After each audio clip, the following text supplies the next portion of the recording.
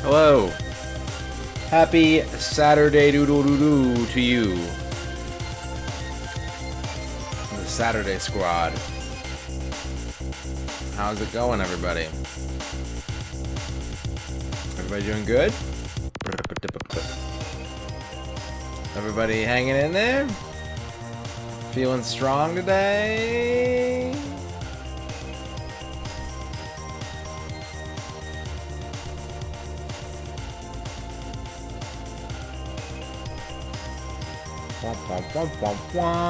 Hello, Father Axekeeper, Marmot, Jorf, Bongo, Lurkland. We've got a lot of stuff to do today, folks. It's gonna be a long stream. I'm gonna turn my mic gain down a little bit. Give me a second. Let me drop that down to there. No, it's still. Let me bring it back up. I'm gonna try and move the gain down a little bit, maybe. Which one of you is gain? Is it you? Are you gain? No, I don't think you're gain. I don't think that's gain.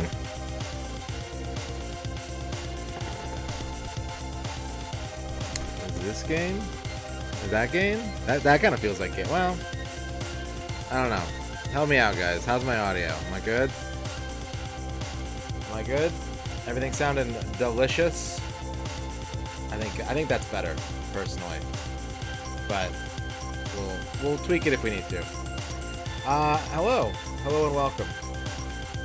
Welcome to Saturday. Turn that down a little bit more. We have a lot going on today, as I was saying. We've got to finish up Quix's director's chair. And then we're moving on to Toan of the Sun's director's chair, except we're not doing that. Toan is asked to defer his picks for now. So we're going to move on to Duke Donuts' picks. And I've got some pick-ups to share with you guys as well. I got some new games to display on stream for you. So we got a lot to get to. Let's not waste any more time. Hello, Dorky. Hello, Dorky. Hello, Dorky. We're working on Extreme G for a little bit longer, though. For another 2.5 hours.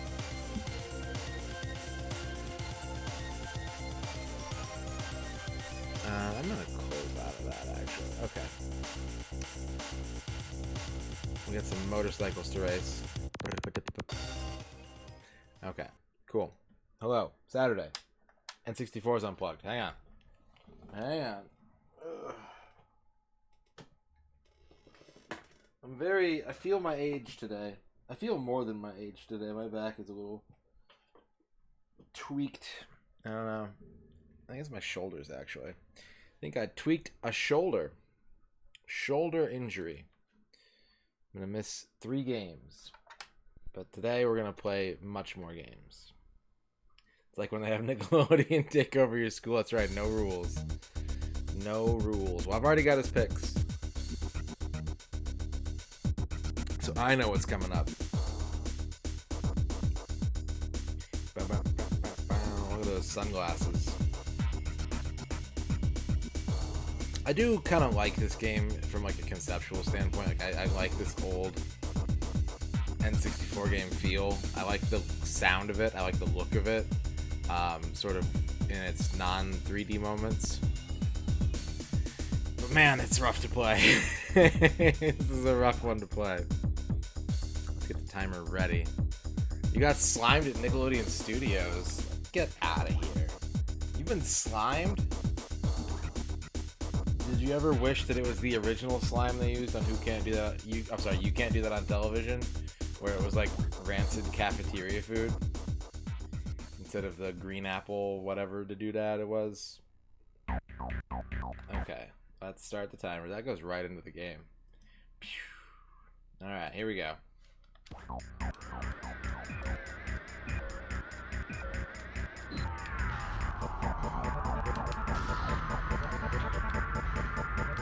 Gotta get my legs under me again. Wheels. It's very watery. Did you complain to the slime attendant? Excuse me, may I have your finest artisanal slime and not this child shit?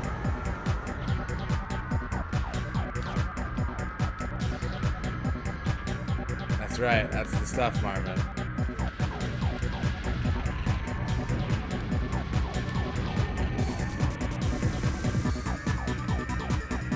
They wouldn't let you take any home.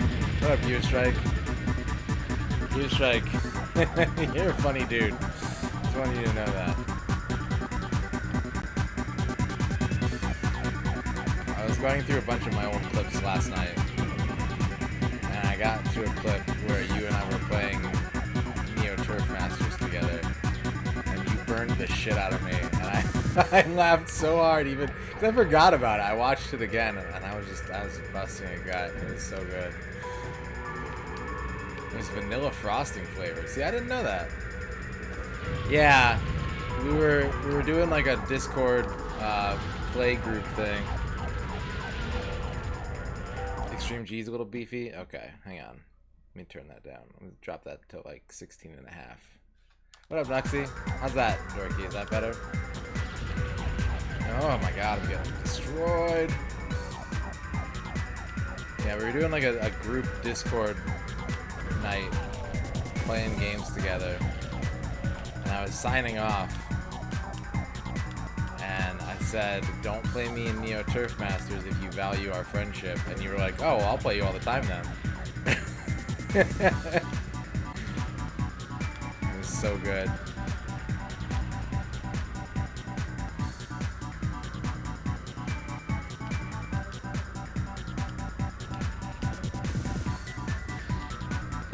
Just the most calculated tactical strike.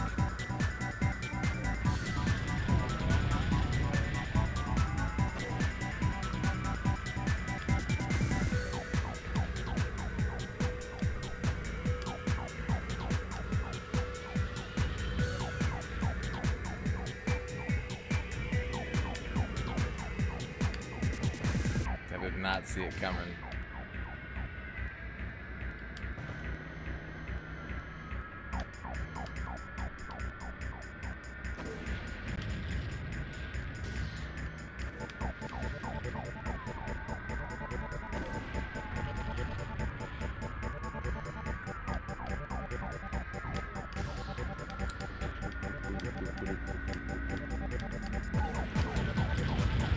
I don't know what's happening, but I'm in 5th barely. I'm gonna try and get those numbers up. D-Rust is real.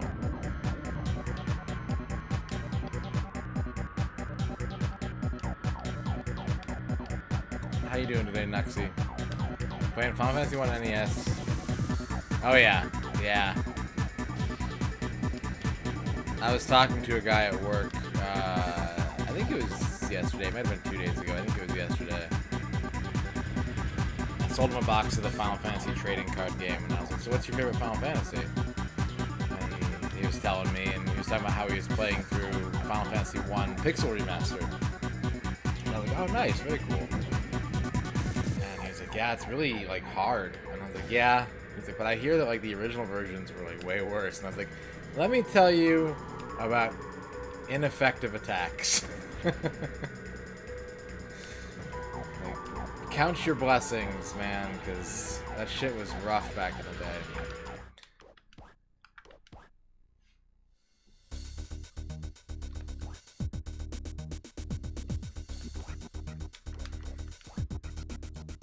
The menu music in this game kind of sounds like the menu music in Frequency.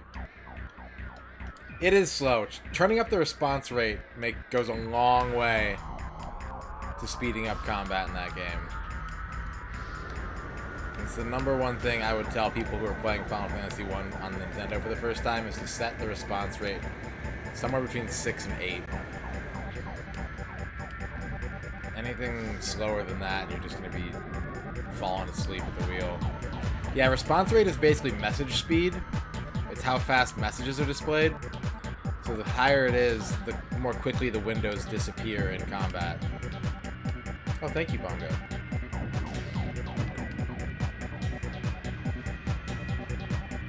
I have 2 of these. They're a matching set.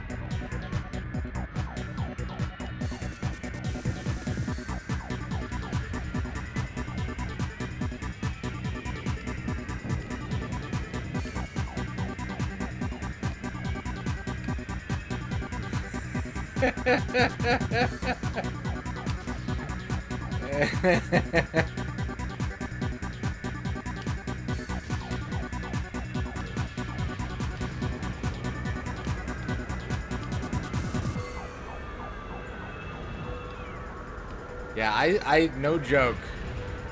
I woke up last night because I was having heartburn. And I spent like 3 hours watching the end of Macaw's stream of Majorico. And then he got offline and I was like, I want to watch more Macaw. So I went through like probably hundreds of his clips and just watched them. And then I was like, you know, I don't ever watch my clips. Like, I wonder what kind of stuff people clip of me doing. And it was a good time. It was a lot of good memories. There was some really funny moments.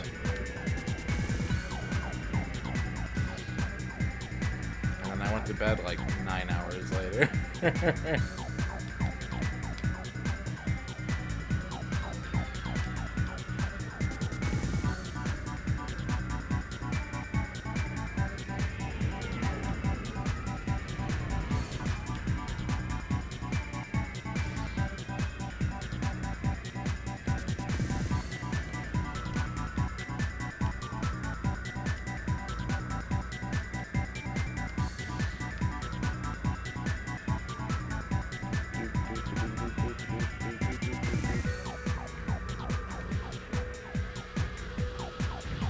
Ow.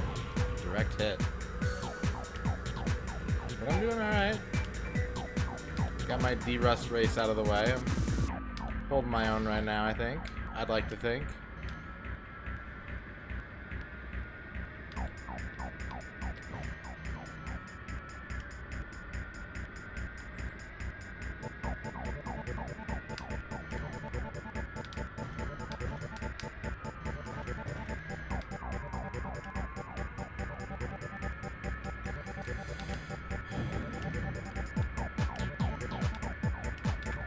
Egg.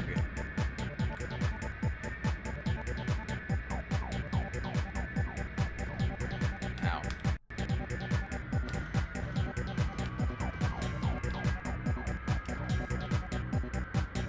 I'm just gonna go. Let me get the hell away from this guy.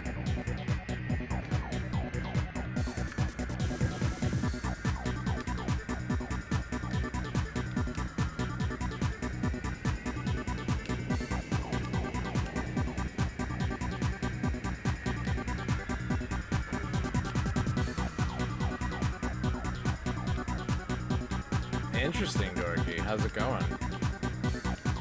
Trying to make a PS2 shuffler, huh?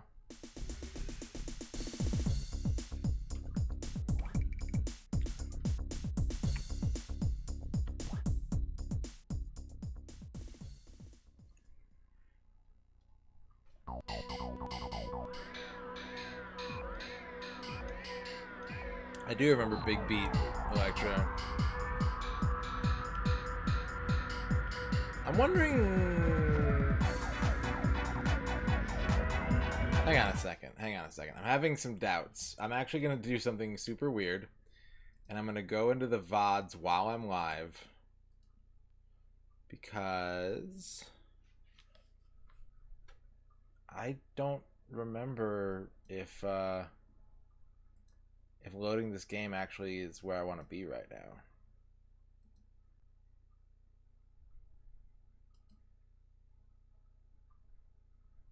Yeah, no, I finished on a win last time, so loading doesn't do shit for me. Whoops.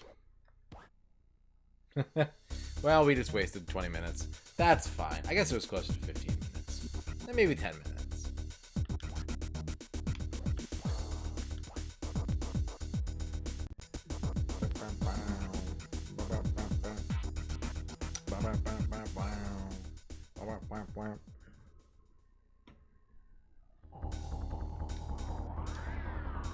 Extended pre-stream, that's right.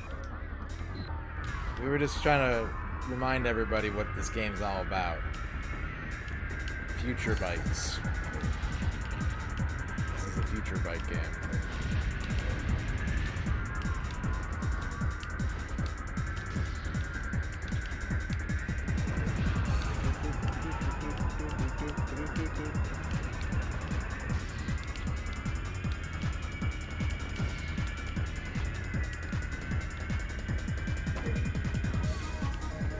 No, someone brought up Kinetica last stream. I've never played Kinetica.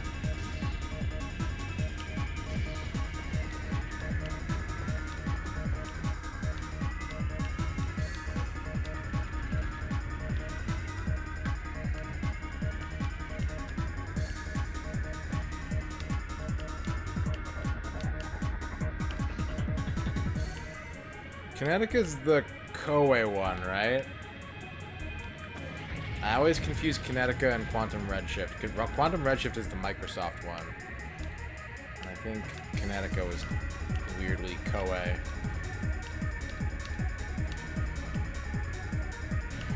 Skin-tight bodysuits. Stupid, sexy Kinetica. Oh, that wasn't mine. Whoops. Sony Santa Monica. Okay, what's the Koei one then? Koei made like a weird futuristic racing game. Which one am I thinking of?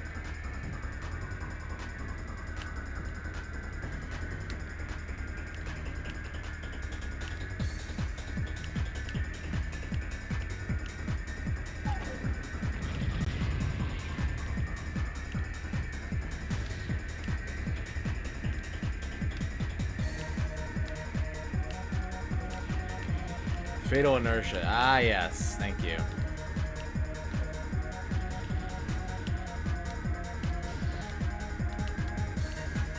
Well, now I'm confusing 3 games together. That's not good. Quick Fast. What up, Beast Zero? All the delicious flavor of Beast with none of the calories.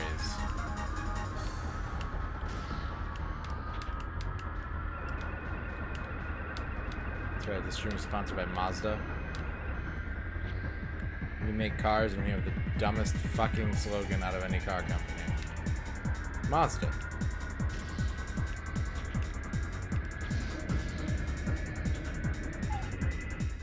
Oh, I saved boosts. Shouldn't have done that.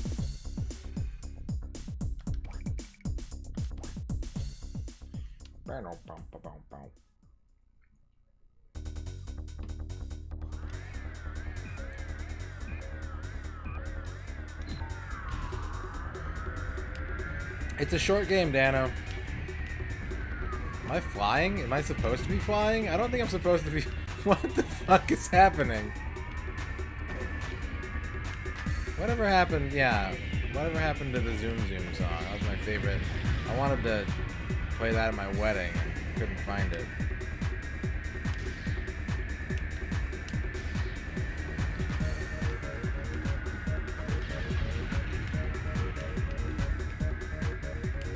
Baby, our love is like a Mazda 6. It seats 4 comfortably, and it has good city and highway mileage.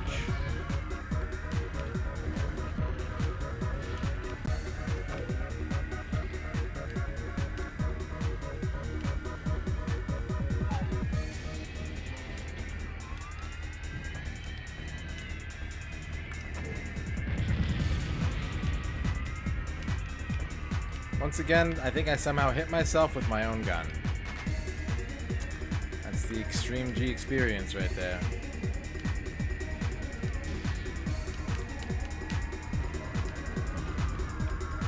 This seems like a good time to boost.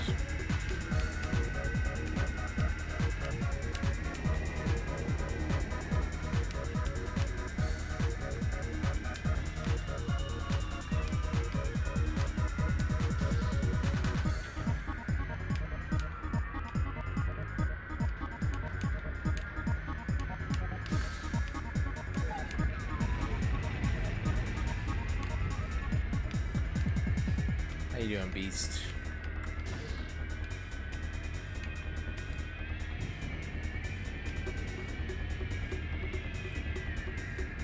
What's up, Dano?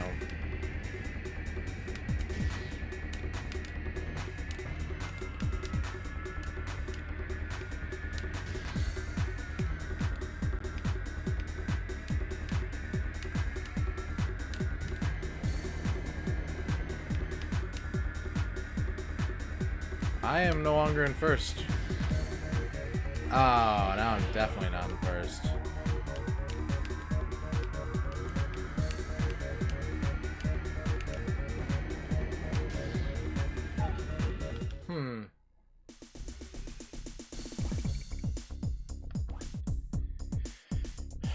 Apparently on this difficulty you have to win one race and get second in the other just to keep the circuit going. That's brutal. That's very demanding.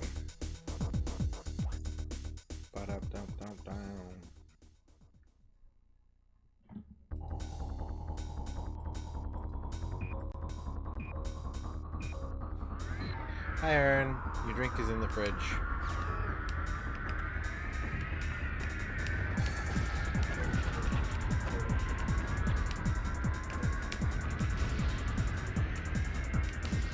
You are welcome. Thanks for getting me up this afternoon.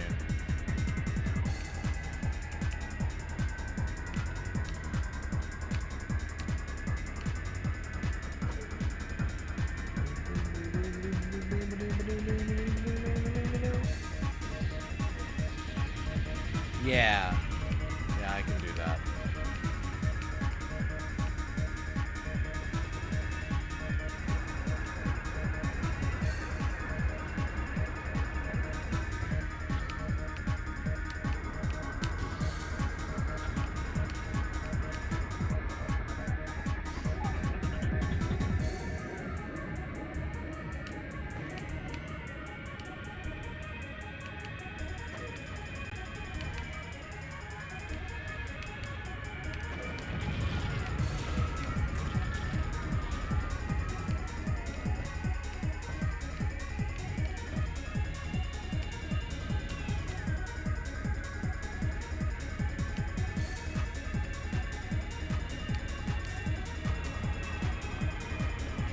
Can you send me a Facebook message to remind me? And I'll just, when I go on break in a couple hours, I'll look at it.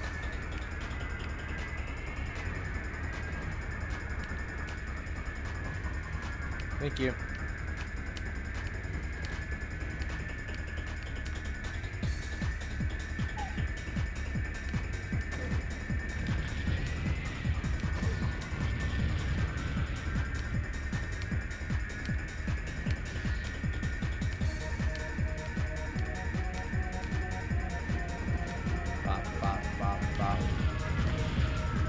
No, I'm getting the hell out of that combat zone.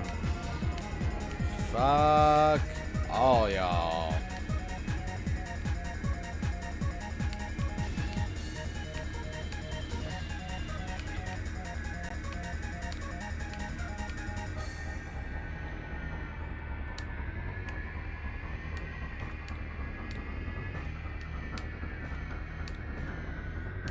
What's up, Houndster?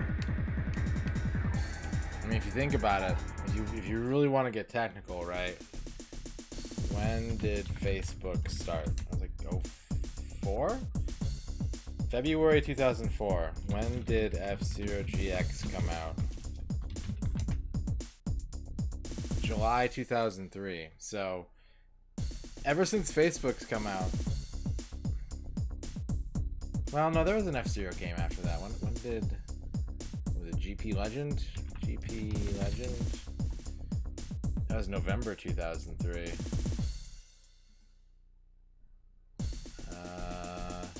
F-Zero Climax. Here's our last chance. October 21st, 2004. Yeah, so there is only a 8-month overlap of where Facebook existed and F-Zero was an active franchise. You could make the argument that maybe there isn't room for both in this world. Oh yeah, I saw that. Shadrock, thank you for the bits. When did Facebook start? Facebook started around the early 1990s. You could always see people from around the world coming in on their holidays to find them and to send pictures and videos using social networking services like Twitter, Instagram. But there was no way to get in touch with their community. The only way to find out about them was by internet messaging. So, in order to send photos of friends from around the world, you looked to social network giants like Facebook. That's honestly pretty accurate for Shadrock facts. those are largely true Shadrock facts. Thank you, Shadrock. How's it going?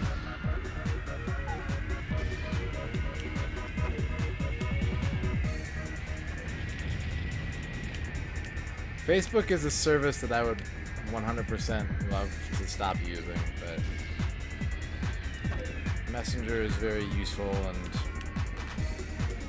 I need it for work, so it lives on. I did deactivate my account for like a month, I think, and that was pretty cool.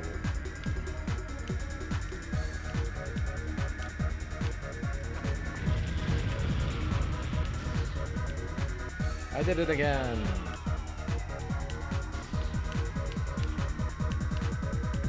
All I gotta do is get second.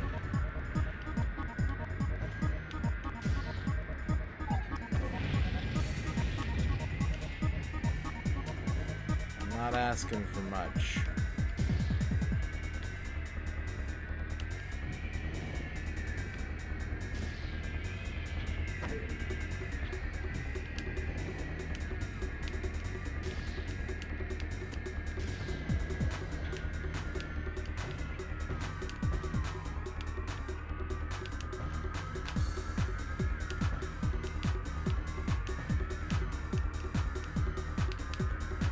I don't think I understand your message at all. I don't think I understand one word of your message, Houdster.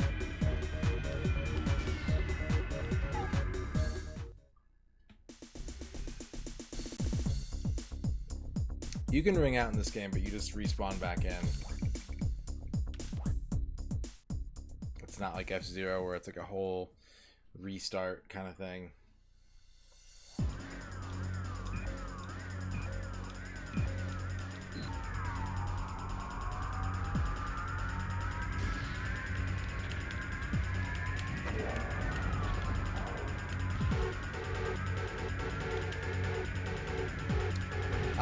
It's not something that happens at random. It's when a person goes to attack an enemy that's already dead, it does not transfer their target to the next enemy. That's not a feature that was implemented in Final Fantasy until Final Fantasy III.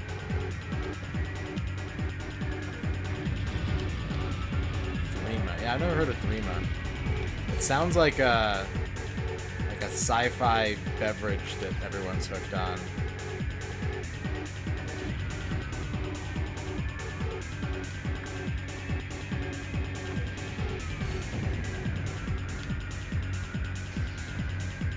The skooma of the future. That's right, Mollis.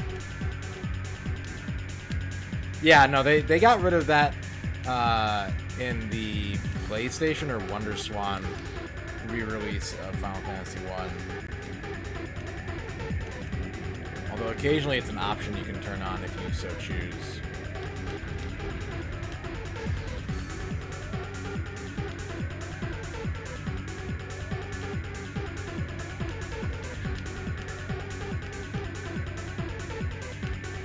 What's up, Running Wild?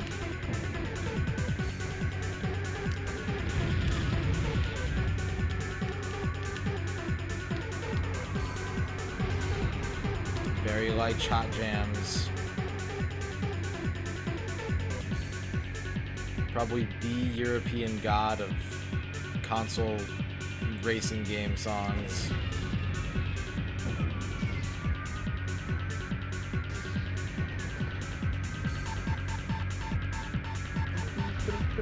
What's up, Gibbs? And hello, Mollusk.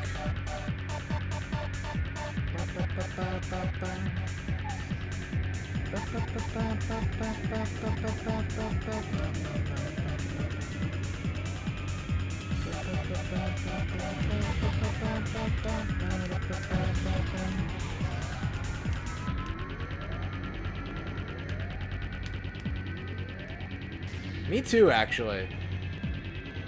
But I recently discovered the Extreme G2 soundtrack, and for someone who's more into like drum and bass as their preferred genre of electronic music, Extreme G2 is just banger city, man. Like, that very immediately became one of my favorite N64 soundtracks on the first listen.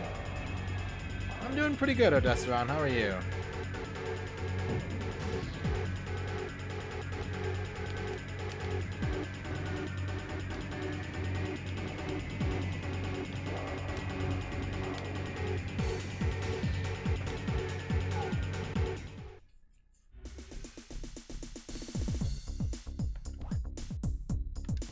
That's just futuristic pollution. That's all that is. Alright, we got to save down so we can go back to this point if we need to. You left your job to go to Tomorrowland? That's right. Hey, Swoop Cutie, thank you for the brand new sub. Hey, thanks for that brand new sub. Appreciate that. Enjoy your spoon, your bubs, your ad-free N64 experience.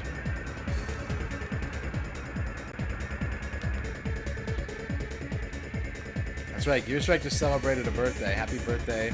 Happy belated birthday, Gearstrike. If it makes you feel better, I'm still and will always be much, much older than you.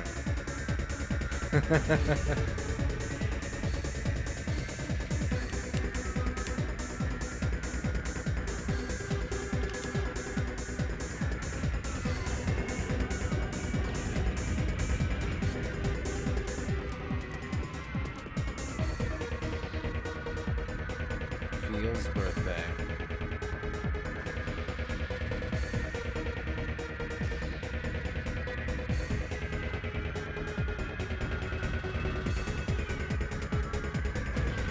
Okay, we're gonna boost out of the Hell Blasts. Just 'cause it's really easy to lose momentum and never get it back being in a firefight like that.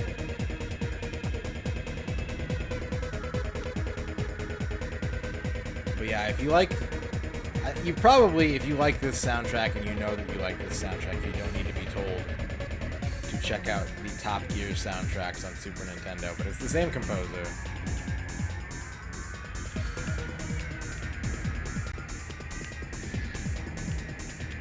So if you like the sound of this, it's a little less electronic in the sense of like mainstream EDM, but certainly the same vibes in a more video game-like environment.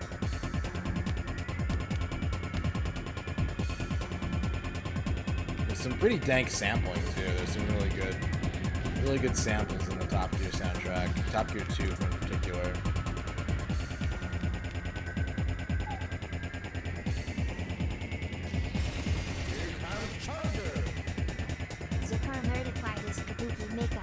Grabbed his $4,000 to $12,000 surfboard and stepped out the door. As he stood on the deck of his 9-foot, high-performance sport, not a word of English was spoken. He paddled away. He was into his weight. I was caught in his weight. As the silent CEO dabbled in his craft, it occurred to me that I even know he surfed. But then thought, you never know all the things one can do, from surfing to reading maps to riding a plane without having to pay to fly. I like your erotic Zuckerberg fanfiction, Dorothy. Thank you.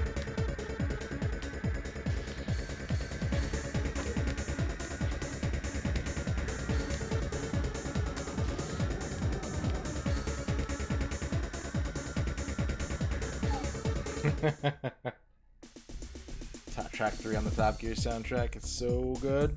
Yeah, it's a good soundtrack. I like it. Oh, Fight Club 2, The Social Network. I see. You never know all the things one can do, from surfing to reading maps to riding a plane without having to pay a pilot. That's right.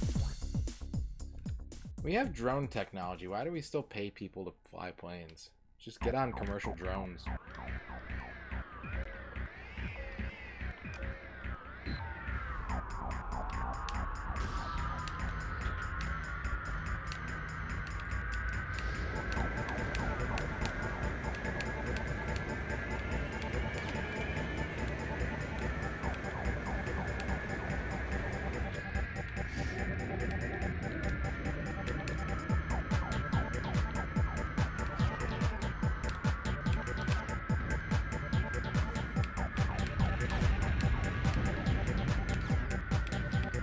boring.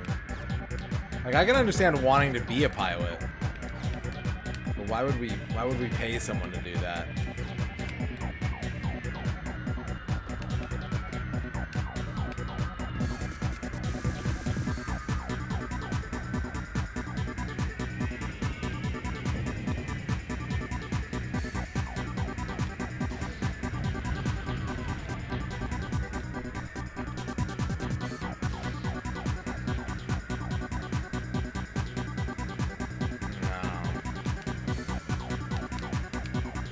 Silly.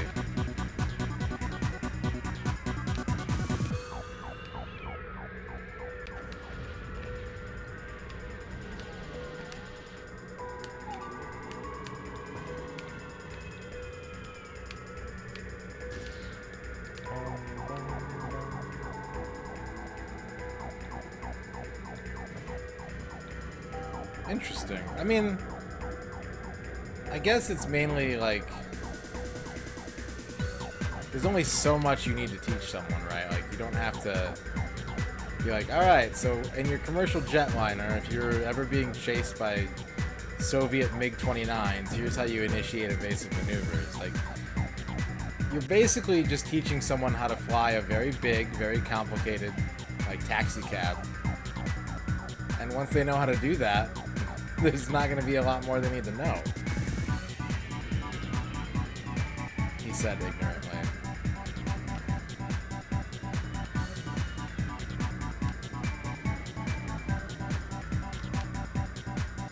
I have played Tokyo High Landing in the arcade, and yeah, landing is fucking tough.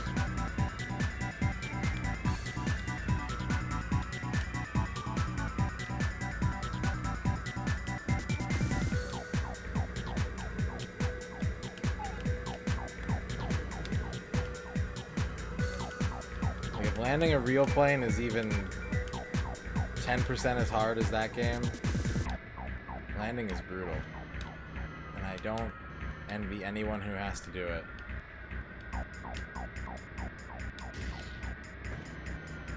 But that game is sick. It's a sick game.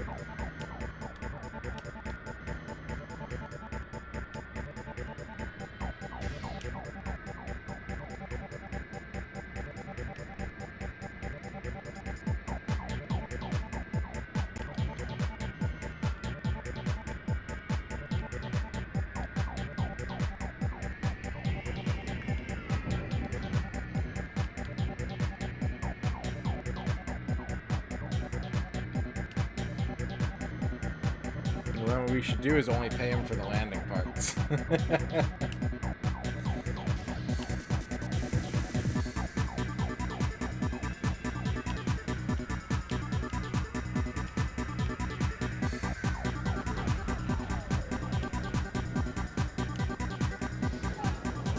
was a really good race.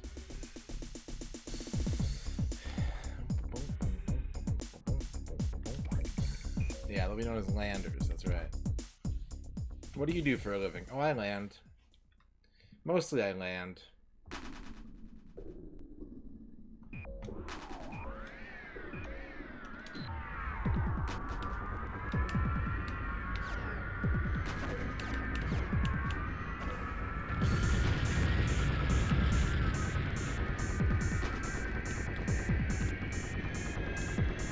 On the moon.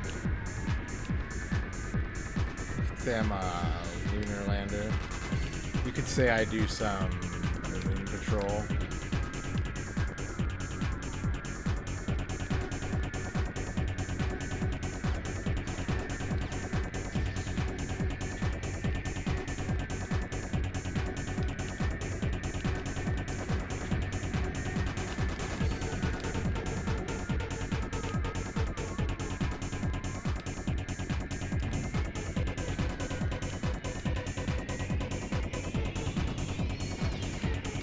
Oh shit.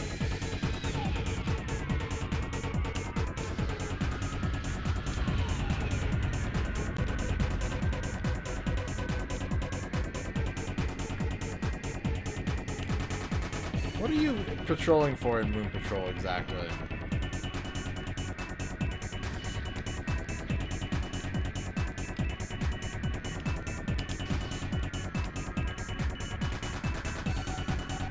besides the ladies, obviously.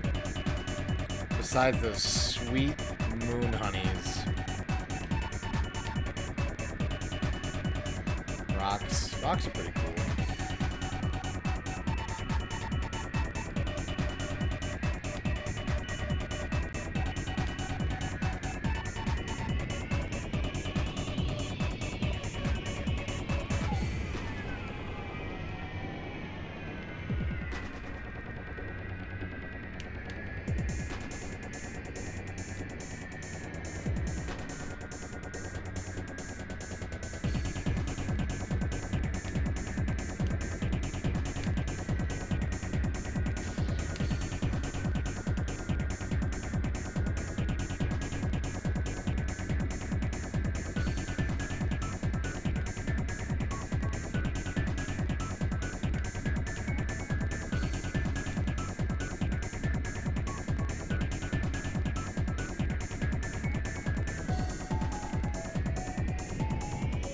I feel like I'm understanding this game today. Like I'm just kind of vibing, you know?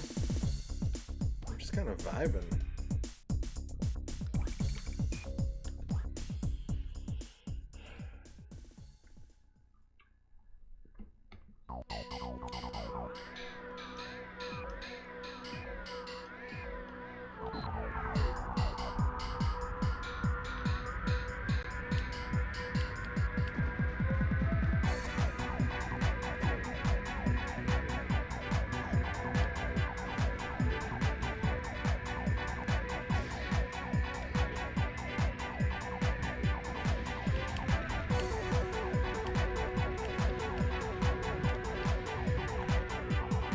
Become the G. That's right. I've ascended to G.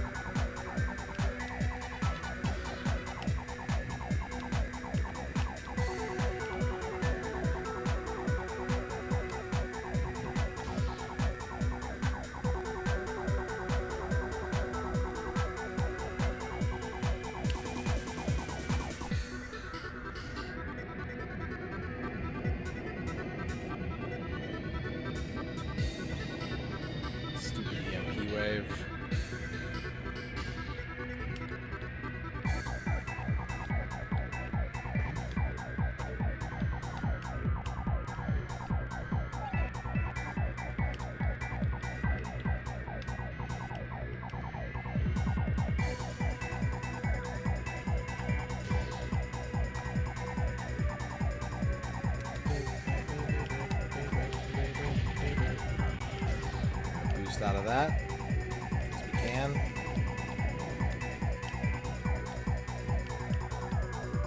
Oof, massive speed loss.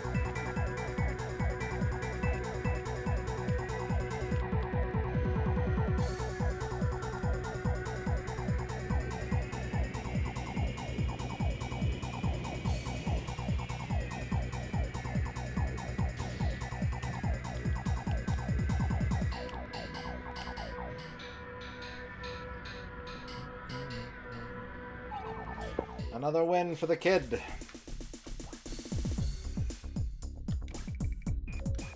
Ooh, 2 bonus points. God damn. Double bonus points.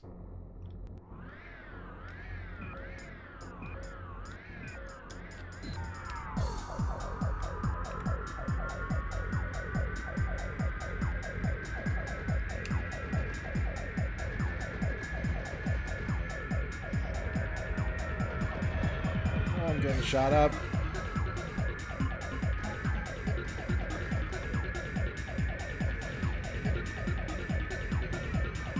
I don't like this level.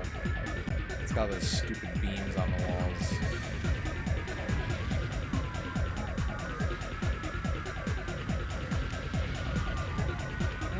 And let's get the hell out of here.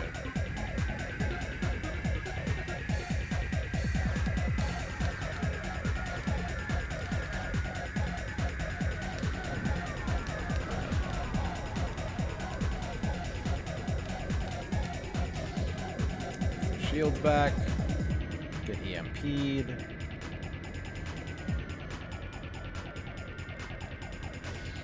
I don't think I've had a special weapon like all race so far. There we go. There's one. The old trusty rockets.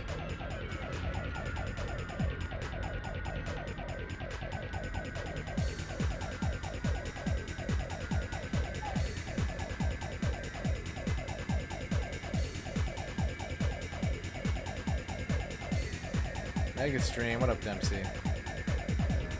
Yeah, we're gonna be going for a long time tonight. We're gonna be going for close to 8 hours tonight.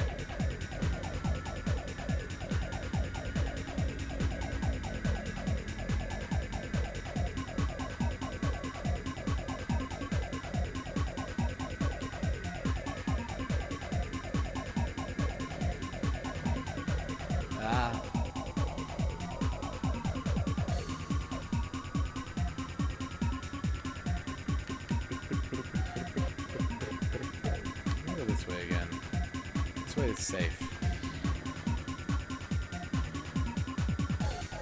You know what they say?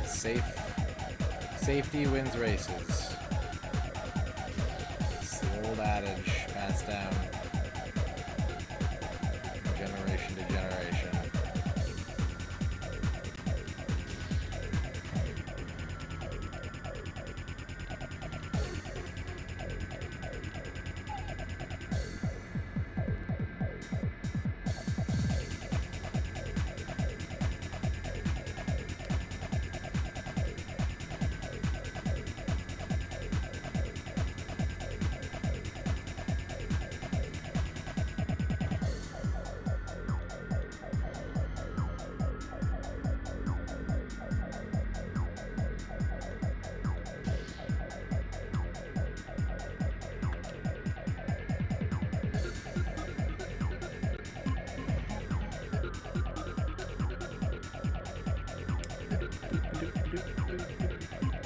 That's right, the Oscars Technical Awards. At the end of the race season, they go, who never felt in danger?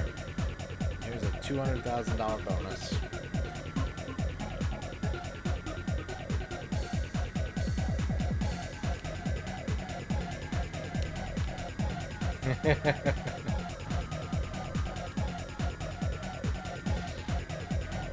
What's your guys' favorite Oscar?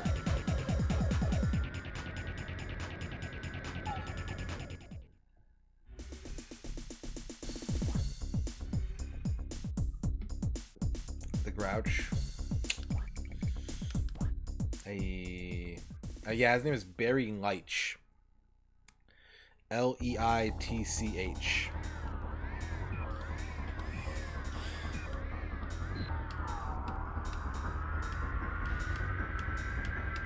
Oh, it's this fucking course. Well, we're gonna do our best. That's all I can say. We're gonna try our hardest. We have a pretty big lead in the points, so whatever happens, we're gonna be okay.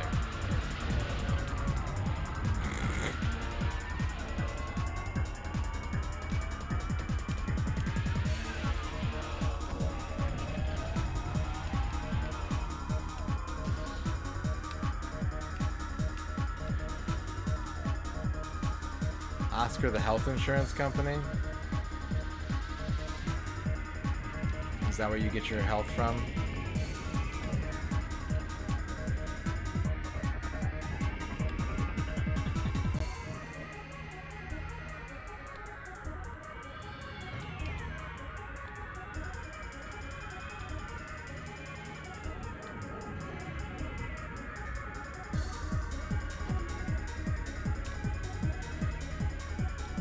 Children's Toys Audio. Rave Rattles.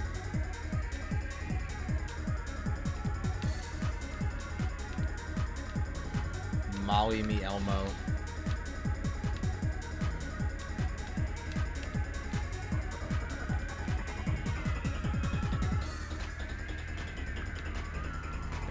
Ah, that's a wall.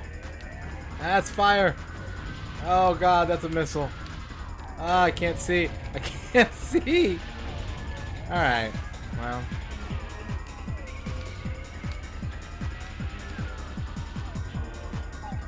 Oh, quicks.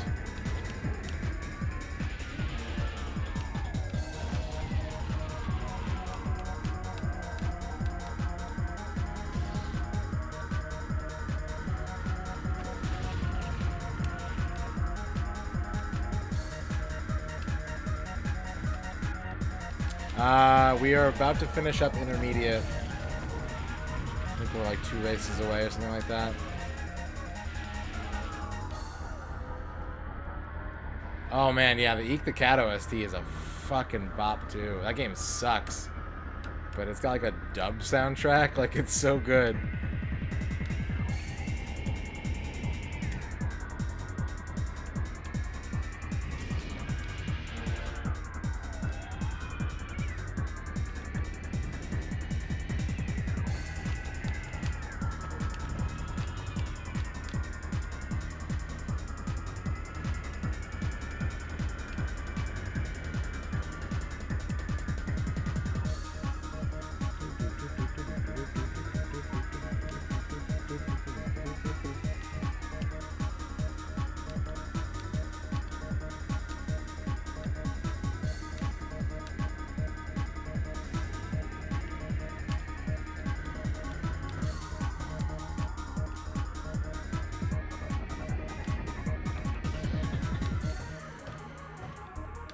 Yep. What up, DB Stewart?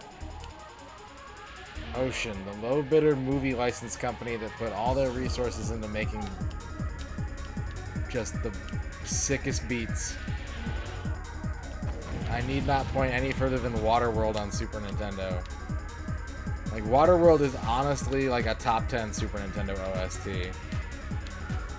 And that game's not good. And it's based on Waterworld.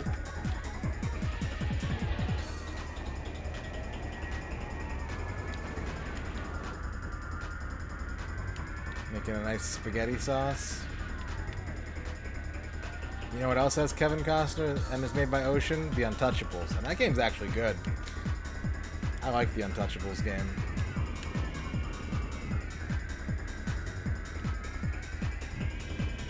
You know, I will say this. Kevin Costner, I think, is batting over 500 for video games.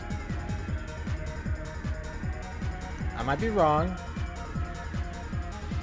But in my head, I'm kind of crunching the numbers right now. And I think Kevin Costner mostly appears in good games.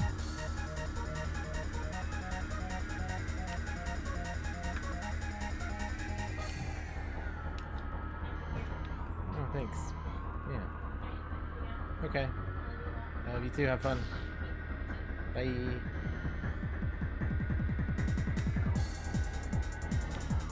He's Batmaning over 500. Is Kevin Costner Batman?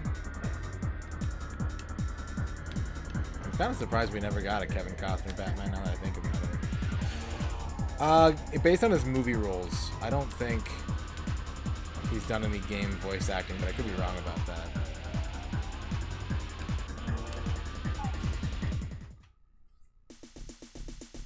Yeah, Michael Keaton is a different dude, but I love me some Keaton. Keaton is great.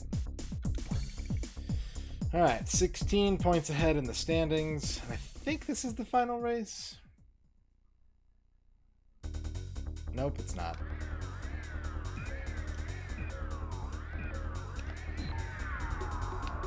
Yeah, there is a Robin Hood Prince of Thieves game on the NES. There may be some other versions as well. The Prince of Thieves game is fucking wild. It's so cool. Like, make no mistake, it is a macaw game, and he's stated as such, but, like, I remember seeing that game in magazines and just being like, what the fuck is this? This looks insane and incredible. And it kind of is. It really kind of is.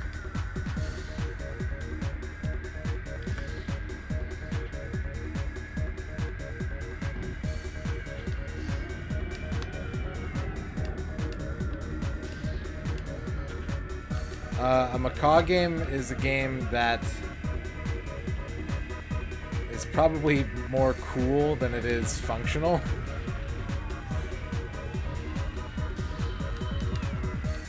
Yeah.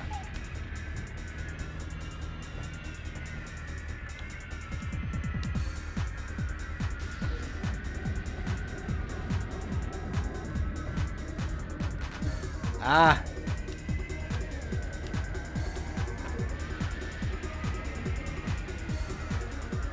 Rage Racer would be a Quicks version of a macaw game. Because it also has to involve, like, giant enemies and, like, insane combat to strictly be a macaw game, but the principle is the same. The basic theory, definitely Rage Racer.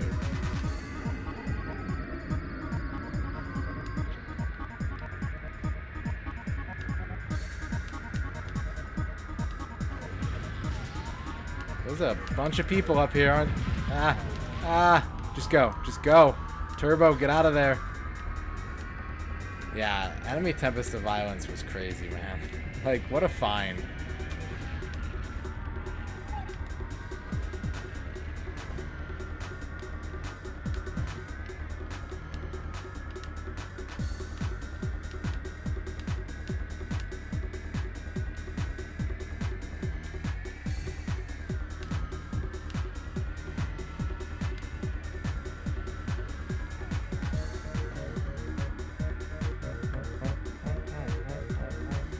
Yeah, also lore.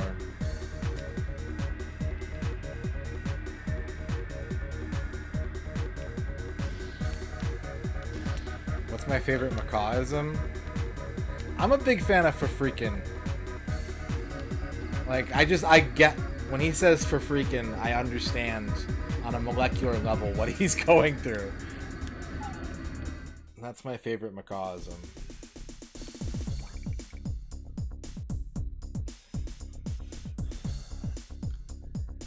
I think it's like for freaking.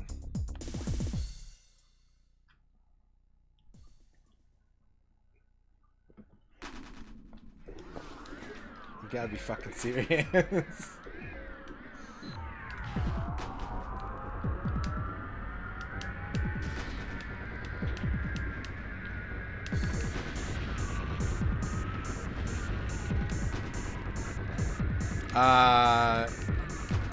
Waterworld, Untouchables, Robin Hood.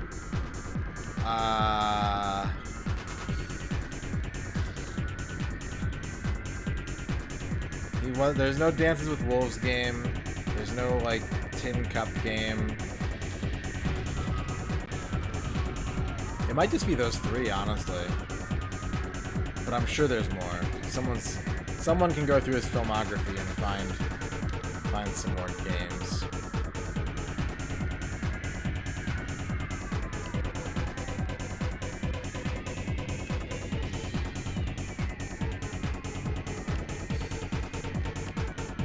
He's like, oh, the big sword. There's no Il Postino game now.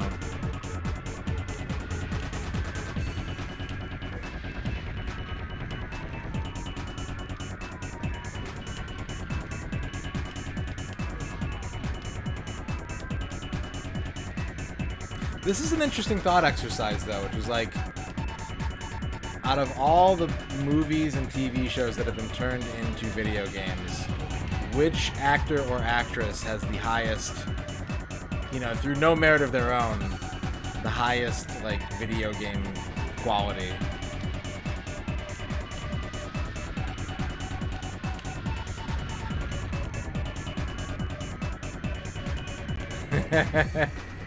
Yep. I got Extreme NFT. It's the game I'm playing. Do wrestling games count for that? I'm gonna say wrestling games don't count, but wrestlers do. If they have an acting credit beyond the ring, beyond the squared circle. So like Hulk Hogan, you can count his games up.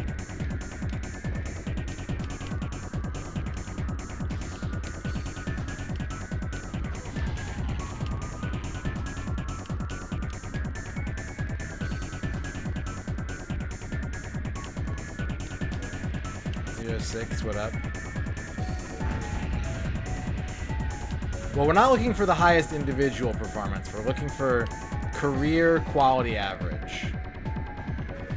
Who appears in the games that tend to be good, despite being licensed games. Top book celebrities on Cameo.com and prices. 1. Eugene Levy, actor, $7. $7 for Eugene Levy. Kevin Costner, actor, $999. 3. David from David After Dentist, viral star, $15. Who costs more 4. than? Dwayne The Rock Johnson, actor, $10. 5. Nia Vidal's, actress, $10. 6. Salma Hayek, actor, $10. 7. Jen Ushkowitz, actress, $10. 8. Michelle Rodriguez, actor, $10. 9. Chris Pratt, actor, $10. It's so cool that everything on Cameo is $10 except Kevin Costner.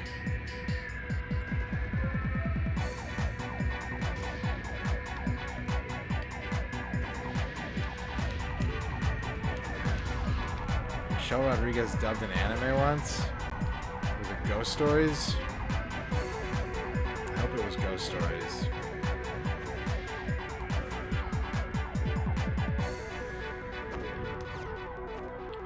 I'm burning through all my turbos. I don't like it.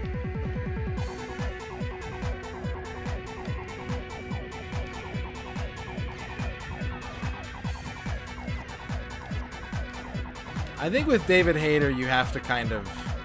Again, we're looking for on-screen performance as one. And I know David Hayter has a couple of those.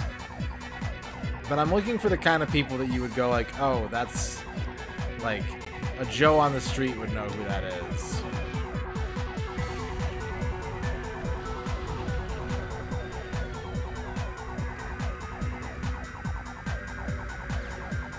Are Vin Diesel's games good?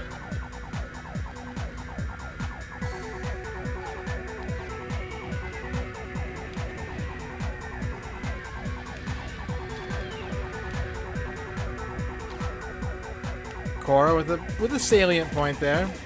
Although I would argue that there are a lot of bad Star Wars games that feature Mark Hamill, and that most of the best Star Wars games do not feature Luke Skywalker. Mike Myers for the Shrek pick.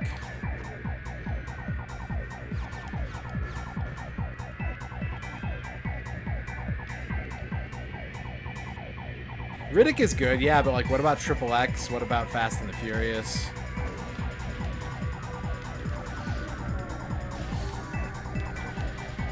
Remember, we're looking for an overall batting average, not standout performances. We are looking for highest number of good to bad ratio games.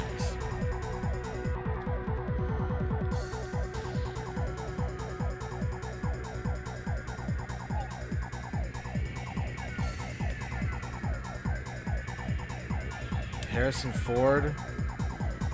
You got what? Blade Runner. You got Indiana Jones and Han Solo based Star Wars games. What else do you have?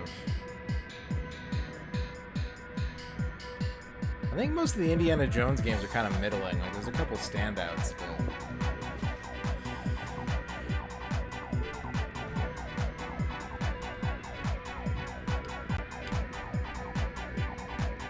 They never made a clear and present danger video game.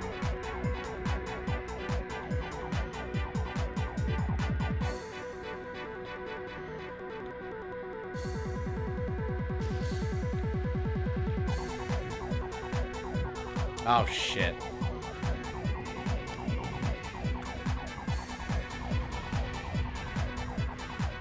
Steven Seagal is the final option? Yeah, I remember that. Jackie Chan? The interesting thing about Jackie Chan's games is that very few of them are based off of Jackie Chan movies. They're just like video games about Jackie Chan. which is a unique twist.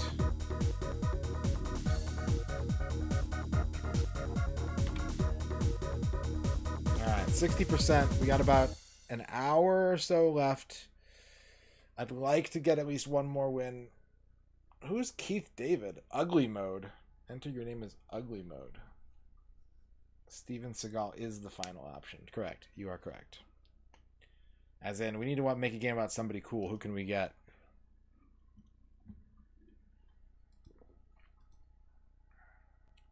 We don't have time. We don't have time, Quicks.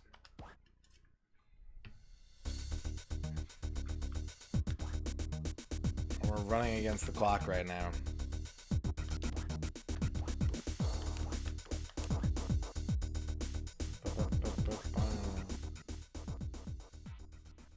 No, I don't know who Keith David is.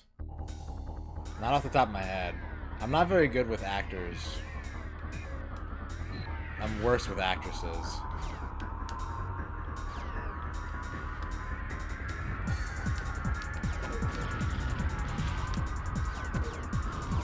Men at Work with Emilio and Charlie Sheen.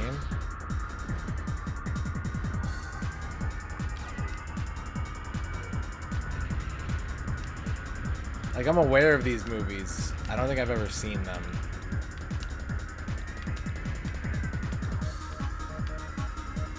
I saw Chronicles of Riddick once, like, a million years ago.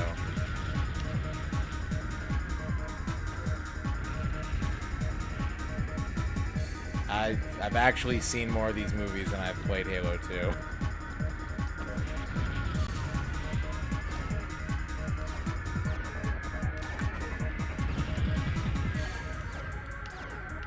No.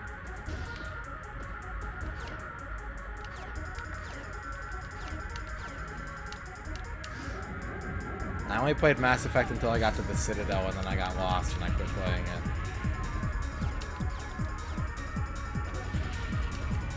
Which means I probably encountered Captain Anderson, but I do not remember him.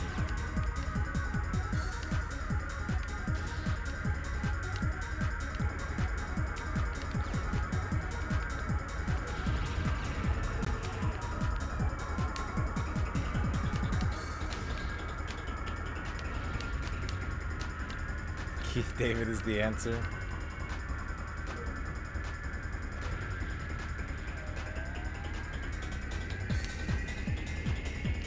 It sounds like it.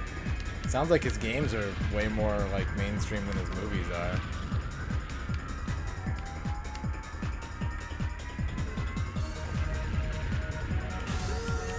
Kydrian. Woo, thank you for the 31 blue.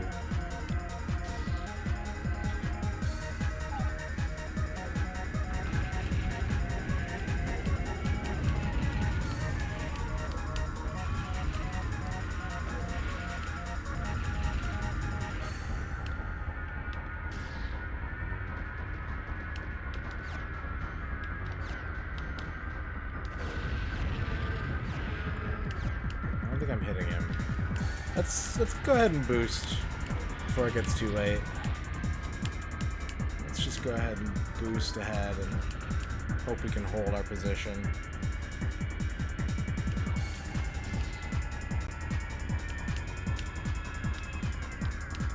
No! No! Nah! Fuck. I blew it. I blew it. God, I was way off about... That's one of the things about the lack of a mini-map in this game, is I have literally no idea when laps end. Like, I know when I see the checkered flag, but I can't, in my brain, I can't landmark, like, oh, this is close to the end of the lap. It just isn't...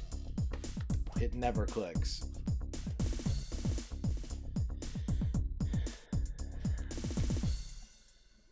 Yeah, you don't usually get a lot, and the ones you do get a lot of, like Arnold's got a lot, Stallone's got a lot. Those games usually suck.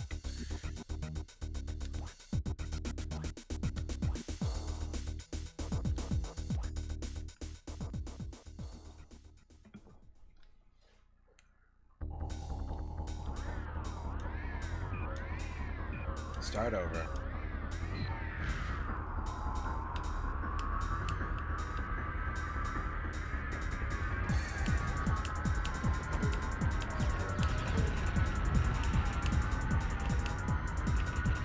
I don't know, man. Those early RoboCop games are fucking rough. Some of the newer ones are alright.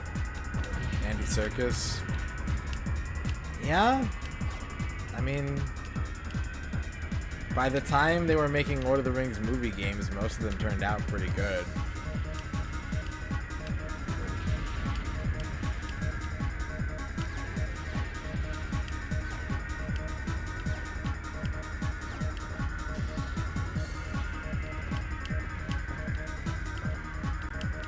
He's an enslaved.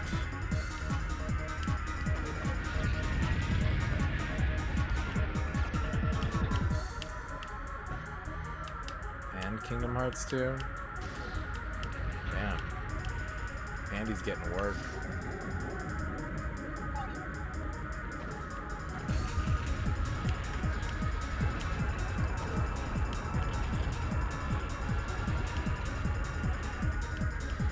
Well, Johnny Depp's got to offset the Charlie and the Chocolate Factory games.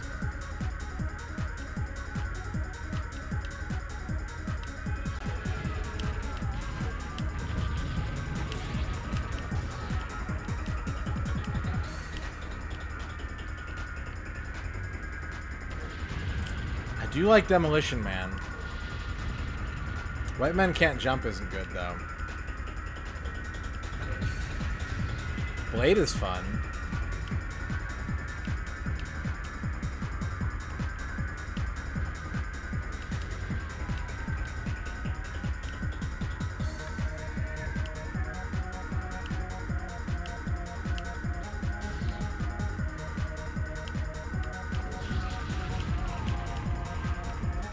You talking about fucking Box Lightner?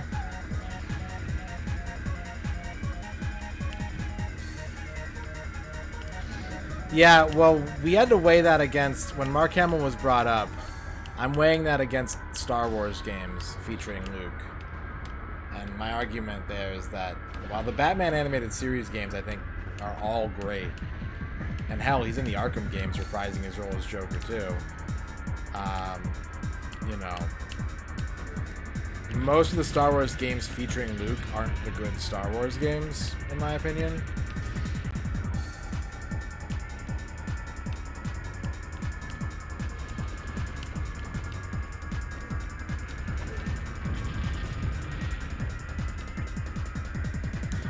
The Super Star Wars trilogy, basically all the 8 and 16-bit Star Wars games.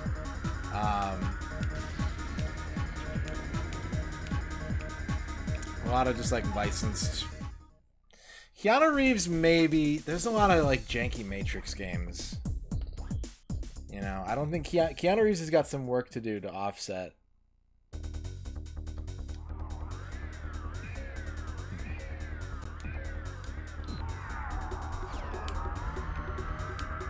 We're weighing by how big the cartridge is, or the medium.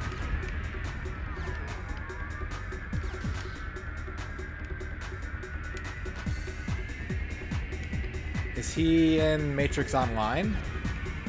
Is Neo in Matrix Online at all? Don't forget that.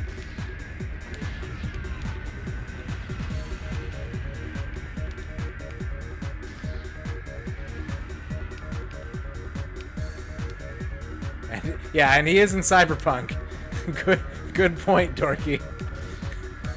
He is definitely in Cyberpunk.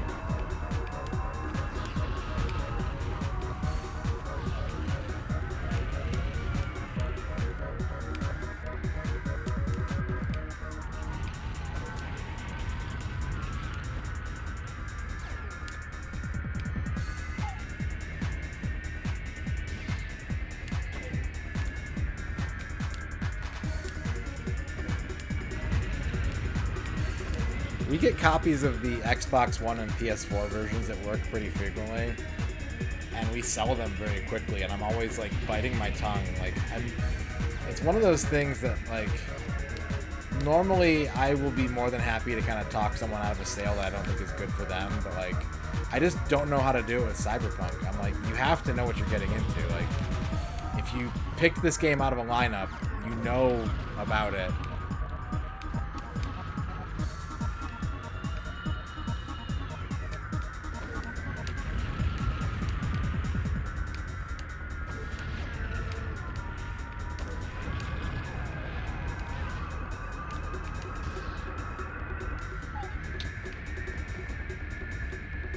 Yeah, that's true. All right, Mark Hamill's a contender. Mark Hamill is a contender. I'll give you that. I mean, more than anything, Electro, the biggest problem is that it was extremely poorly optimized for last-gen consoles. Like, that's, more than anything, that's why it got pulled off of the PlayStation Store and everything, is because the versions on, like, PS4 and Xbox One borderline don't work a lot of the time.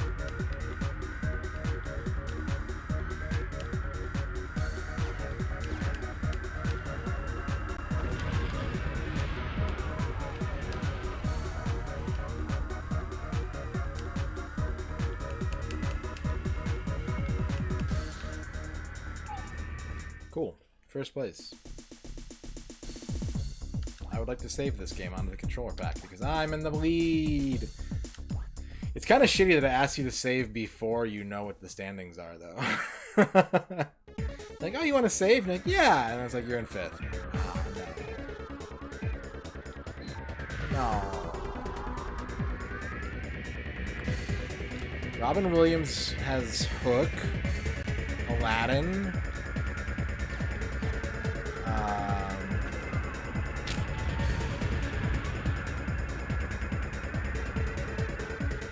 What am I missing here? 1 hour photo. It'd be sick if that game had or that movie had a game.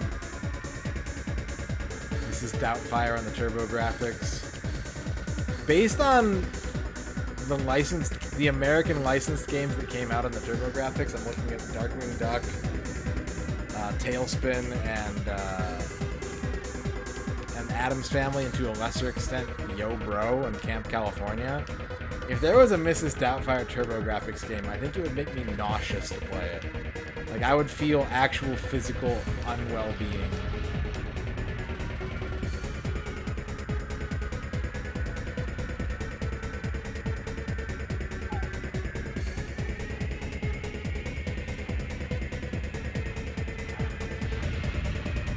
I am looking for best game library of games where they appear either in likeness,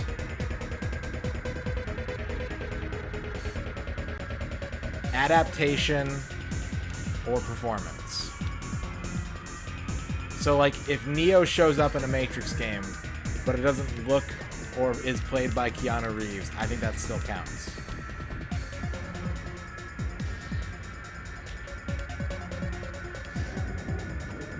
But, like, movies based off the Michael Keaton Batman don't count for Mark Hamill because that Joker wasn't adapted from a Mark Hamill performance. That's a Jack Nicholson game. Sigourney Weaver, maybe. Maybe. If there was a Galaxy Quest game, that sounds kind of like a slam dunk answer. Aladdin counts for Robin Williams, yeah. Aladdin counts for Robin Williams, and even, like, post... Like, if there's a Return of Jafar game, which I'm not sure there is, but there might be. Even though that's Dan Castellaneta, it's Dan Castellaneta playing Robin Williams as Genie. You know what I mean? What's up, Dr. Funks?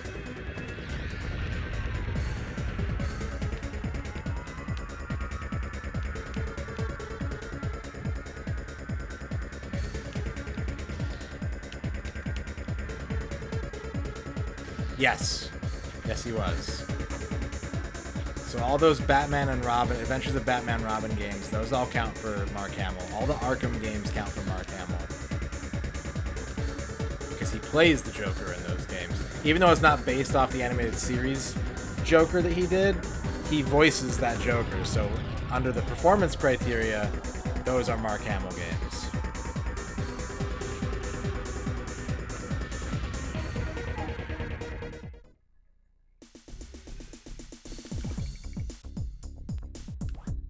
Yeah, it's, you know, we're really kind of defining the reality that we live in, and that's always nice. Final race. I think we're gonna hit the 70% mark, which was really my goal for today's stream. I'm content if we hit 70%. That's my slogan. It's not a good slogan for the 100% challenge, but it works for today.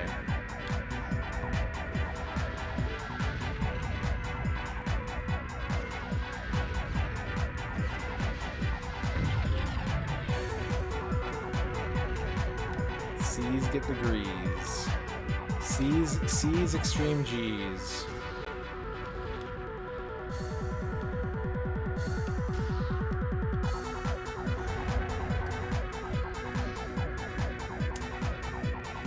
I think that is an important distinction, if only because you could be like, oh, well, the answer is fucking Jim Cummings.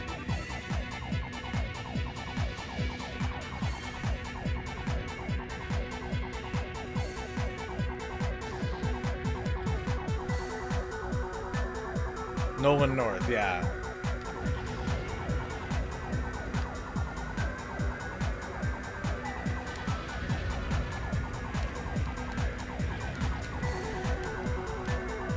Has John Madden ever been, like, an actor? I think John Madden's novella is mostly non-fictional. Ah! That's wasted turbo.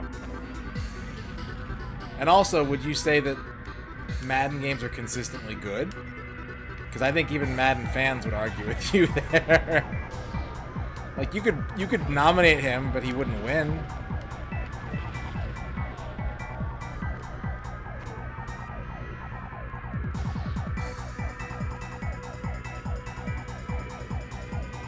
You'd have a better shot with Dan Marino from Ace Ventura: Pet Detective, since he appears in Tecmo Super Bowl.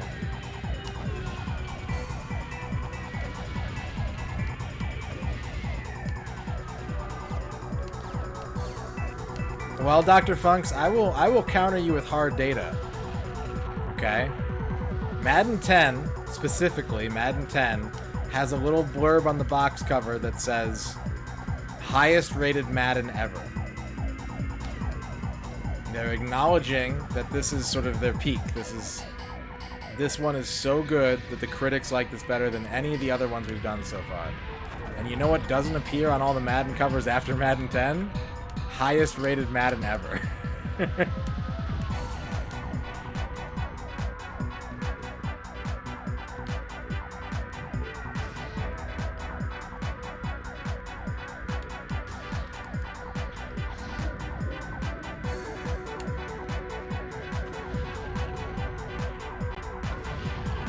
All right.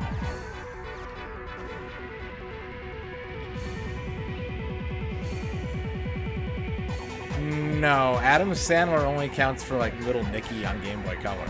We're not looking for movies about games. We're trying to grade the actor based on their video game performances. It's like you can't give Bob Hoskins Mario. You're losing the thread a little bit here.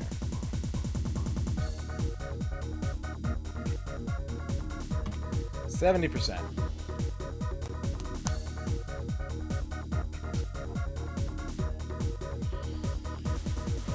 Your prize is Duke Donuts. Your prize is Duke Donuts and the Duke Donuts community. It's not Swoop. Little Nicky on Game Boy Color is not. However, it may be the only John Lovitz video game appearance. Sneakernets, thank you for the follow. Welcome everybody from the Duke Donuts zone, the Duke zone. My name is MisterRadon. We're going to be playing some of Duke Donuts' hand-selected N64 games here in a little bit. You beat Might and Magic 2. Goddamn. That's something I can't say that I've ever finished a Might and Magic game, so tip of the cap to Duke Donuts. Make sure you guys are watching Duke Donuts. No, I meant John Lovitz. John Lovitz is in Little Nicky. Leguizamo is in Spawn. If you're coming over from Duke's channel, a couple things. Hello, thank you for joining in the raid. We are currently embroiled in a heated debate, a thought exercise of the highest magnitude. If if you any amateur video game historians out there, we are trying to find the actor or actress who has the highest batting average of good games that they appear in, either through direct performance, likeness, or adaptation of character. I do love Street Fighter the movie, the game. Now the question has just been brought up, is there a minimum number of games they need to appear in? I'm going to say no to that, Dempsey. However, if someone has like one good game, that's a stat with an asterisk next to it, you know? This is like a barbershop GOAT, you know, LeBron James versus Michael Jordan type conversation, and so a strong individual performance is certainly worth noting, but I wouldn't put them in the Hall of Fame for it. Barry Bonds, yeah. Barry Bonds, he's in some baseball games. Was he ever in any movies? Tia Carrera? I don't think she appears in the Wayne's World games, so there's that. Bill Murray's average... Well, what are we looking at? We're looking at Ghostbusters. We're looking at the movies adapted off of the 2000s Garfield movies, or the games adapted off that. No, Turdferg, we've been... you have not missed Mario Golf. Mario Golf is still on the list. It's been nudged down a bit.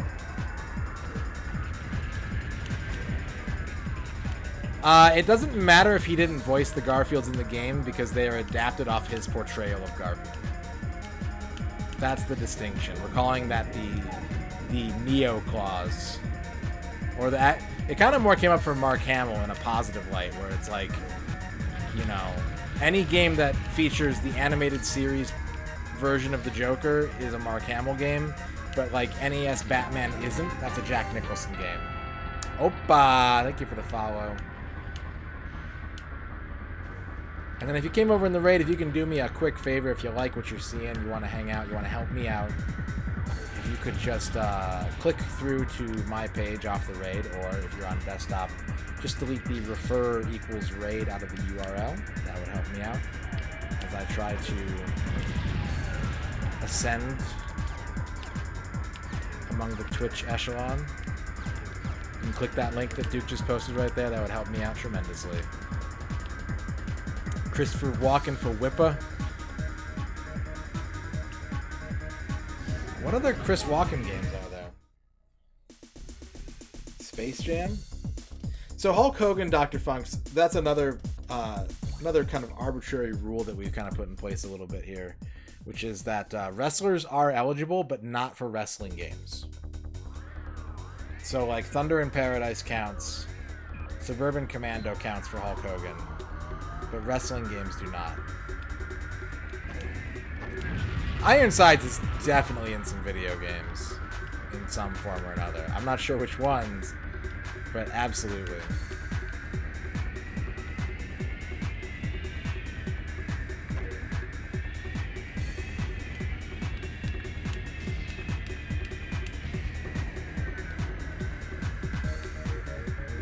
So this all started because of Kevin Costner, by the way.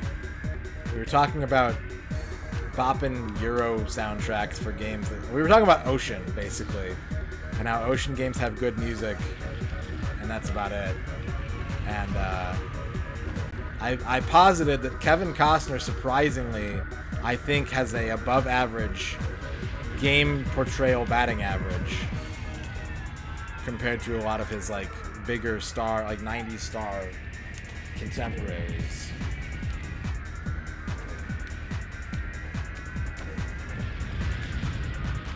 He is Sam Fisher. That's a good point. Solid point.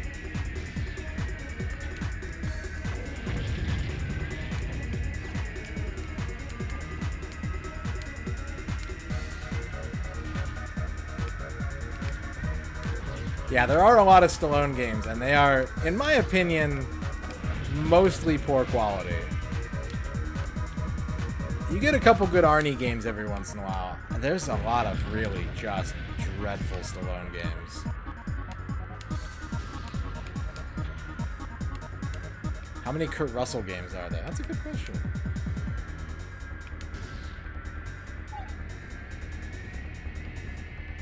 No. No, I think not. That is an unlicensed Stallone. That's a bootleg Stallone. Soldier. Maybe on like Atari ST.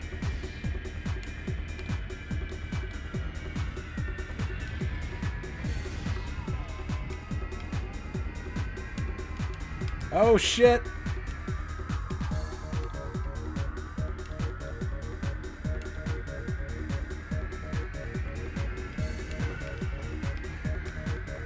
Metal Gear doesn't... basically any 80s Konami game doesn't count because those are not authorized likenesses. That's identity theft.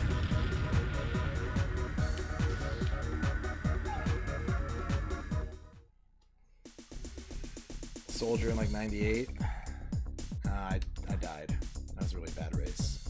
What's up, Sneaker Nets?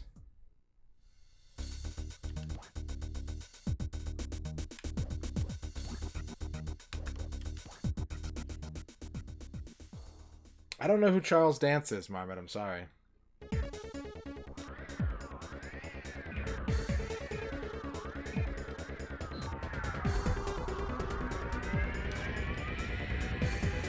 What's your example here?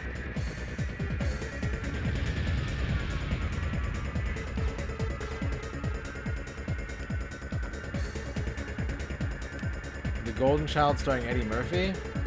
I know of it. Half of the Commodore library? I'm inclined to say... I want to say no.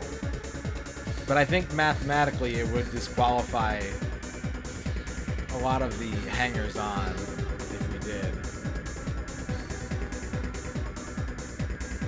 Pierce Brosnan? Pierce Brosnan has Lawnmower Man and GoldenEye. Pierce Brosnan also has the Bond games that came out after GoldenEye.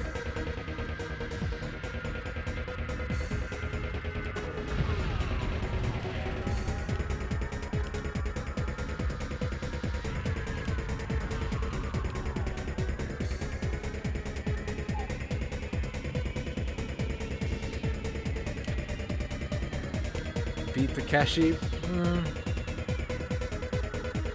Probably not. Points for Yakuza, but probably not. If he's playing Ethan, what's his nuts? Because that's a character that was created for... Ooh, that's a good question, actually. Is Mission Impossible based off the movies or the TV show? It'll be later tonight. It'll be in about an hour-ish. We're going to wrap this up in about 45 minutes. I'm going to go through some pickups, and then we're going to start with Duke's N64 selection. The Munsters. All of the Munsters, collectively. Or Such, this is Extreme G. Futuristic motorbike racing game. It borrows a lot of aesthetic from Wipeout. Oh, I just climbed a light pole.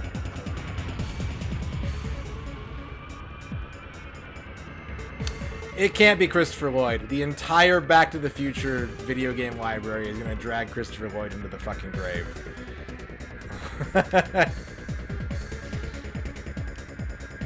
The entirety of every Back to the Future game ever made disqualifies Christopher Lloyd from having a good batting average. I'd say Jan Michael Vincent counts, yeah.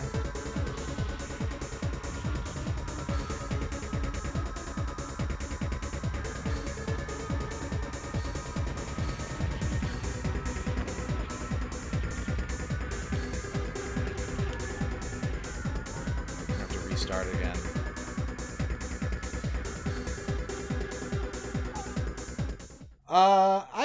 I mean, I like it. I still think it controls like garbage, but I like this game.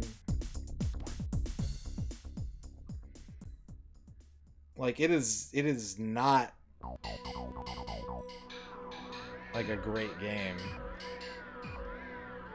But it's fun. It's one of those games that you can kind of practice to get over its jank.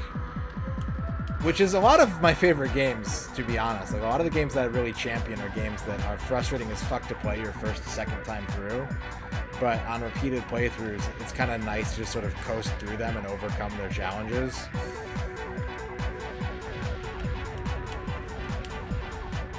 I don't know if Peebles has had any game adaptations.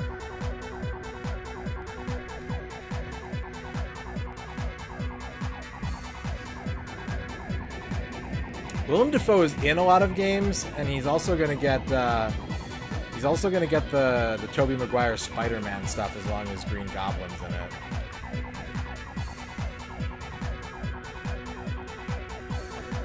Along with, I'm sure, some like obscure 90s action movies that I just don't know off the top of my head.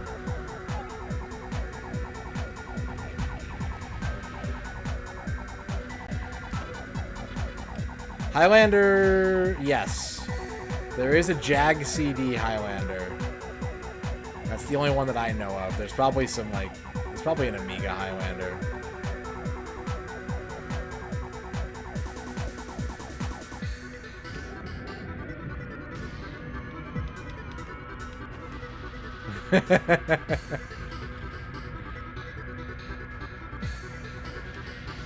Yeah, Jeff Goldblum counts. But Jeff Goldblum also has to contend with all the Jurassic Park games. Sometimes good, sometimes not so good.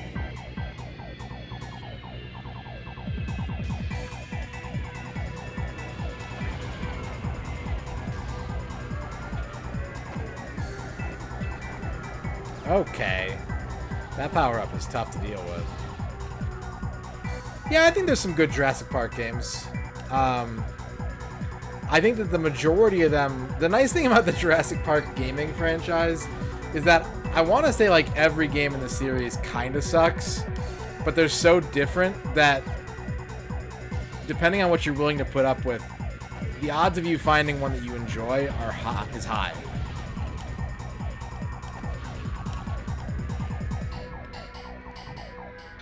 But they all kind of suck, yeah. I don't think that there's an unimpeachable Jurassic Park game.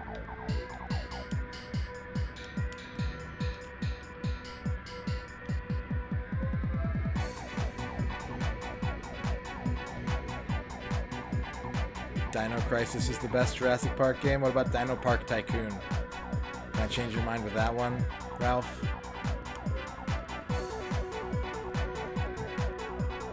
If you like the genre and you like Jurassic Park franchise, yeah. Or if you like very certain specific game mechanics, I think you'll like certain Jurassic Park games. Hey, look at that. We stole an 80%. Boop.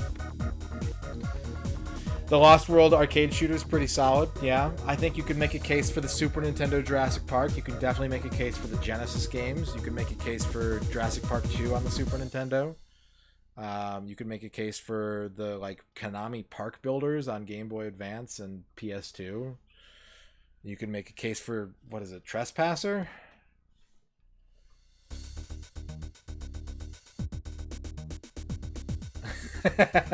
I almost said yes because I was like, yeah, that's Elliot Page, right? But it's not.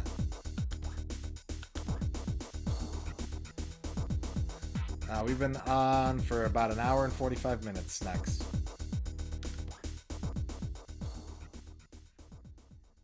Someone will have to post the Discord link. Someone will have to post the spreadsheet.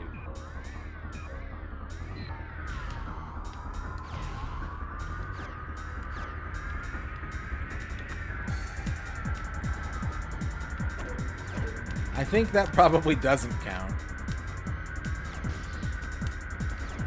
But I like where you're going with this.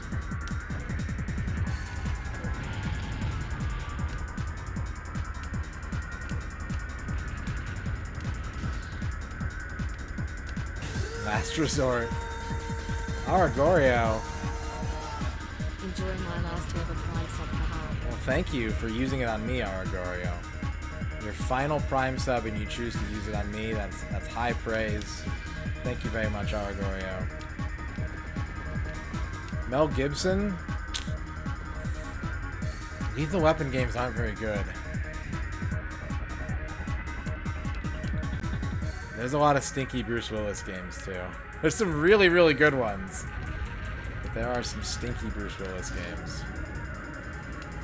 Hudson Hawk comes to mind.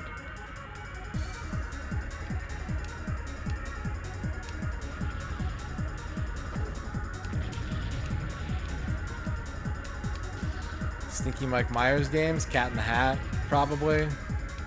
Shrek 2's good. Like, there's some good Shrek games.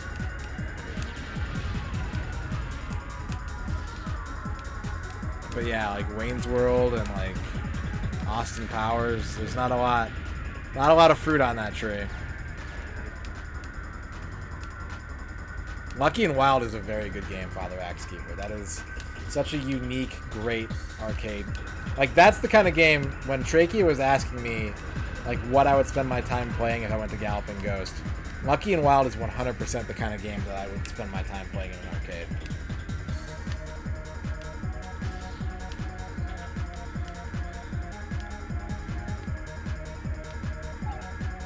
The Austin Powers Game Boy game? I don't know about that, Shadrock. To each their own.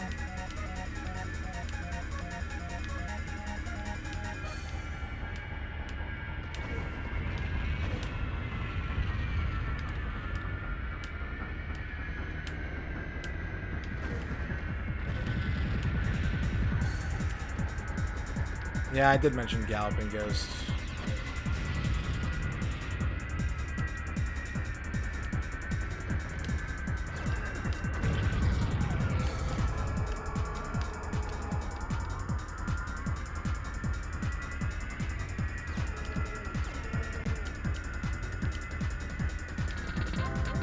Or Such, thank you for the follow. Damn. No, there's so many bad Arnie games. So many bad Arnie games. Was Jan Michael Vincent in Demon Stone? Oh shit, is he? Went for your birthday a few years ago? Nice. Yeah, someone in chat, one of the regulars asked me, like, if I were to go to Galloping Ghost, what would I spend my day playing? So that's where that comment comes from.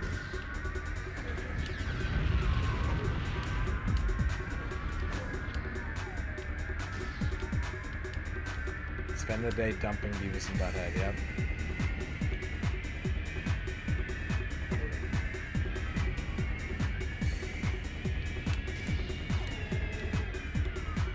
The shitty thing is, my understanding of the situation is that, like, Galloping Ghost would dump it themselves, but, like, Viacom is blocking them from doing it or something, like, fucking bizarre like that.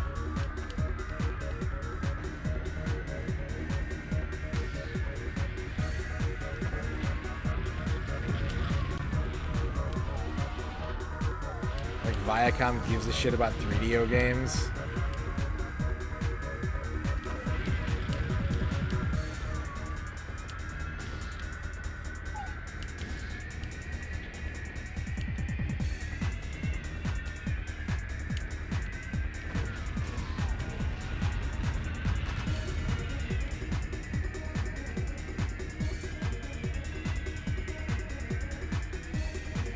Yeah, that's fair.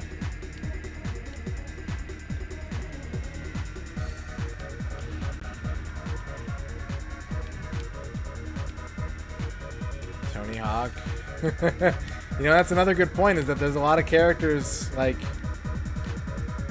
Hugh Jackman and Mike Myers and, you know, that one porn star that you can give them a Tony Hawk game under their credit.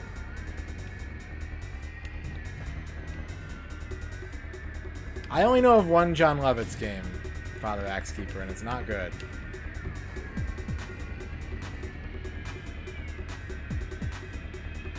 Yeah, probably. I think you'd have to. I think it can go. You can put it in the direction of like, you can give Mike Myers a point for Shrek being playable in Tony Hawk 4, but you can't give Tony Hawk all the Tony Hawk games. You know what I mean? You can give Will Smith NBA Jam, but you can't give. I was gonna say Michael Jordan, but you can't give him that anyways. You can't give Charles Barkley NBA Jam.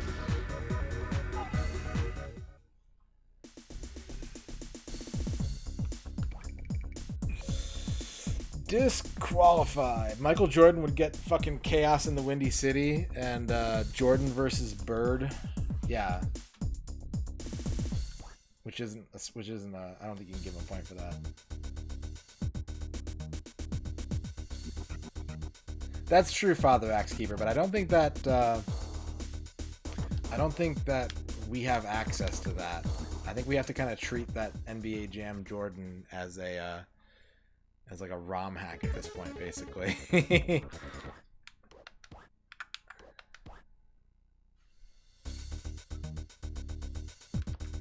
You just confused Hank Azaria with Jaleel White? Has that ever happened before in the history of human civilization?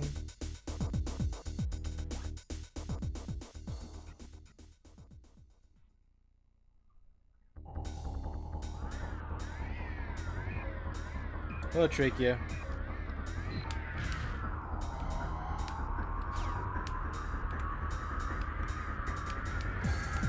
I see your Shaq Fu, and I raise you Shaq Fu too.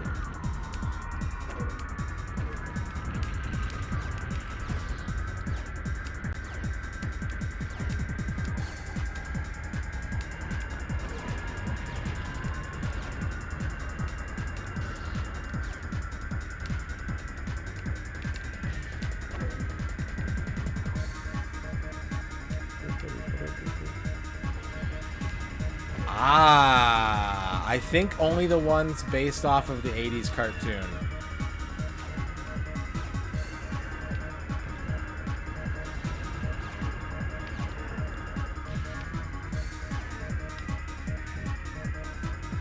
Agreed, Father Axekeeper. I just hate the movement. If the movement was better, if it wasn't like karateka movement for that fucking game, I would really enjoy Shaq Fu. But like, movement is kind of my sticking point when it comes to fighting games, and that game moves like it's running on the flashback engine, which is not a great feel.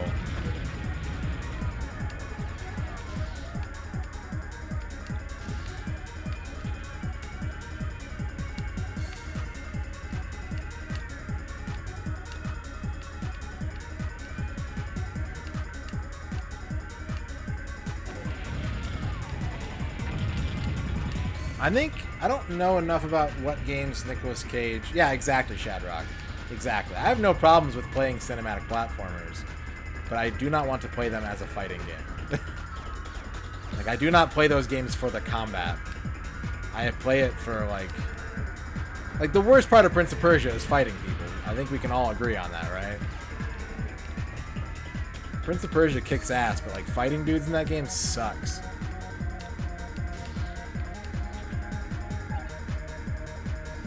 Dan Aykroyd, unfortunately, is going to have Blues Brothers games on his resume, Dr. Funks. Every Blues Brothers game is going to hit Dan Aykroyd. And that's going to bring him way down. Not to mention that most of the Ghostbusters games are shit, too. Dan Aykroyd may have one of the lowest batting averages.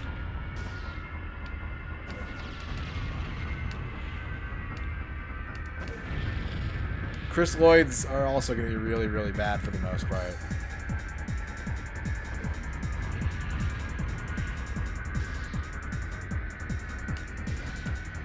He's got a lot of shitty Roger Rabbit games and like Page Master, I think.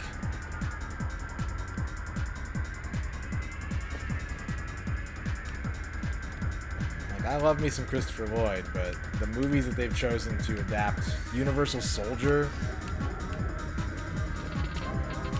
Donnie Lopan, thank you for the follow.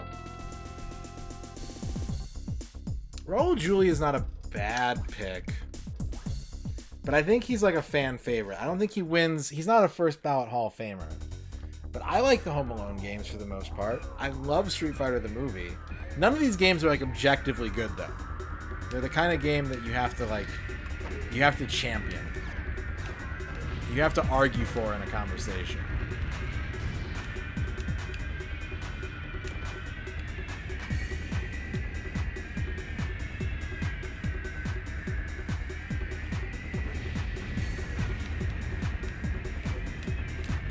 Kilmer. Oh, Batman Forever is rough, man. The arcade one I like, but the console ones are not good. Top Gun. Not a lot of great Top Gun games.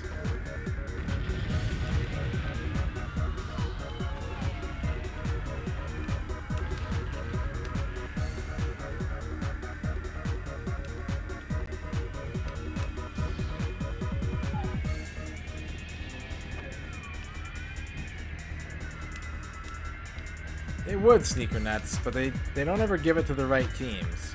If Project Aces made a Top Gun game, it would kick ass. Actor voicing an unrelated video game character. I do think that counts. Like, I would give Michael Ironside Sam Fisher. I would give Gwen Stefani Malice or whatever her name is.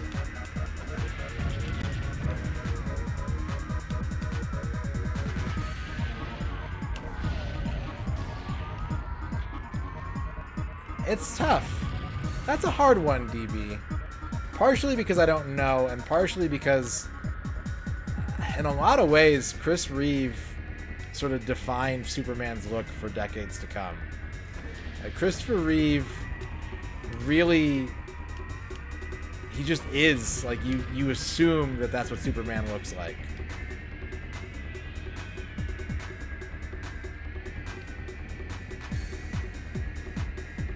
Movies that could never get a game no matter what genre. Speaking of Home Alone, quick aside here. I want to tell you guys one of the weirdest things I've noticed working at a video game store. And that is how many people, mostly younger people, but like in general, how many people exclaim like how weird it is that Home Alone has games. Like people who are unaware that there are Home Alone video games, and they see it in our display cases, and they're like, Home Alone? It happens so much. It's so weird. They don't say it about No Escape. They don't say it about like Nickelodeon Guts or fucking Days of Thunder. But like Home Alone it's got the like the name recognition. And it doesn't matter if it's for the Genesis or the Super Nintendo, like they always see it and they always exclaim like, what the hell? Oh yeah, we know all about Home Alone or Home Improvement on Super Nintendo.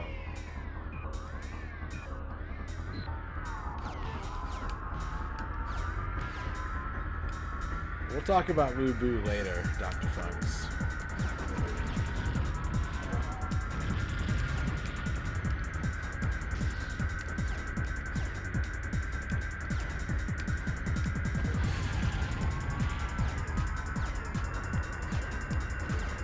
I don't think Woo Boo counts. No, I would not call Woo Boo an actor.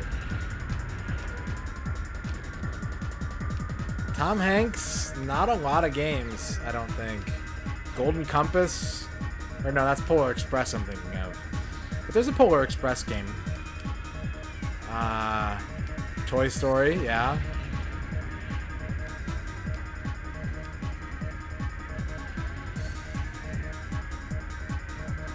Who has the worst record of licensed video games in the same context? Yeah. I really do think Christopher Lloyd is a contender. I think, who were we talking about before that?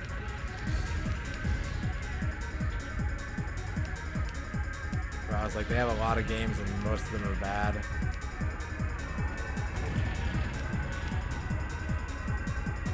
Arnold has a lot of bad games, but Arnold has some good ones. No, there was a conversation we were having like minutes ago where someone brought someone up, and I was like, they've got all these bad games. And Dan Aykroyd, was it maybe?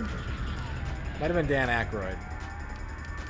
Arnie and Stallone have enough good games to offset that bad average. Like, they have so many games that the average is probably fairly low, but there are some good ones in there.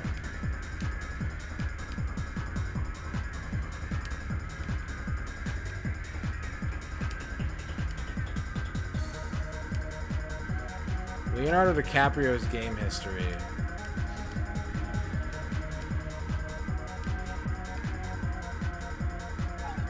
Leonard Nimoy has Seaman. And like fucking Judgment Rights and shit.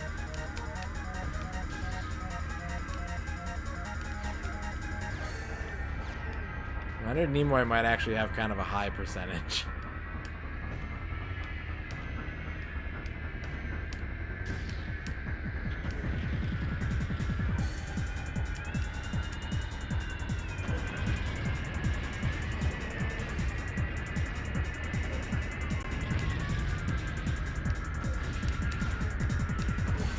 Ow. I'm trying and it's not working.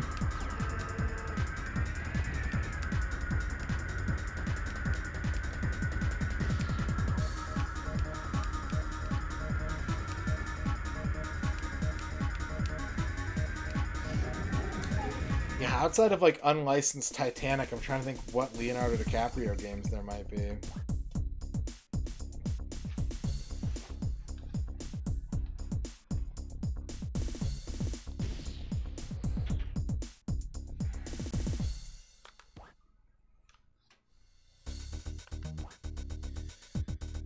Al Pacino's got Scarface for sure. Probably some weird ones too.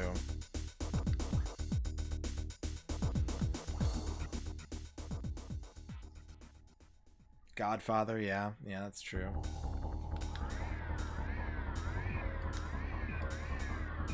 Gilbert Grape for Master System. It would be on Master System too, man.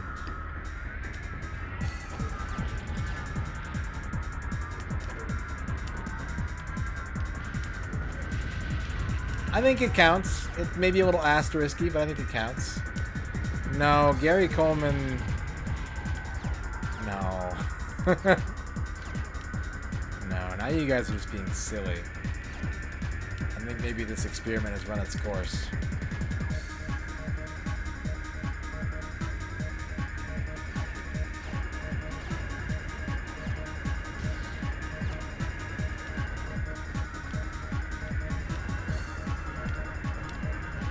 Robbie Belgrade, yeah. Robbie Belgrade has done a shitload of quality, like, voice acting work in quality. I was going to say quality voice acting work. But what I mean to say is voice acting work in a lot of quality games.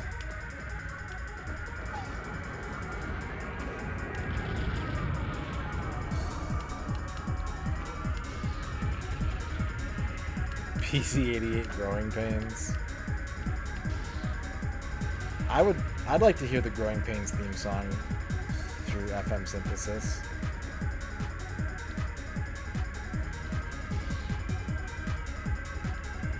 I'm feeling it now, yeah.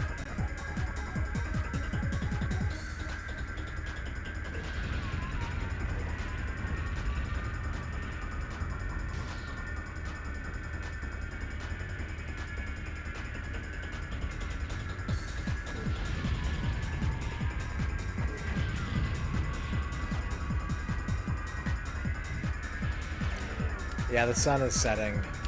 We're about to wrap up with Extreme G here in a little bit, and I'm going to take a break and do some pickups, move on to Duke's games, and then I'm going to turn the light on when I'm doing all that. Thank you, Stuart, for explaining the rules of the exercise. I always forget about Constantine.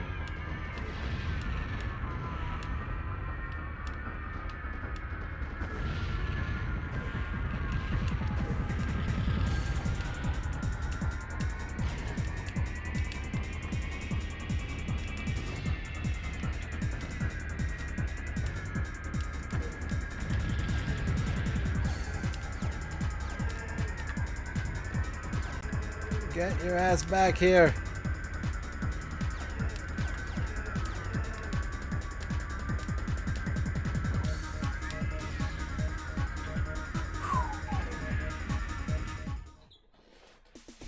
I've never even seen the Constantine video game. They're giving Jackie Chan Hitmonchan. Well, if they're giving Jackie Chan Hitmonchan, we also have to give Jackie Chan Tekken, right? Like Bruce Lee gets like Street Fighter and fucking Tekken and like any game with an Asian dude in black pants. Spartan X.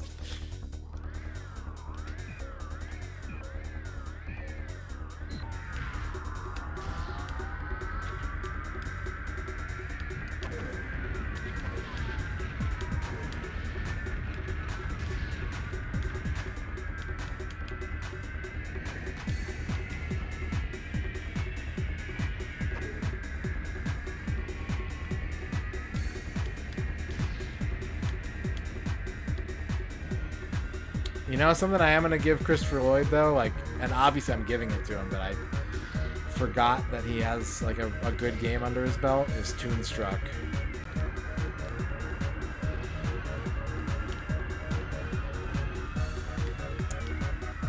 I wish Elijah Wood was in more video games, because he really seems to care a lot about them.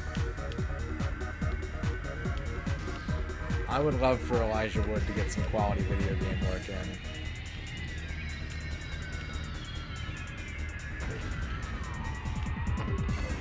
I think Michael Dorn's record is probably pretty solid. Especially from like a voice acting perspective, he's in a lot of shit. But without his ography in front of me, I'm only kind of guessing here.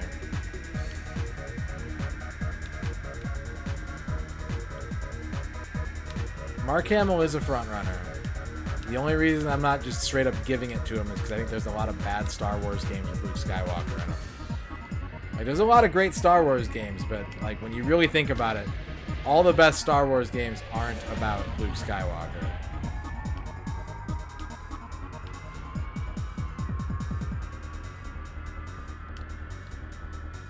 So he's mostly getting there off of Joker.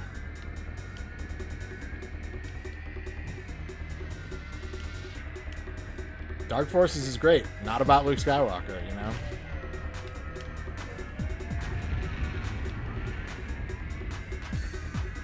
Thank you, Duck Something. I'll do my best. It's not going very well, though. I have no idea who played Kyle Katarn. Probably like a CD-ROM nobody. Gabriel Byrne 100% gets the Cool World game, yeah.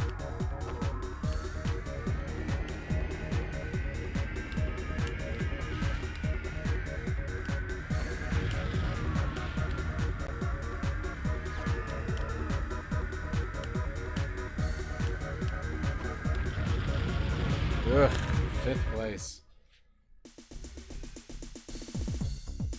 Jason Court? I have no idea who that is.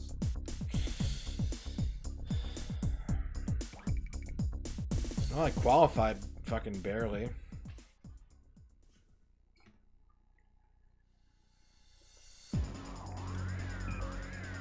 I do not like the Super Nintendo Star Wars games. I think these Super Nintendo Star Wars games are objectively bad. I don't understand the nostalgia for them beyond being like Star Wars licenses.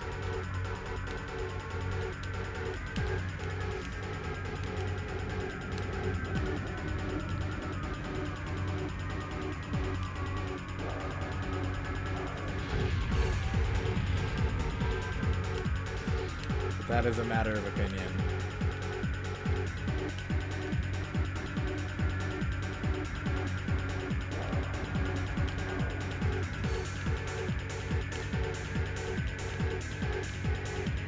I will always point to the fact that for some godforsaken reason,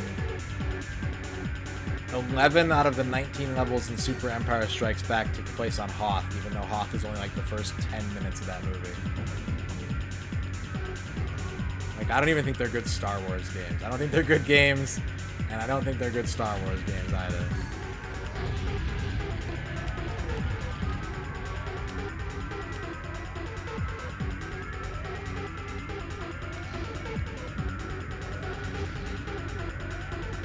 Mom! Make the pizza rolls!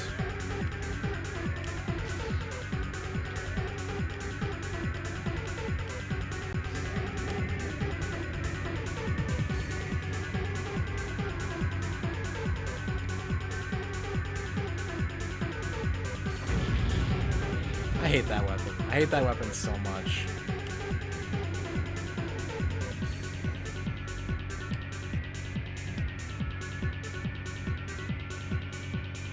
What up, Duke?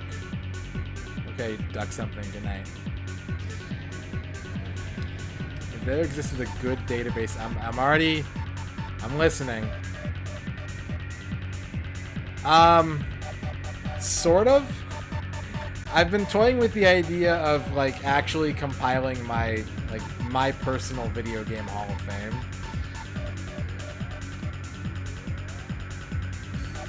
I would in a heartbeat if like you need like written articles about video games, if you need detailed essay form analysis, like I'm there. I'm there with bells on.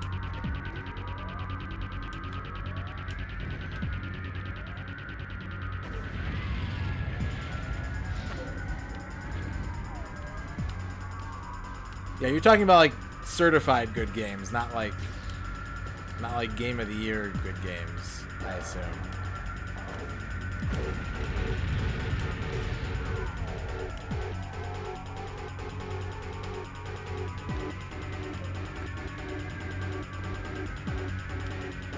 Ah, you're talking. Okay, so the database is good.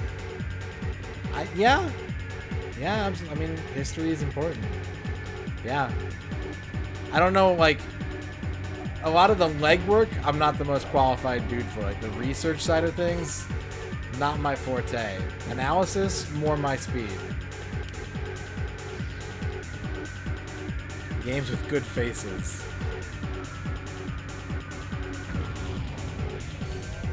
That's a game over.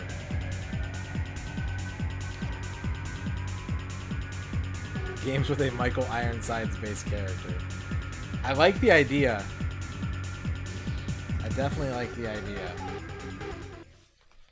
Patrick Stewart. Patrick Stewart's in a lot of good games, actually. You get some shitty TNG stuff. Like, that's the problem with any Star Trek or Star Wars actor, I think, is that the quality of those franchises from a video game perspective, especially film role adaptations, is spotty. I think there's a ton of great Star Trek games. I think there's a ton of great Star Wars games. And that most of them realize that the strength of those IPs is in telling extended universe stories instead of just adapting the same characters into, you know, plugging them in and making Mary Sue's out of them. Tim Curry. What do you get with Tim Curry? You get Home Alone 2, you get Command and Conquer Red Alert 3, which, fuck yeah. You get that Frankenstein game, right? Gabriel Knight 1 and 3. Yeah. Tim Curry's up there. Tim Curry is certainly up there. This might be our last attempt. We are running out of time for Quix's Director's Chair, but we're far enough into this game that we will be finishing this up alongside Xena and No Mercy when we get done with all these Director's Chairs. I think we only need a couple more hours to get through Extreme G, so could be wrong about that. Could be greatly overstating and overestimating my own ability, but I think between save scum strats and like my general skill level in this game, we don't need to put too much more time into this one to put it away. I don't think there's a Rocky Horror Picture Show game, no. And sadly, the Clue games do not feature him. Tim Curry is perfect in Clue. I know there's a lot of like Tim Curry fans out there, and y'all have your favorite roles. And I'm telling you, Clue is my favorite Tim Curry movie.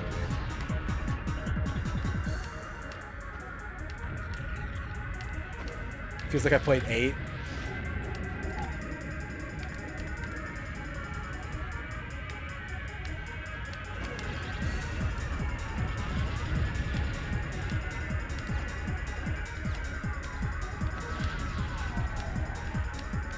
in Congo.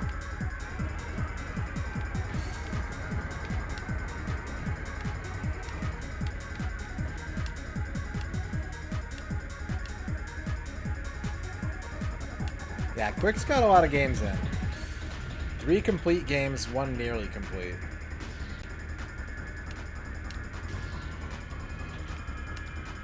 Here's the reason why Tim Curry makes a good villain.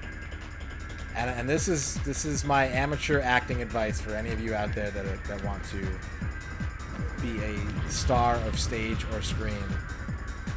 Tim Curry is a good villain because he commits harder than 99% of his colleagues.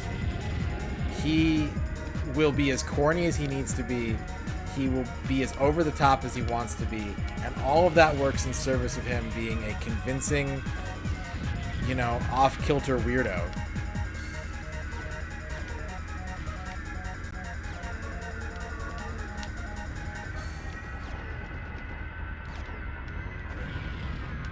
Space! Although, now that I'm thinking about it, you're going to have to consider all the Wild Thornberrys games, and in the upcoming Nickelodeon Smash game, if you're going to nominate Tim Curry.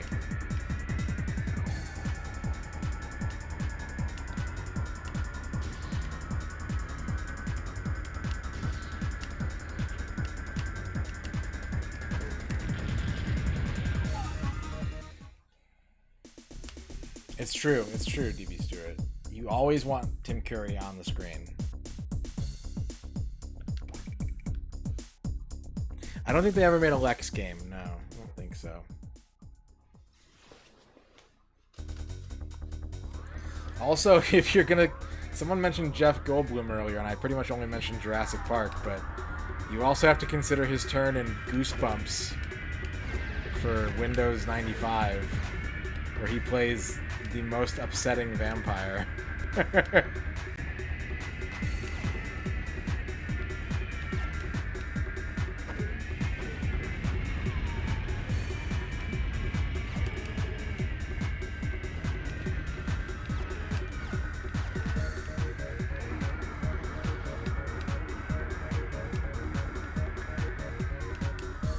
Yeah, we played through that game on stream a couple years ago, and Jeff Goldblum at the end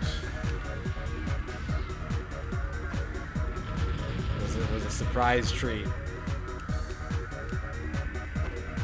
Biggest missed opportunities of licensed games.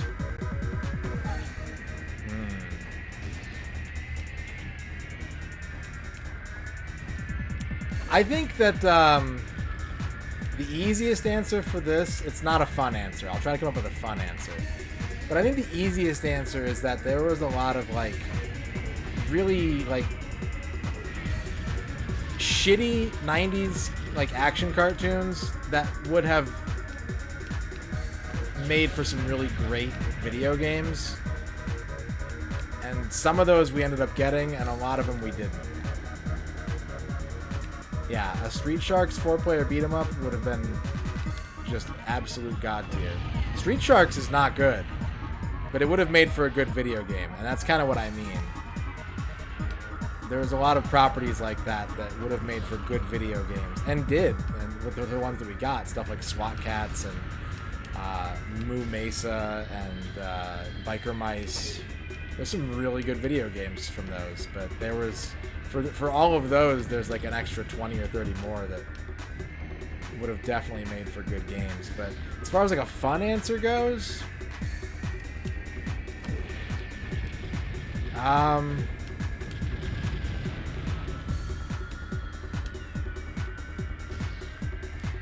feel like you could do some really cool shit with like 12 Monkeys.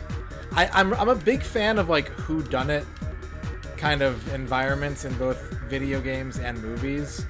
I wish there were more games that let you kind of explore sort of like alternate reality detective work. Barnyard Commandos is great. Static Shock, yeah, those could have made great games. I agree. Cyber 6, absolutely, Hisu. A Sonic AM game. Yeah, Event Horizon? Event Horizon would have been a sick-ass video game. Absolutely.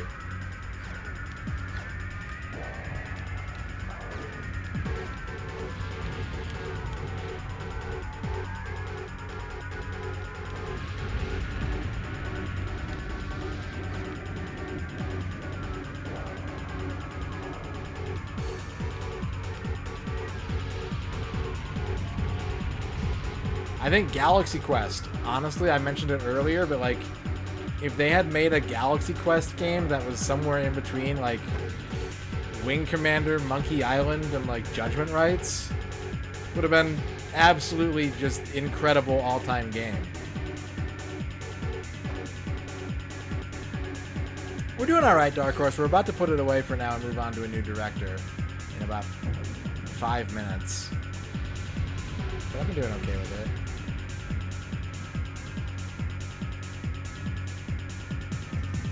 Steve Martin, Blade Runner.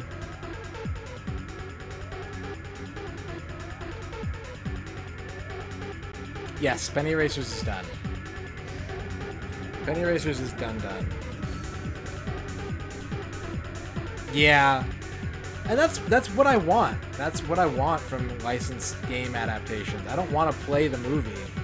I want to expand the universe. Give me a couple of the key scenes, right? Like, it's old hat as fuck, but like, if you give me a snowspeeder level in the Star Wars game where I'm using a tow cable to take down AT-ATs, I'm not gonna complain beyond it being hackneyed, but like, let me see all the things that happen between Streets of Fire beat 'em up.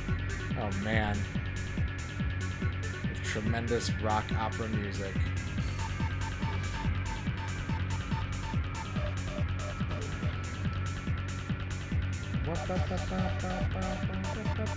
There are 4 N64 Star Wars games, and fucking half of them have a snowspeeder level in it. And the other 2 probably would if they made sense thematically.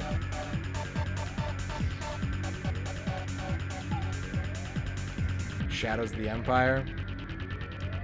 Yeah, bring back Mace Griffin.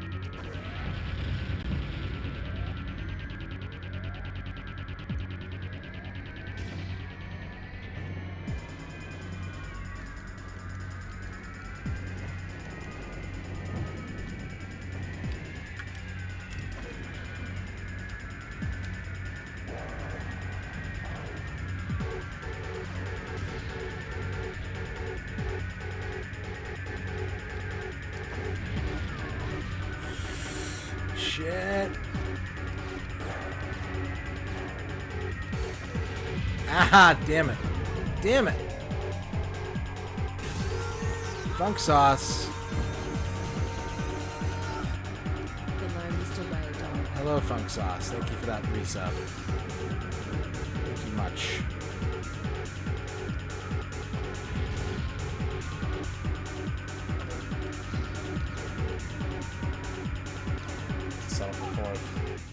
Robert Englund? Are there that many good Friday the 13th games, honestly?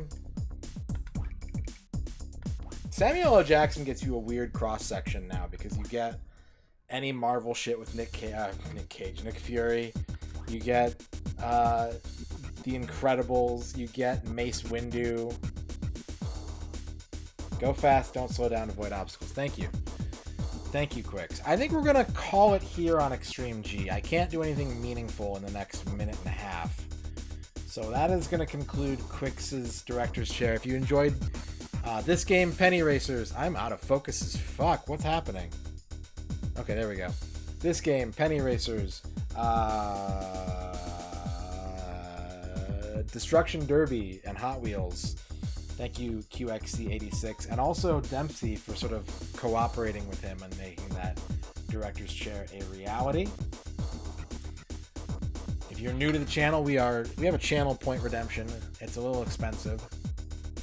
It's the biggest channel point redemption, but we're going through a bunch of them this month, working towards Deadly Tower. Oh man, I wish there was a Kurt Russell Deadly Towers video game. We're going through everyone's picks. this month and a little into September as well, and then we'll get back to stuff like No Mercy, and we'll clean up all the games that we're not finishing, that we're close to finishing here. And if you came over in Duke Donuts' raid, I am here to tell you that Duke Donuts' picks are next. Tone of the Sun has deferred to Duke Donuts, who will be making selections next. I'm going to take a break before we get to that. I'm going to take a break. I'm going to do some pickups, and then we're going to do Duke's games. I will tell you that Duke has opted for a variety style director's chair. So we're going to be playing, over the next 30 stream hours, we're going to be playing 3 to 5 different N64 games. So we may not be finishing a lot, but we should be making some decent content and making some decent headway into a couple of these games. So that's going to begin here in a few minutes. I'm going to take a break. I'm going to turn on the lights, and I'm going to open up some video games for you guys on stream. So if you like watching streamers who buy video games, that's coming up here in just a few minutes. And I got some really, really good ones this time. I've got some pretty exciting shit sitting next to me at the moment. So hang out, wait for that. I will be back in a few minutes. We're going to turn this off, and we're going to put on some more music for you guys. And then, yeah, I'll be back in a few minutes. Stick around for N64. N64 video games.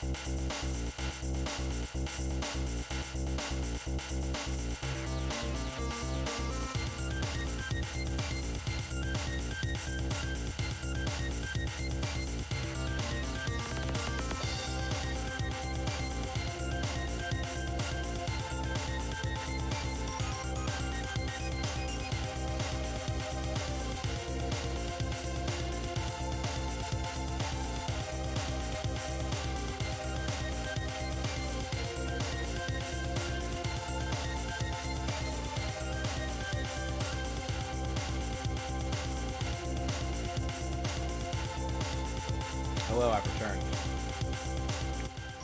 I've returned. Hello. Welcome back.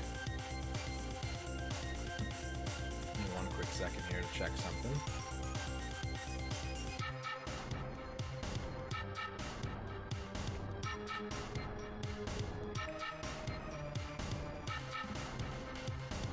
Thank you. Good to be back. I think we're gonna open up some Vidya now. I gotta do one thing real quick. We're going to officially dub Extreme G as game number 39.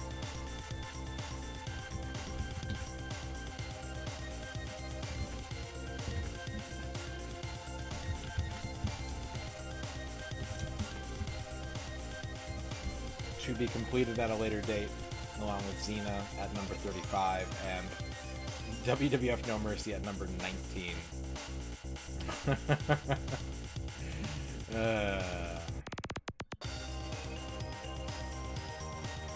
Electra wants me to go away. I will not. I will never. I'm too strong. I've become too powerful. More powerful than you could ever imagine. We're gonna go with big cam. Now you guys like me to do big cam when I'm showing off games. Big cam. Big cam! So I got some stuff. But the big one this time around, for sure,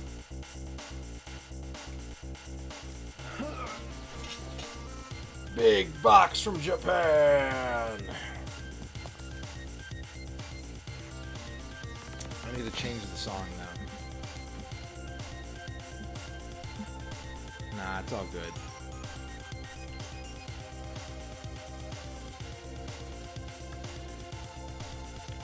Let's get some Tetrasphere going. I want some Tetrasphere jams.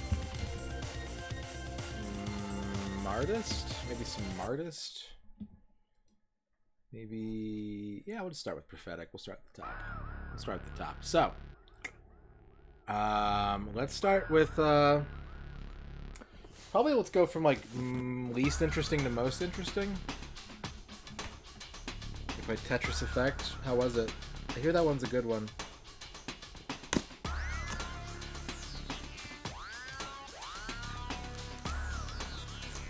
This box is taped in a very peculiar way. There we go. It was Sugoi. I mean, I'm not a big fan of Mizuguchi's games, but like from a style perspective, that guy fucking gets it. That I can't deny. But there's a lot of games that I would rather play besides Luminous and Meteos and Rez. But they're all extremely stylish and cool.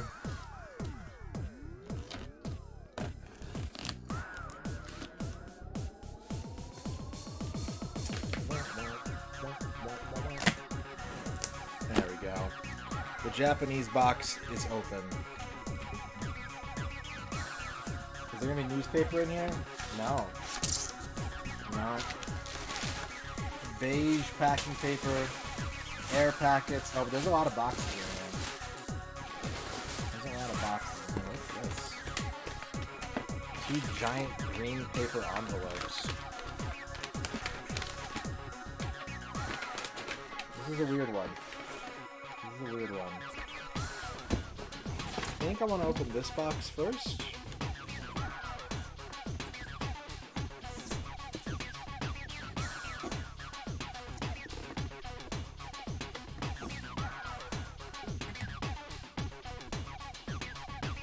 So like I said, I'm going to try and do this from like least interesting to most interesting. In my opinion. Maybe you guys have a different mindset.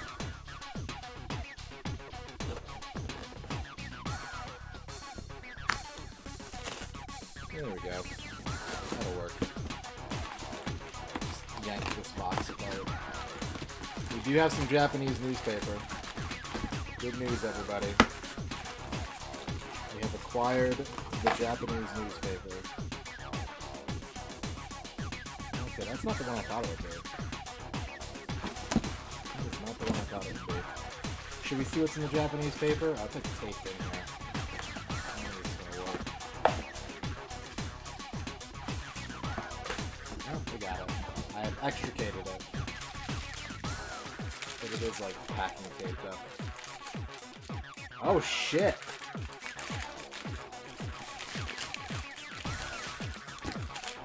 It's gonna be kind of hard to see on stream, but we have Go strategies in the paper. Some helpful Go tips. That's pretty cool. Alright, so we're gonna... That's it for that box, right? We're gonna throw that over there. What else do we have? Okay, so I think it's this one we want to open. It's this green paper envelope. You guys ready? You guys ready to actually talk about some acquisitions?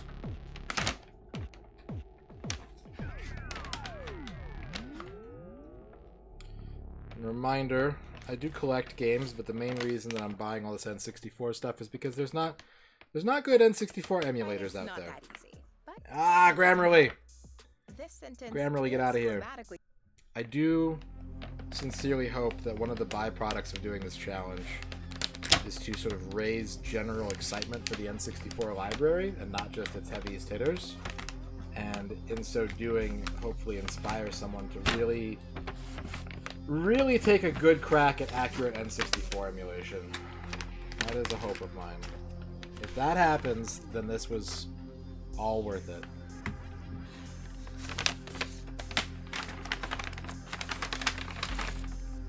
Okay. So, least interesting. It's gotta be this guy right here. Even though it did come out of the Japanese box from Japan. I think the least interesting thing we have today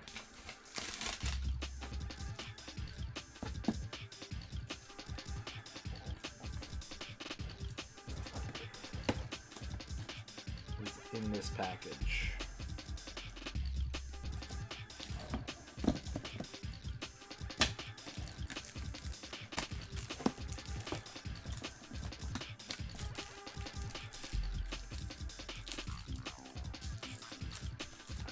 Oh yeah, you're just in time, Geostrike. You're just in time. Orky Bork is also here in time. Alright, what we have right here, set this down for a second. Bow. Shokukan Knight Pro Yakyu King. If I can get it to focus. I really hate getting these cameras to focus. One of the first N64 games ever, 1996. It's extremely common baseball game. The only really things that I think are notable about it are that A, yeah, it's one of the first N64 games. And B, the sequel to this in the West is considered like the holy grail of Japanese non-DD games. But we got one of many Japanese baseball games that we're going to be playing as part of this challenge. There you go. Japanese baseball. The only thing I picked up from work this week, I grabbed a copy of Dynasty Warriors 4 Empires for the PS2. I want to kind of get a Dynasty Warriors collection going, and I think Empires is going to be the one that I end up liking the most because it has like that light strategy element. So, I've never played an Empires game, but Dynasty Warriors 4 Extreme Legends was my first Dynasty Warriors game, so I think it'll be fun to revisit this at some point in the future, hopefully. Dynasty Warriors 4 Empires for PS2. It's got new Empire mode with like a map and shit. And like create a character or something like that, which is kind of cool.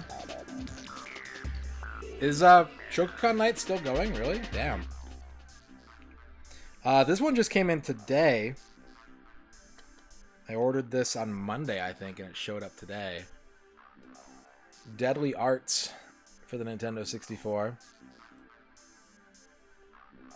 Unfortunately, it does have some label damage right on the junk of this guy on the front that I didn't pick up on.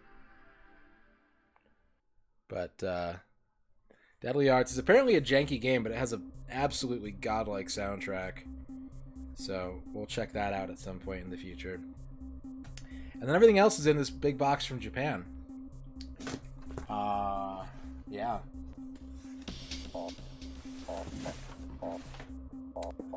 This guy. I got this guy right here.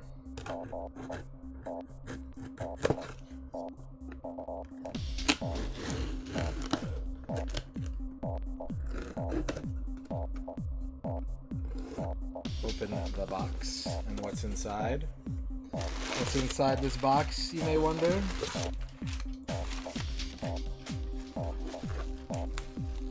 This is inside this box. Why this is inside this box? Is it weed? It's better than weed. It's better than weed.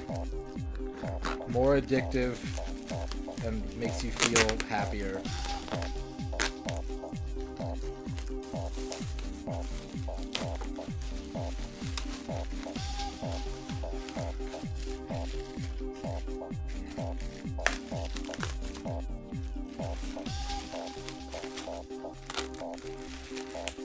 Open up all this bubble wrap.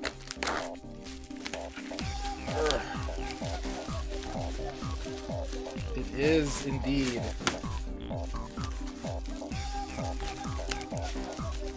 the Taito Densha Dego train controller for maximum toot toots.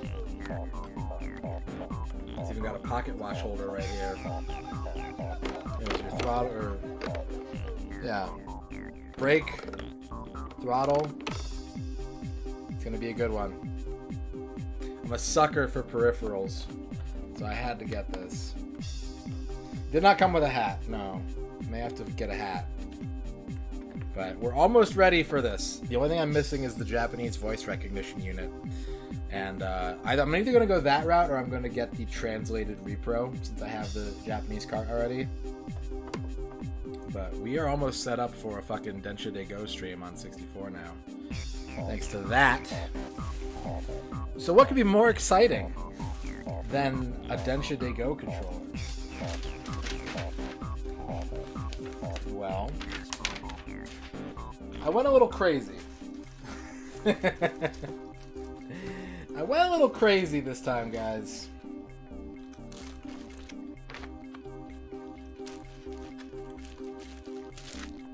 I ended up getting really, really powerful deals. A question I get asked a lot is like, what's the best deal I've ever gotten as a game collector? My brain kind of always goes to all the free shit that people have given me, which I don't think really qualifies as an answer to that question. But like, you know, people have been extremely, extremely generous to me and in my passion and my hobby. But I think this might be, in terms of actual purchasing power, money that I spent. I finally did it. I finally got a deal worth bragging about.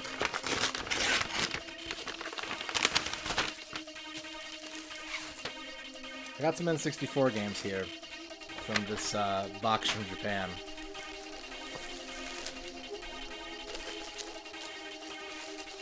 Where do we start? I guess we'll start here. So this is Shokukan Knight Pro Yakyu King 2. Remember I said that one of the only notable things about that first baseball game was that its sequel is the Holy Grail. This game is not worth as much as Americans make it out to be. Price charting will tell you this is a $320 game. It really isn't. But I still ended up getting a fucking stupid deal on this game. I paid 10% basically of what this game is worth. I got extremely lucky, and I was like, I gotta pull the trigger. I gotta do it. And then I was thinking, like, well, since I got such a good deal, let's jump in and like get a bunch of shit so I can consolidate it into one big package and have it all shipped at once. So that's why I ended up getting the DD controller. That's why I ended up getting everything that's in my lap right now. Does it work? I mean, I just pulled it out of the package. I don't know. It did have like a screenshot. I could put it in right now. I mean, like, hang on. You want to see? You want to see if it works? We can see if it works. I can just put it in the system right now.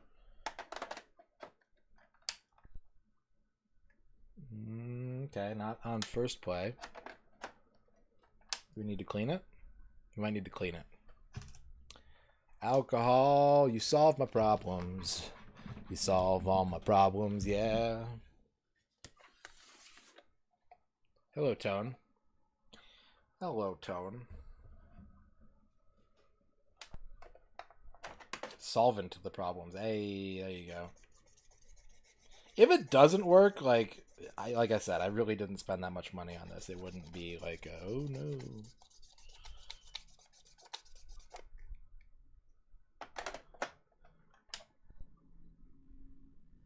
Well, there you go.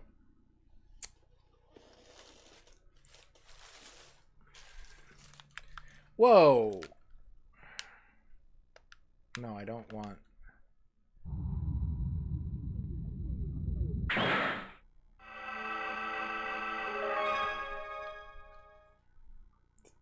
That's a lot of. That's so much. So many logos. What the fuck? So yeah, this is not including DD games. This is apparently like the rarest of the rare gems on the N64 in Japan.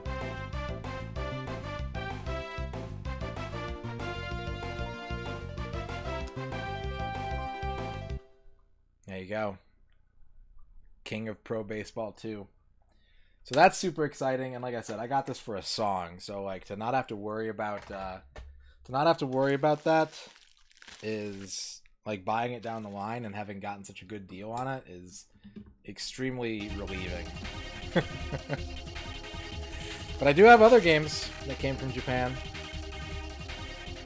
I do have other games.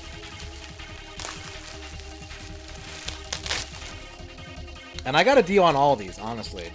I bought all of these for a significant discount. So I am happy.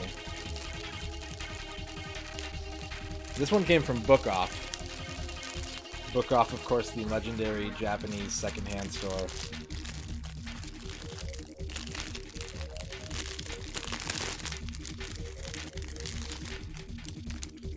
This is Getter Love by Hudson. This is a dating sim board game hybrid.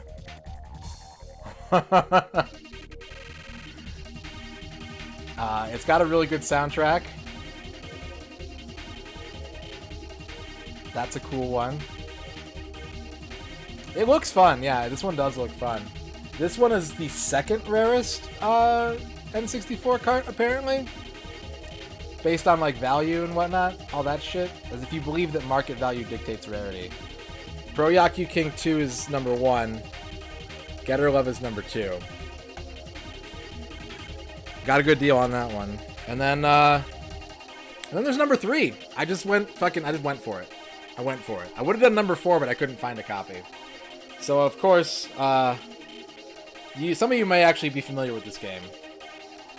We have the original N64 version of Bangai-O by Treasure. So, hey, there you go. I don't think it has Getter Robo characters in it, no. I think this is actually a really low print game. I think there's only like 100,000 of these or something like that. Like, as far as N64 stuff goes, or video games in general, I think this is supposed to be a pretty... 10,000? Okay, I got a 10,000, I got a 100,000. Conflicting information, but yeah, it's not a high print game. I got a good deal on this one too, honestly. I got a good deal on that one too. So yeah, the funny story is I was talking to Orky Bork and I was like, dude, I know you collect heavy, you're getting all these imports. You gotta get on Yahoo Auctions Japan. And he's like, I know. And I'm like, well, let me just kind of, as a hypothetical, let me show you what's available. And I saw this one, and I was just like, okay, sure. And then, yeah, like I said, I kind of had the idea to like snowball it all into one big package. No, I didn't get. I got all 3 of these for about...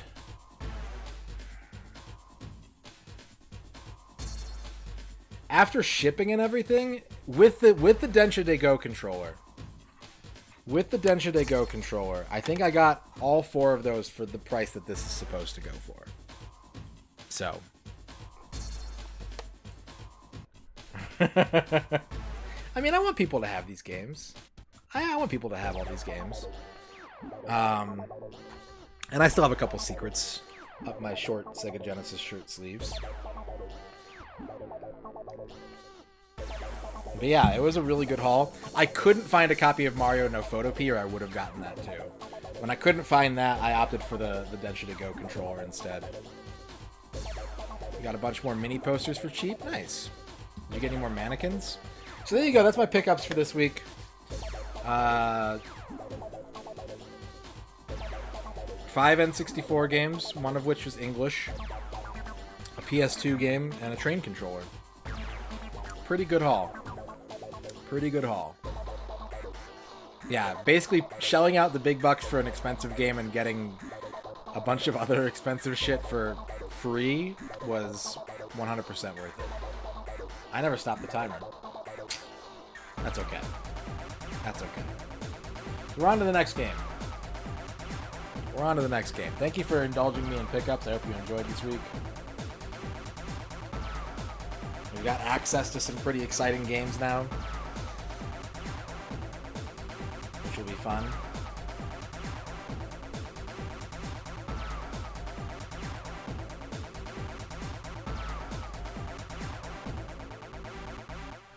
Alright, you guys ready for Duke Donuts' N64 private blend? The games that Duke Donuts wants me to play? Because I'm ready to give it to you. Hell yeah. Tell them to shake it, shake it, shake it, shake it. Shake that 64.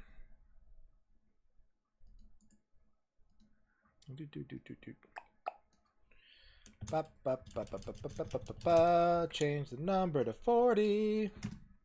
Alright.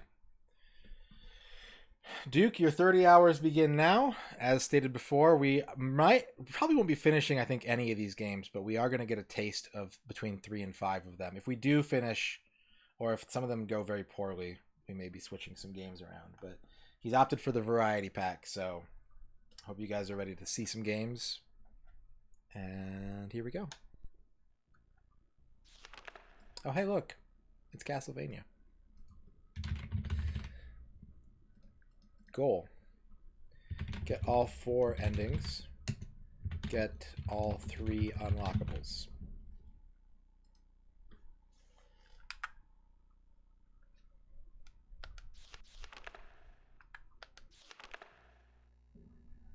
I like this game a lot. This is not blind. I have done this 100% before, but I am rusty at it. Britok, thank you for the follow.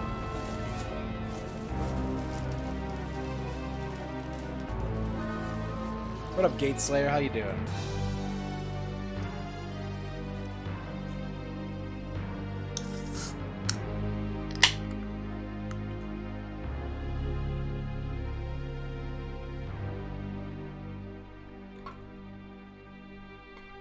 That violin always gets me.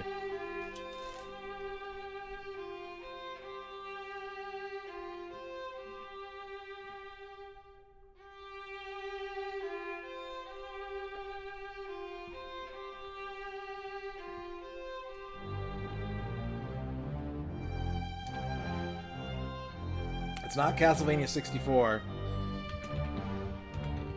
Konami went with the big ball move of just calling this Castlevania as if it deserves that title. Yeah, this is the one with the guy and the girl playable.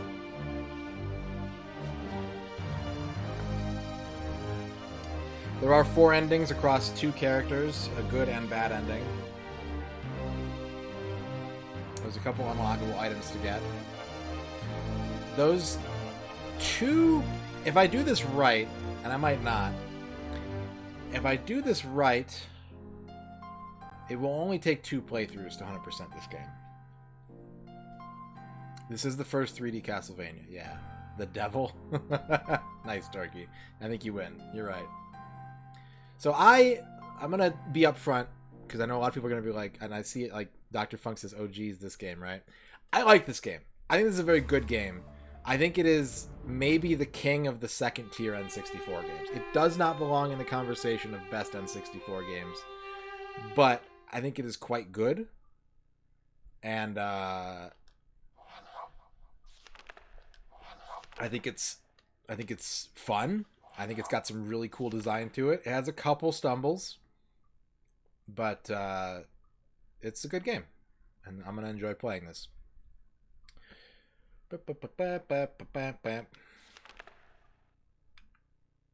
Hot Wheels Turbo Racing is the best N60. We just finished that, Brit Talk. You just missed it. We did Hot Wheels Turbo Racing like a couple of days, I think earlier this week.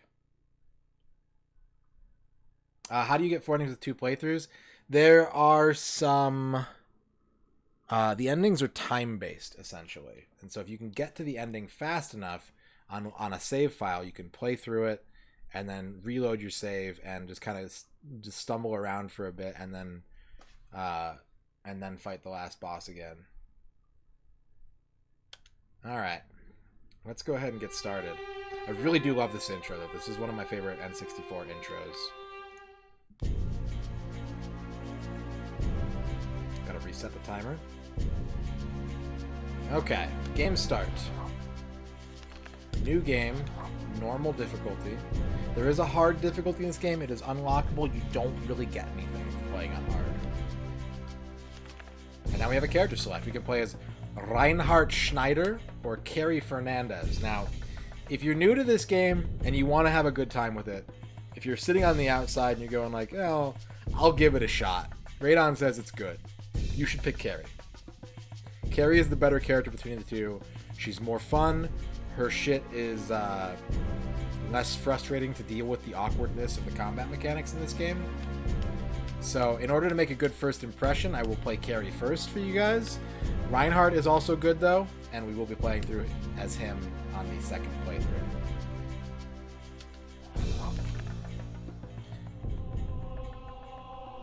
That's correct, Shadrock. in my list of good video games, I think Castlevania 64 is better than the entire Super Star Wars trilogy. In the mid-19th century, the province of Wallachia. In this time of peace and plenty, no one foresees the return of ancient horrors. But the old legends live, and soon the land will again be plunged into darkness. Plunge. The people have returned to the path of wickedness, and the bonds that seal their evil ruler's spirit are weakening. Deep in his castle, he stirs from a century of enforced sleep. Count Dracula awakes. Carrie Fernandez, a young girl gifted with great magical powers. Sensing Dracula's return, she sets off alone to the Dark Castle. Now she must wield her inherited power in the fight against evil. I like this game a lot, Gear Strike. I think the worst part about this game is when it tries to borrow from Symphony of the Night, which I think is stage 3 or 4.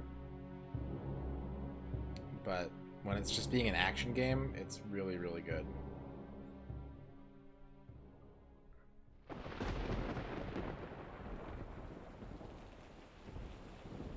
It does have a lot of skeletons. We're about to see some skeletons. Whatever awaits, I have no regrets. Whatever awaits, I have no regrets. Alright, stage 1 is the Forest of Silence. So Carrie's primary attack is this magic bullet. You can mash and shoot these little ones, or you can charge a shot and let it go. The charge shot is homing. And then her melee attack is these 2 chakras. There's a big tree falling down. Spooky. There's another one. Very spooky. Very spooky scary. What's up, Cloudheart?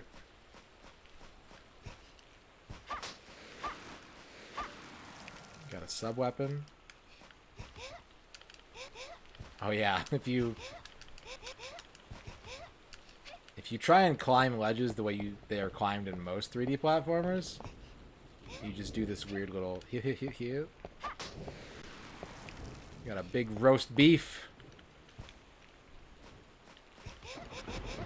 Also, you should not use the normal camera in this game, probably.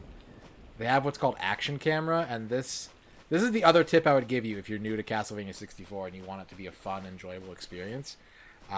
Use the action camera, because you'll notice that it's tracking and keeping the action in front of me, basically. It's a much better camera. We are going to be playing both Castlevania's Strongest Nerd, yeah. He has breathed his last. A local villager? Skull.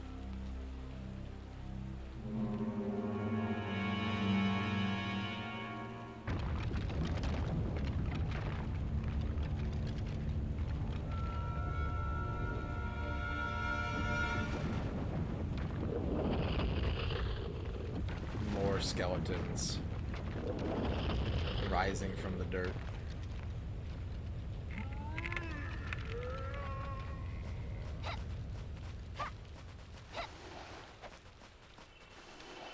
Look at that slide.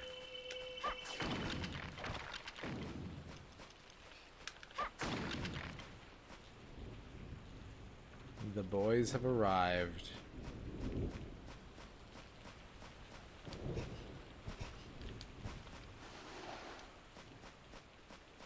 All right.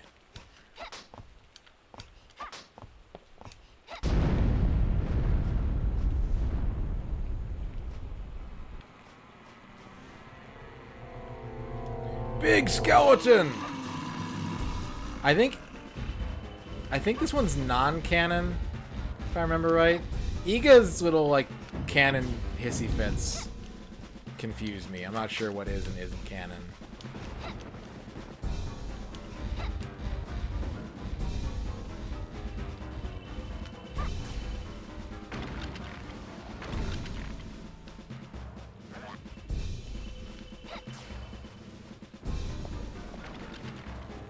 Yeah, it's a decent scare setup for sure. There's a couple of those in this game. Mostly in the opening chapters, but... you can kind of tell they did a lot of like scripting forethought to this first level. They were really trying to make a strong first impression. The game changes tone pretty significantly beyond this area, but there's still a couple good moments.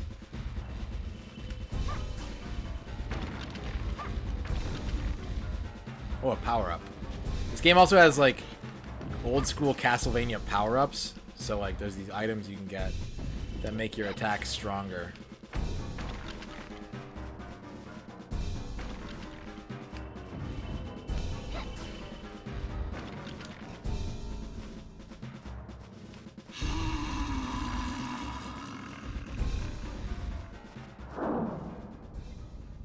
Alright, here comes our first death, probably. We got some platforming to do. This game, it really is borrowing more from the platformer Castlevanias, even though it's post-Symphony of the Night. There are bottomless pits. There are power-up items. We're going to do our best to not eat shit here, but it could happen.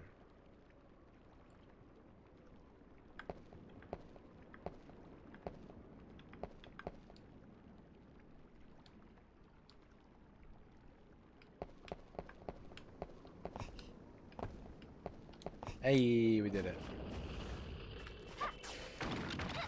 I like the sound effect of killing a skeleton, too. It's a very good skeleton death sound effect.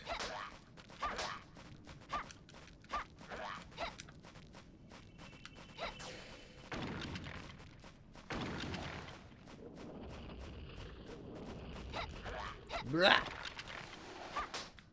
Those voices. The sound a skeleton makes. Blah. And these white gems are the save points in this game?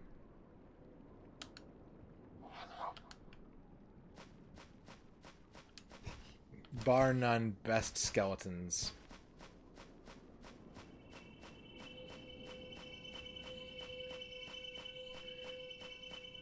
There's a day-night cycle in this game, and that is how the time is calculated as well.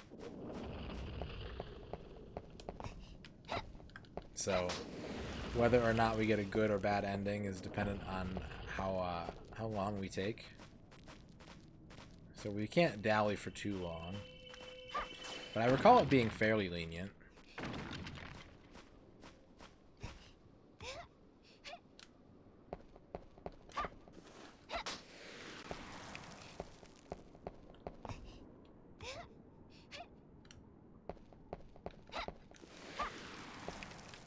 Roast chicken.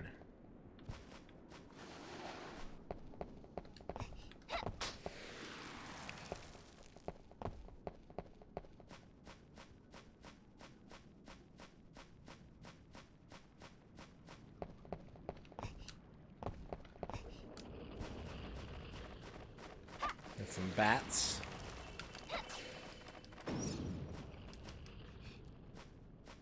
You got a switch. I do like soup. The mechanism to open the grating. Operate the mechanism? Yes. Skeleton's like, what's she doing? What is she doing? Arc Nova? I think you might be right about that. You might be right about that. Maximum power. But we have one of these weird fleshmen. Switch to the battle camera. It's a good one. I like this one, Matt Neal. Is that a were-tiger? Can't really tell. I can't get a look at his face. Well, now he's dead. Blood. That was a were-tiger. Oh, another power up. I think I'm at max power now, though. Like, is it even gonna let me pick this up? I don't think it is. Hey.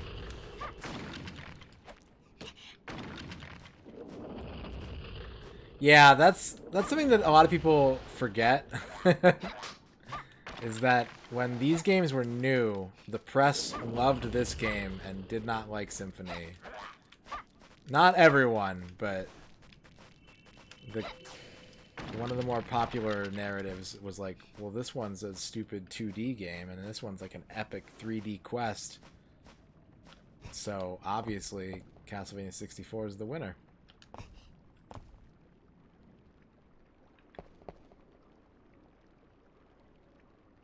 think there's a... Yeah, there is a first-person camera.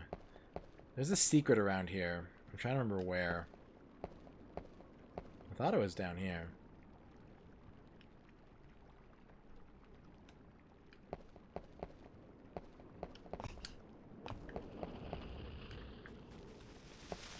Bomb skeleton.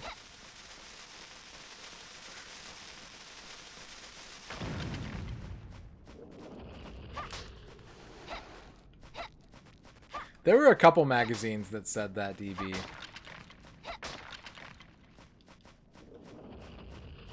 Yeah, I know, like, I know where the secret is, Ark, because I've played this before, but, like, because I'm going for 100%, I'm trying to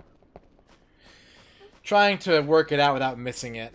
But even though I have played this before, just be careful not to say too much in advance. Don't want to spoil the experience for people. It's their first time. And I don't want to be guided too much to try and work out the things that I'm half remembering. But I appreciate it. Welcome. Welcome to Castlevania.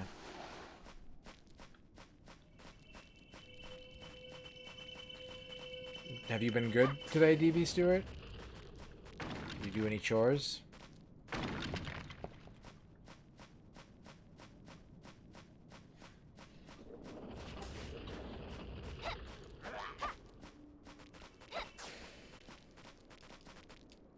Root. That's all the sign says. Root.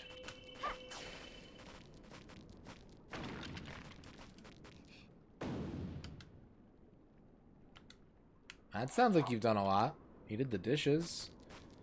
It worked out. Sounds like you deserve a milkshake. Another bomb skeleton. Hello, Mooware. Yeah, we're on to Duke Donuts' director's chair now.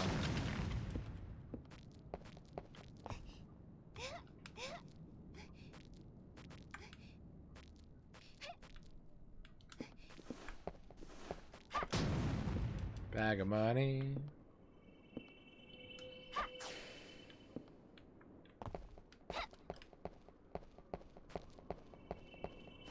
I'm gonna raid these crypts.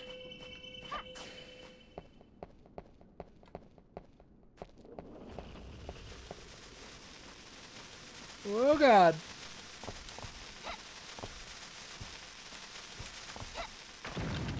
Divinity Dragon Commander. I'm not familiar with that. Oh, we got a cross. Why can't I? There we go.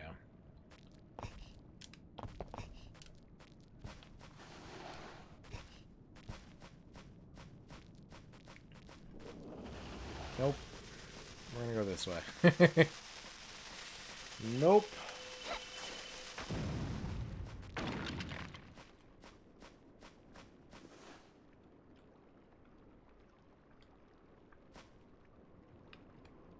Can I,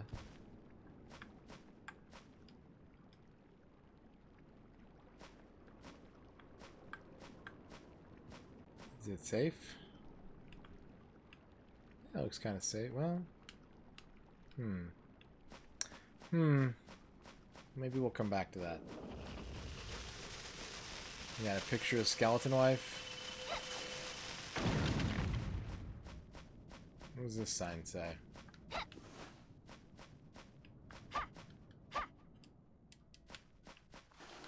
You got dinner? You ready for some Castlevania? What's for dinner tonight, Duke? Okay, we got another gate. We got a save point. Let's hit that up. Data Saved.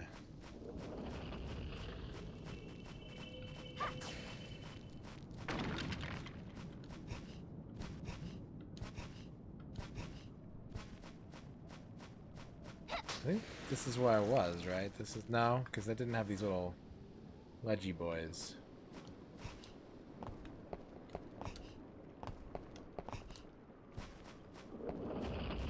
Cheesesteak sandwich and fries. Nice.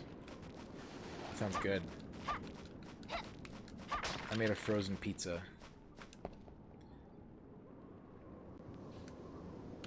Fries with mustard? I can get behind that.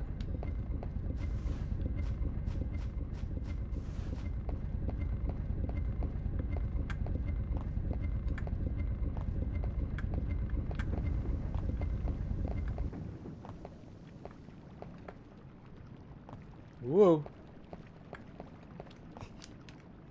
Whoa. Nope, I'm dead.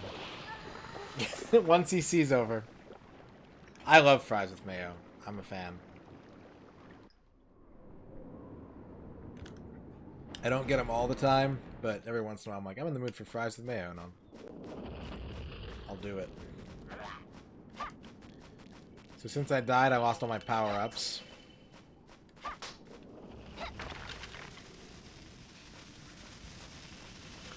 Must mayo stardinaise.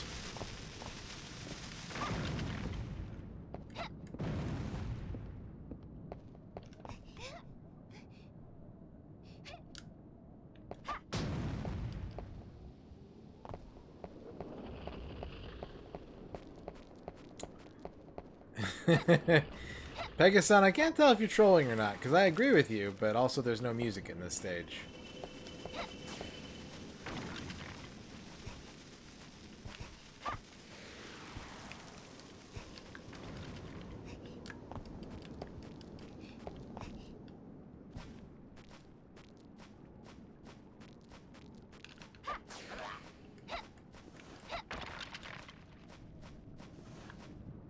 Alright. Big jumps. Oh, fall damage. Alright.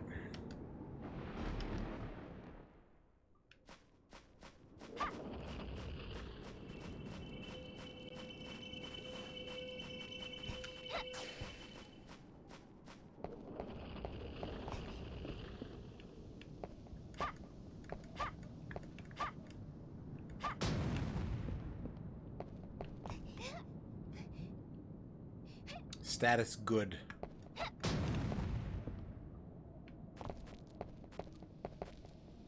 My name is Kerry Fernandez, and I am good.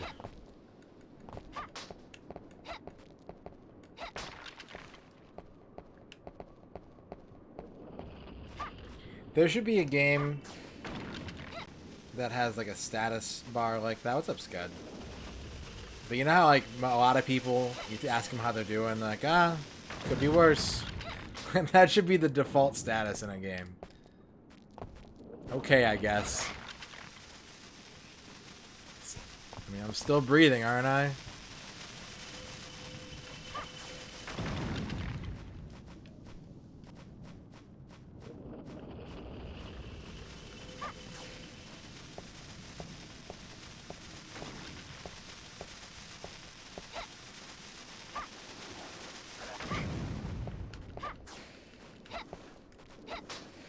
Crispy oven-baked wings or fried shrimp and crawfish with fries yourself. I'm not a fair judge in this battle, because one of those I can eat and the other one will make me vomit.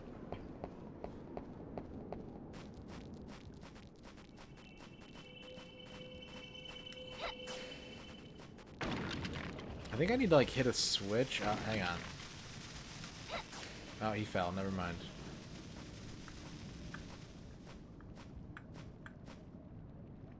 I can't jump down there.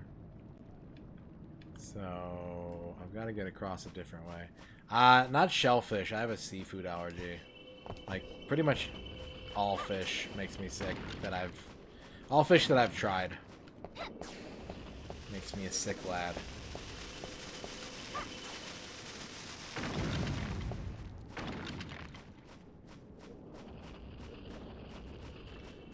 I think I'm going backwards now. So let's not do that.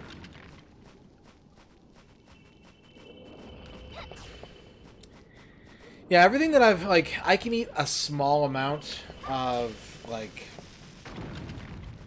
whitefish of any kind. I've had salmon. I used to be able to eat salmon a lot. I can't eat it anymore. There's a lot of stuff like crab and shrimp that I haven't tried just because I've had enough bad experiences that I worry about it now. And I've never actually paid for a food allergy test, so...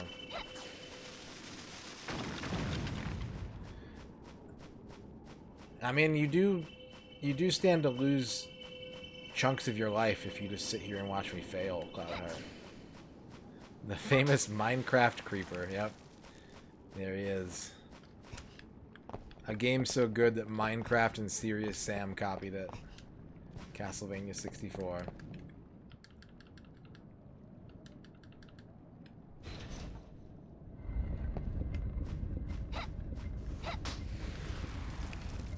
Roast beef. Alright, slowly. Slowly. Slowly.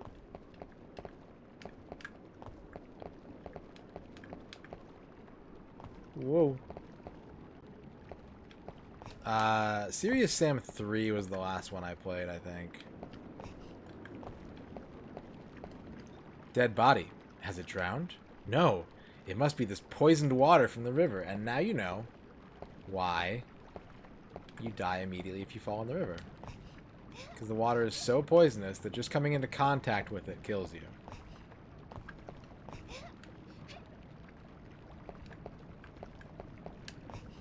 You know what I really liked and I don't think gets enough credit is the Serious Sam spin-off games, Double D and Random Encounter. I thought those were really, really fun, like little indie games.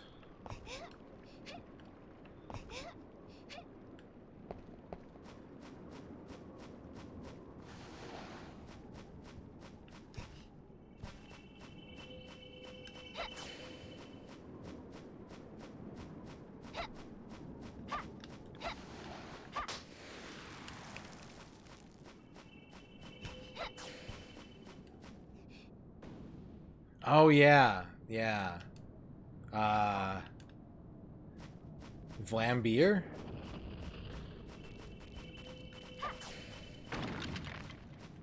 Ever a canon reason in GTA that why you instantly drown? I think it's because your pockets are so full of stolen goods that you just sink straight to the bottom. Because this game is better than Athena, Scuddy.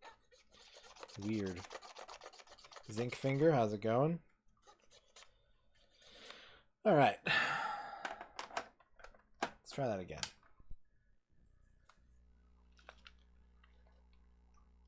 Do I think if the DD actually came out before the N64 was dead, do I think it would have helped third-party support? No. I think all the companies that were kind of... Because, like, most of those games got retooled into cartridge games. Like, the companies that were committed to doing third-party support were already doing it. They may have released a couple more games, but I don't think it would have made a significant impact. You know, a lot of the third-party support that Nintendo lost at that point, they did over primarily two things. One being the cost of cartridge media, and two being Nintendo's reputation as kind of like a stodgy, hard-to-deal-with company.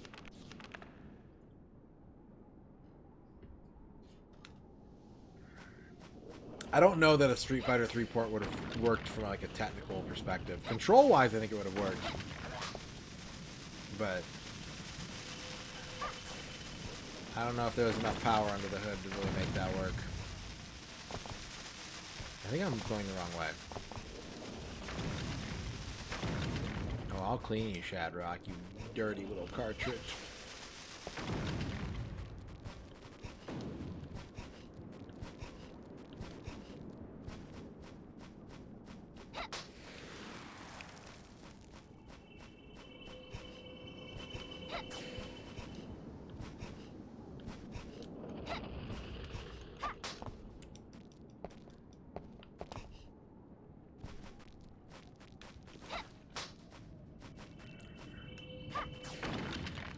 I think the only other thing it really added was the internal clock, I want to say.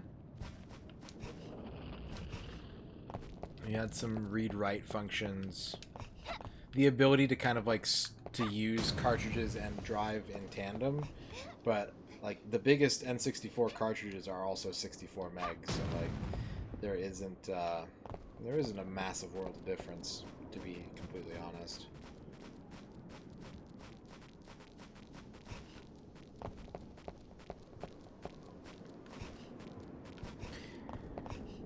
Well, considering fucking owning a Saturn, I'm kind of glad they didn't just put a CMOS in the N64. Having used CMOS batteries in Sega consoles, like, I'm glad I don't have to deal with that on the N64.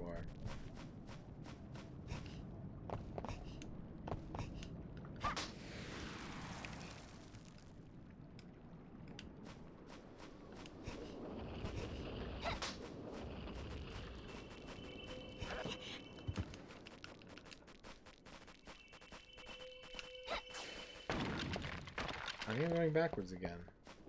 Can never figure this game out. What perplexes you about this, Craig?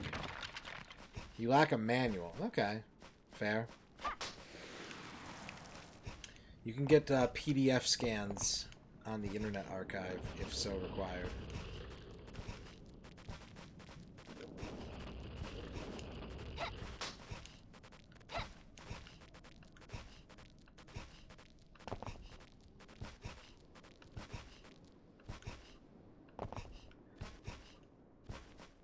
So the Saturn drains watch batteries so fast because the way the Saturn is engineered, it is constantly pulling from the battery life for power. If the system is plugged into the wall and receiving AC power, that offsets that to where it functions like a normal watch battery would. But if you ever unplug your Saturn, you basically have like 4 to 7 days before you have a dead CMOS battery on your hand.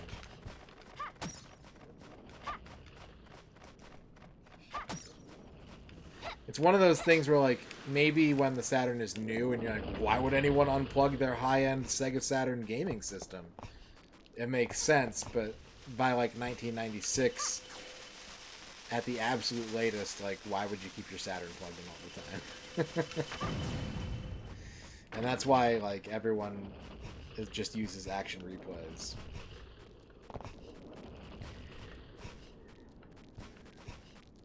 You've never seen him in Drac? They call him Dracula because his name is Drac and he really loves Rob Zombie. Correct, Duke. Yeah. Yes, accurate. And like Sharpie was saying the other day in Big Zeef's chat, like when you're dealing with someone who knows how to work with all that hardware, you're like, oh, what a great idea. Like all this stuff is really strong, and like of course you would do it that way. And in every other circumstance, it's just like, I don't know why. Like, why do I have to do this in Lithuanian and this in Esperanto? Like, why is everything made out of pentagons? Who thought that was a good idea?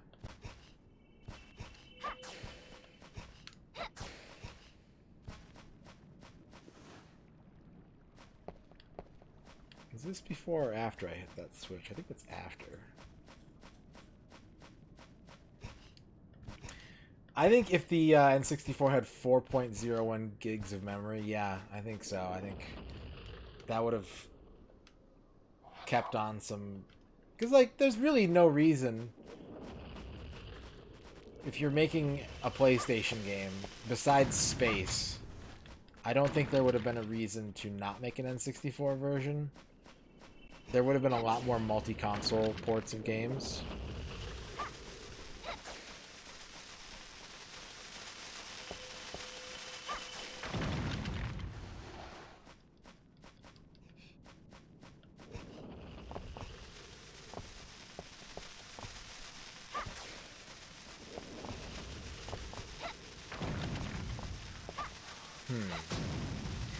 Could you... I'm not knowledgeable enough about software, Duke, so I'm going to rely on your expertise here. Could you release an N64 game that every time you boot it up, it has to compile? But could you store like 4 gigabytes worth of text, like code, and have it sort of compile into the system's memory so that every time you plug it in, it has to install? It has to compile itself and install itself until the system is turned off.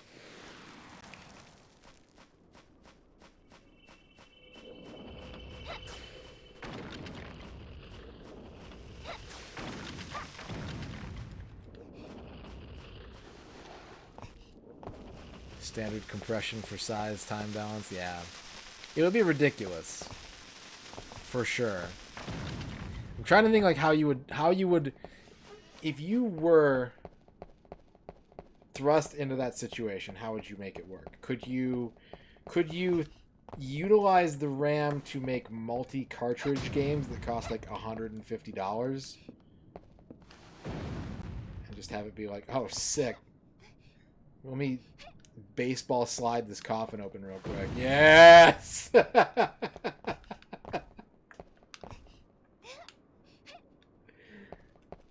Yeah, it's diesel powered. You need an and knuckles. That'd be interesting. That would be really interesting. An entire console architecture based around lock-on technology.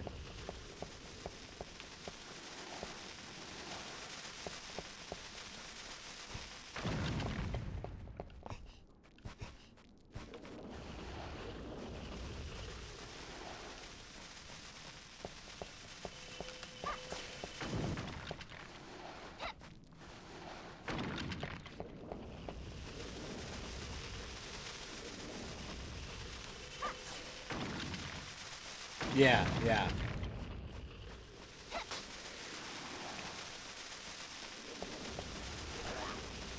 Right between his legs.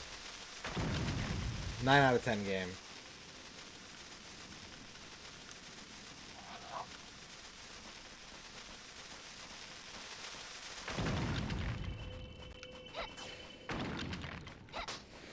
Given the way we make games now, considering, well, you know, the N64 is capable of it. That's one of the things that Rare wanted to do with Banjo. They wanted to utilize like the 20 seconds that the N64 can hold the game's data in the RAM, so that you can yank a cartridge out while it's on and put a different one in and get new features. Atticus, thank you for the raid. How's it going, Atticus? Atticus is doing a playthrough of like a bunch of Marvel games. Black Rel, how's it going? The hot swap, yeah, stop and swap is what they called it. Stop and swap.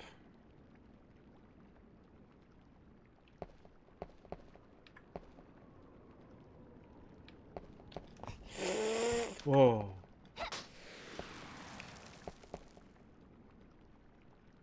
I'm doing good, doing good. How's your stream? So, what would be interesting if you could kind of blend what we do with games now with that sort of idea, Duke. I think what you would end up getting is like, let's use Rare as an example. We can use Konami, we can use any developer really, but like, assume that, what's up, Sacrificial Toast? Roast chicken leg. Assume that you could buy like a $20 or $30 engine cartridge. Or that you could buy a bundle. Like if you so wanted to, you could spend $100 on this game and buy a bundle. BlackRail9, thank you for the follow. To where you have like your base cart is an engine cartridge that a company is going to reuse for multiple games. And then you plug in like the game software on top of that. You don't have to sub. You don't have to tell me that you can't sub. It's fine. This content is free, my dude.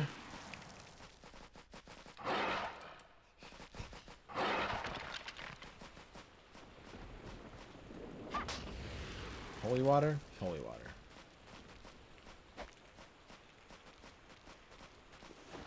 I've never played Legacy. We're going to do that one later. We're going to do Castlevania 64 first, though.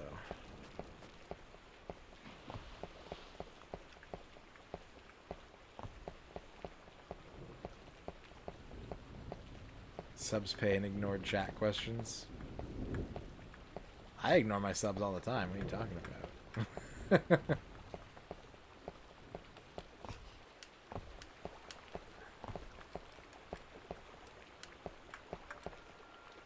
Magnus to open the grating.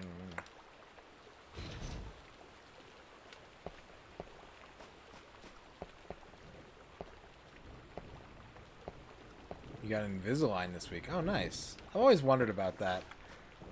I suspect that my teeth may be a little too far gone for Invisalign to work, but... Plus 50% cart space and a load time. 50%'s not a lot, but I think a lot of people would have made it work, right? You're talking about 96 megabyte games. You could do a lot with that. I don't think the load time would have thrown too many people off.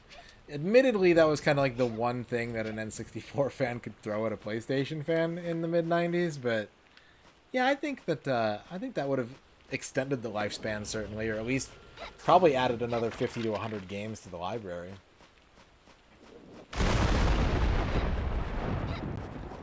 Blackroll, thank you for dabbing. If you read the description on the dab reward, you are the one who is dabbing, not me. So thank you for dabbing at me. That's pretty cool, Atticus. That's pretty cool.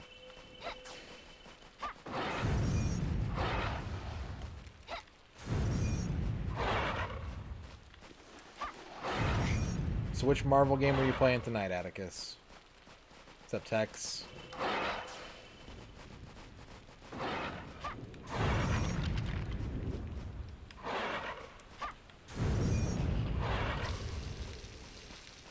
Sizzling hot werewolf meat.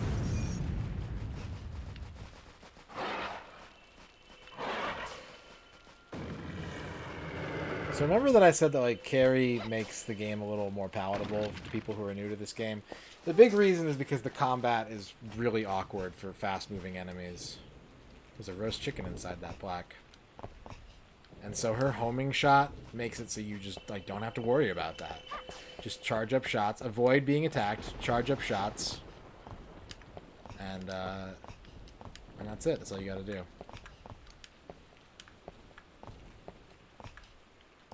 Uncanny X-Men Arcade tomorrow. Nice. Well, we'll get to that when we get to that, Toast. Don't worry about it. No spoilies. Oh yeah, back jumps.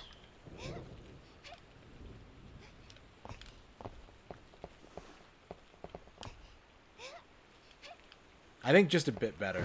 I don't know that there's a lot you could have done to the N64 to have made it a #1 market competitor.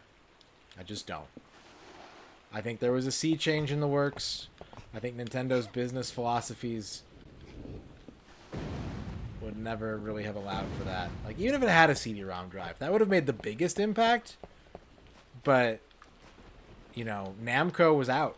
Square was out. And a lot of companies that thought that Nintendo's licensing fees were too high and everything, they weren't ever going to be on board. Part of the reason that the PlayStation did what it did is because it was able to bring in a lot of smaller teams with smaller budgets but big ideas. So, I don't know. I don't know that there's a way to, from a pure hardware perspective, do anything more than make the 64 and the PS1 equal competitors.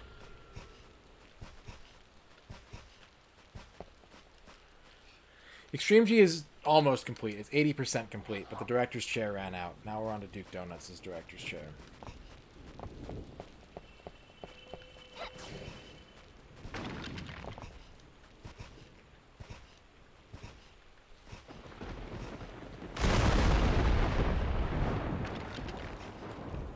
You picked a bad place to come up out of the ground, my guy. A fucking tree fell on your head. Yep. We were playing some Extreme G for a couple hours today, and a couple hours last stream. Here comes Challenger! Duke Donuts share will make you want to Duke Donuts. Oh ho ho ho ho ho. Yeah, it does, Shadrock. Don't mind if I do.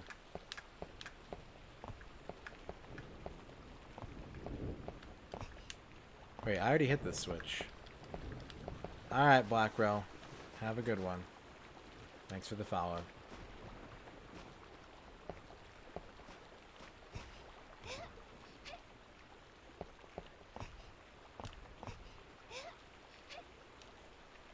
Raid on demand.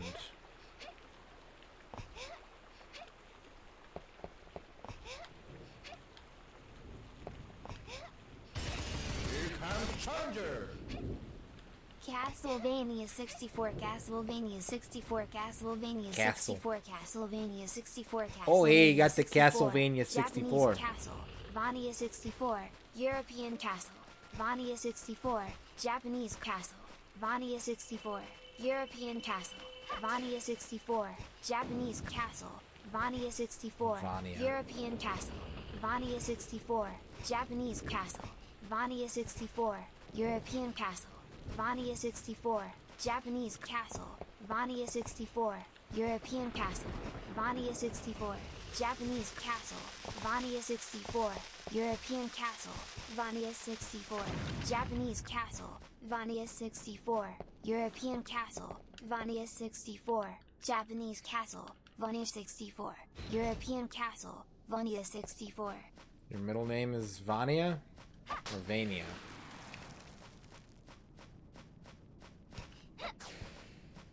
Peeing a castle?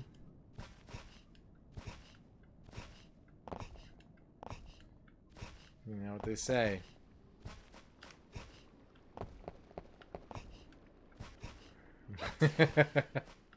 He wanted to make sure he wasn't bothering anybody. He's like, oh, there's stuff happening in the game right now. We just... European Castle. Vania 64. All toasters, toast. Am I going backwards again? I have a very poor sense of direction in this first area. I mean, I have poor sense of direction in games in general. Castlevania 64.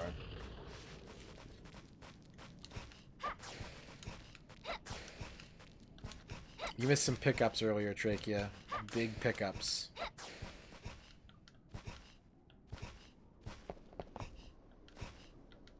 Yeah, that Namco, I think it's like known that Namco was sick of Nintendo shit.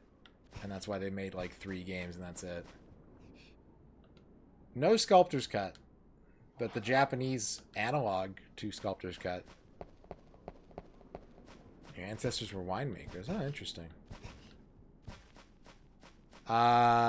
Deadly Arts, Dynasty Warriors 4 Empires, Chokukan Knight Pro Yaku King 1 and 2, Getter Love, and Bangayo, and a Densha Dego train controller. And here we have skeletons on motorcycles. And that rules. And that fucking rules.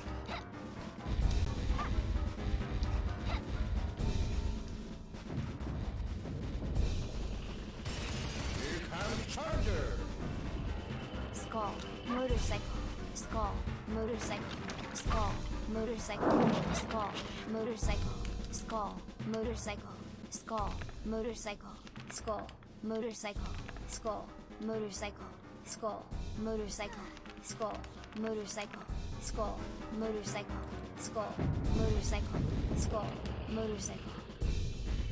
Skull motorcycle.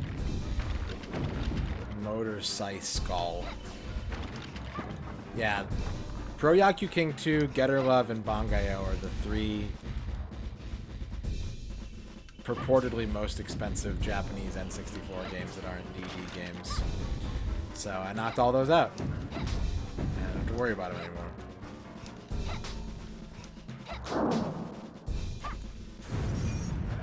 Everyone get in the fire. Stupid dummies.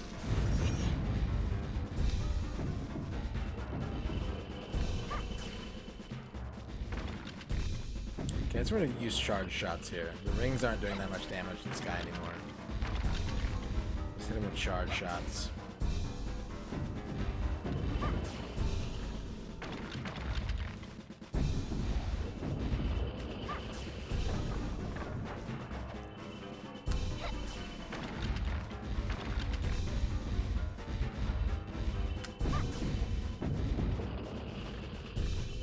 Yeah, Quake took a while.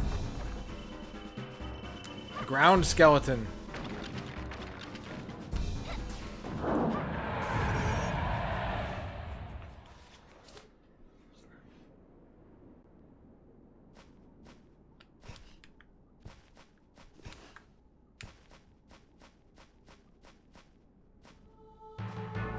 And that's the end of stage 1.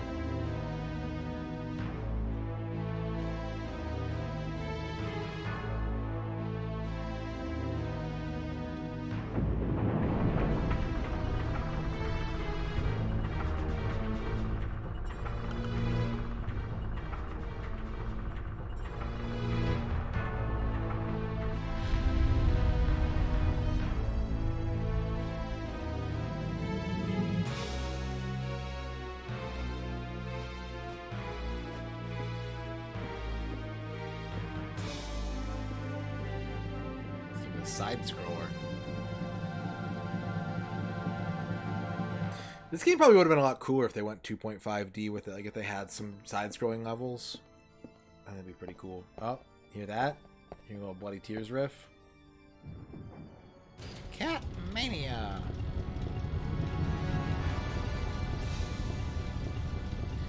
Yeah, they couldn't really decide what this game's like strength should be. When it's linear, this game is just it fires. This game works when it's linear. When it's open design and there's like backtracking elements, it's kind of rough. It's not as good. It is locked. We are playing he gave me a list of 5 games and we're going to break it up into 6 5-hour streams basically. So if the game's not going well, we'll change it to an alternate game. But we're doing 10 hours per game, basically. So we're going to do 10 hours of this, then we're going to switch games. We're going to do 10 hours of that game. We're going to switch, and we're going to do 10 hours of a different game. Yeah, Konami made the Goemon games. He played Battletoads on Amiga? Oh, no.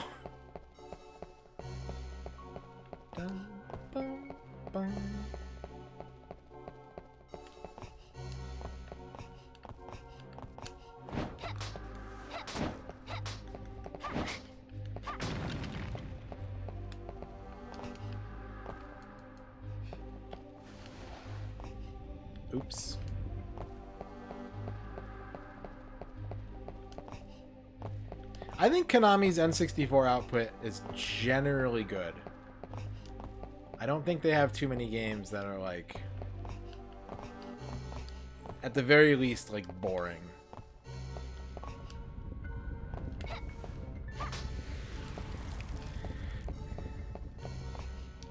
Yeah, we're gonna go back and do some game wrap up on the ones that we're close to after we're done with all the chairs, Drake. Yeah,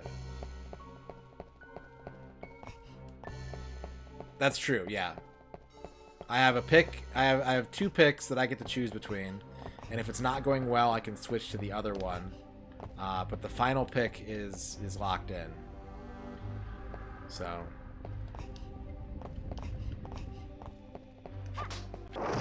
It should be good, though. I think these are going to be some fun games.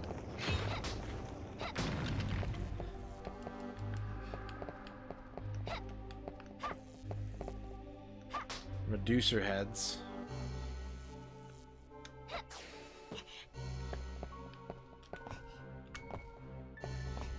Aww. Aww.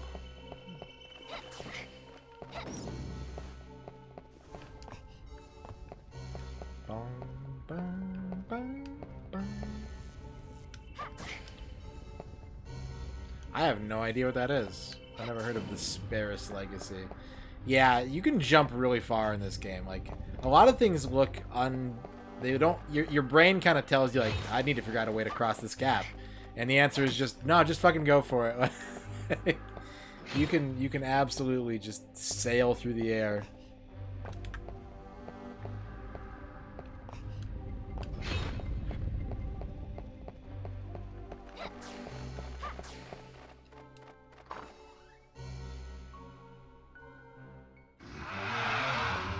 Boss 2. Bone Dragons.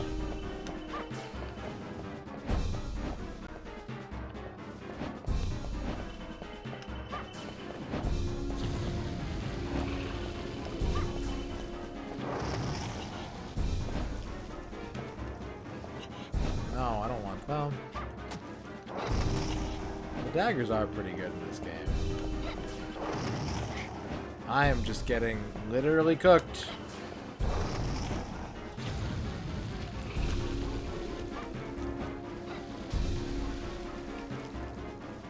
That chicken.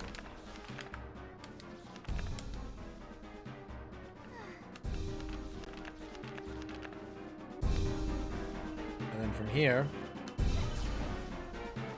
I will safely destroy this guy. Yeah, I love Endless Duel. Endless Duel is a good game.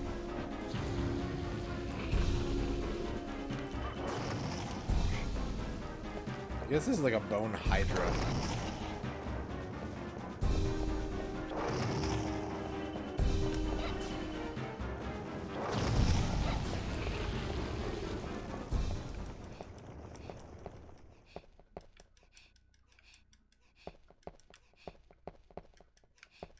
Doing Macho Man Randy Savage breathing, trying to pick all that shit up.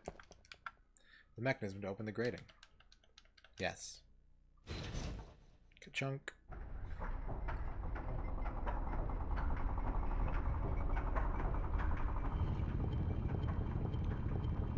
I think technically that might have just been stage 2.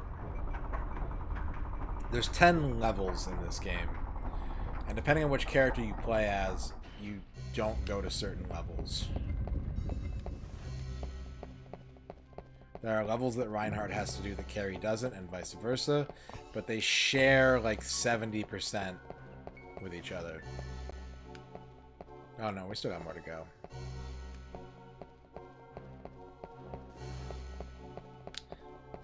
There's no third character in this one, I don't think. Oh, I died. No, I'm not dead. I'm just almost dead. I'm in a bad spot.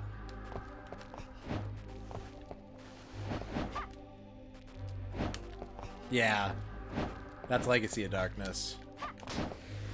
I should heal, but I would like to just like get the safety first.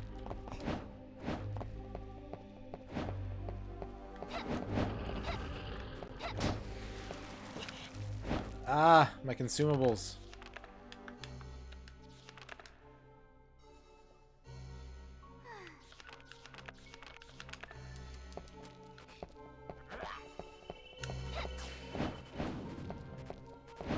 water? I want that. Ah! Where am I going? Why are there skeletons following me?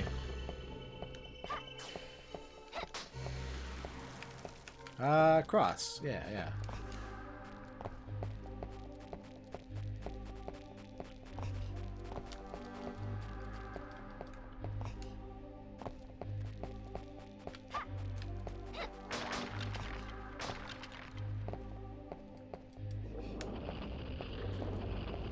Half or less of any of the challengers who played it.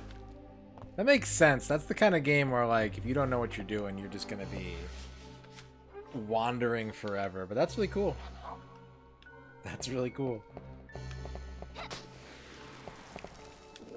Left tower key. Eh.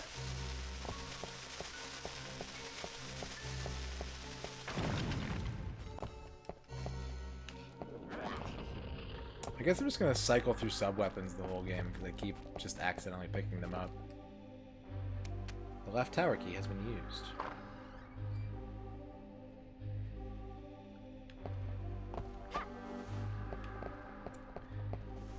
Castlevania.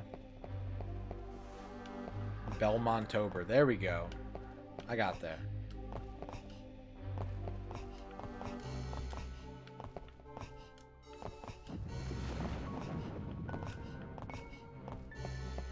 Ah!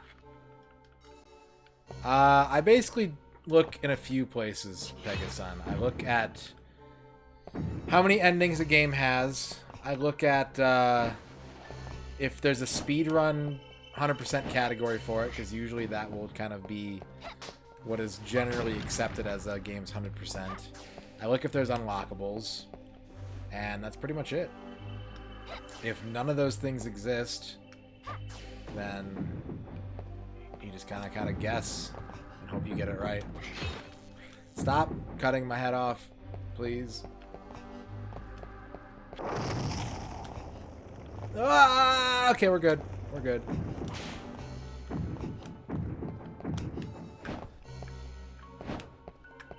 Ah, okay, we're not good.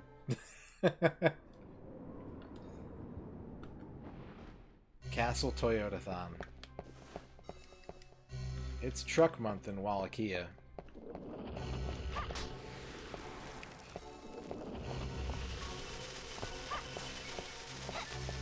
Once every 100 years, the Lexus December to Remember sales event awakes from its enforced slumber.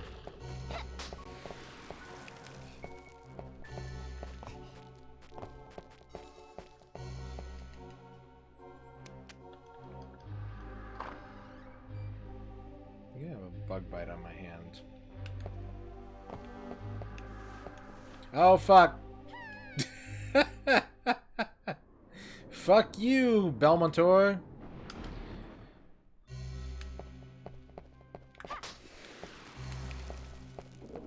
Big Bill Hell sounds like a Castlevania villain. In, like, Portrait of Ruin or something. Like, he's a big skeletal cowboy or something. If you use skill potions, you can beat the Ancient Dragon super early on and get 3 million experience per character and 10 million gold. Okay, Duke, I got a question for you. I think that you're qualified to answer this question for me. I'm gonna give you Might and Magic, Wizardry, Ultima,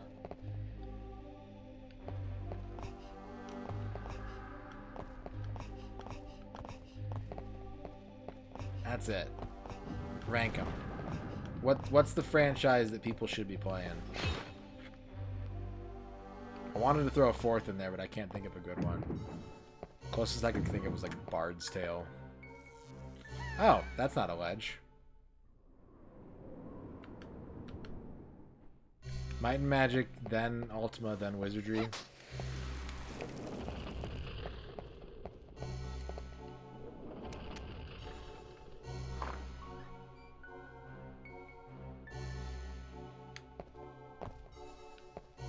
Bard's Tale just slightly below Ultima.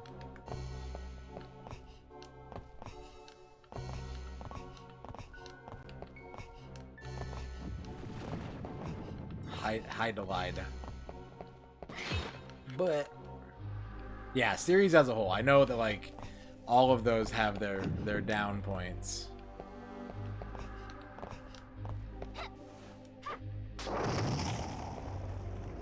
Aiden Chronicles is literally a Western RPG, and from a design standpoint, probably fits the bill the best.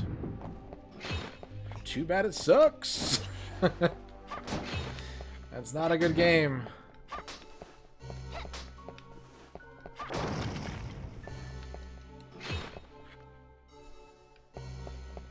Yeah, Gold Box series. But that also seems like it's like very... It probably has the most variance between title to title.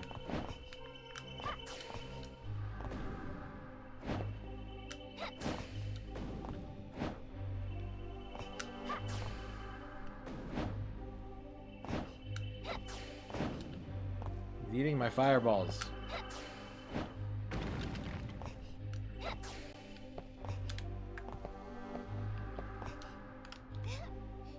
We're good.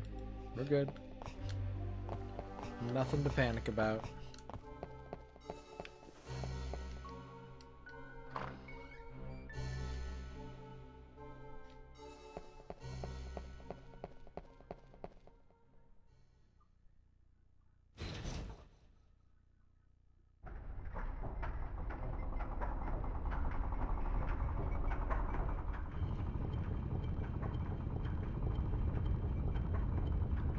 What's a paladin?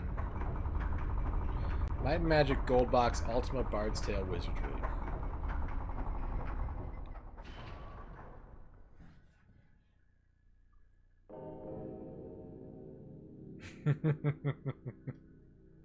That's fair. I have never beaten a single one of any of those, so.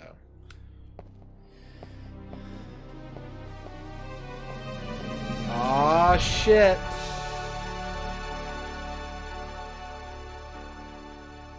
There he is. There's Beardy Dracula. Miserable world.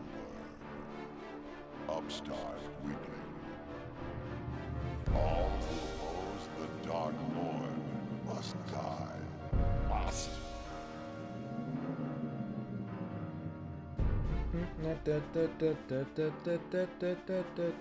Come, meet your doom.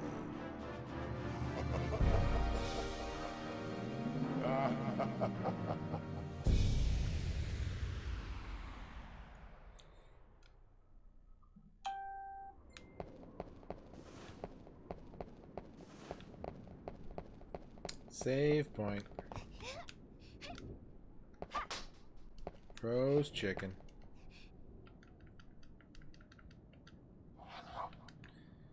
Now I think that's the end of stage 2.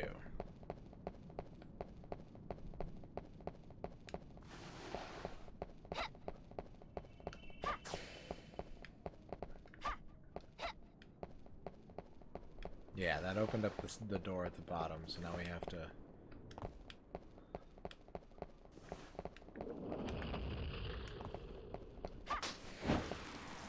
make our way down without falling to our death. 1983 quality all the way up to 1990.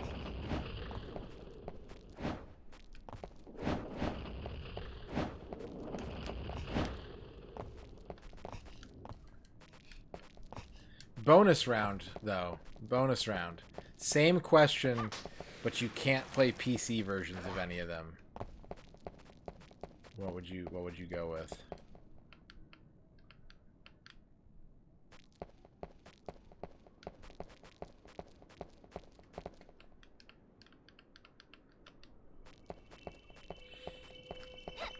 Yeah, you know Japanese, or you have access to translation patches that may or may not exist.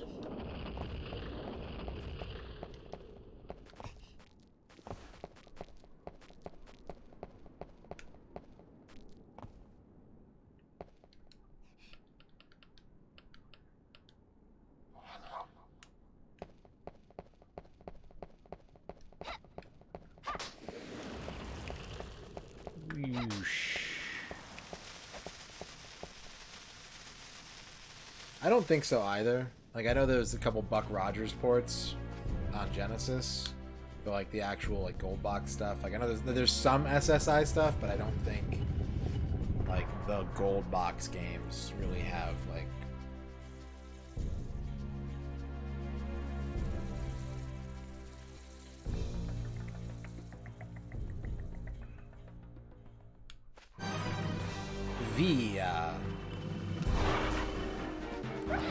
Straight into a Hellhound fight.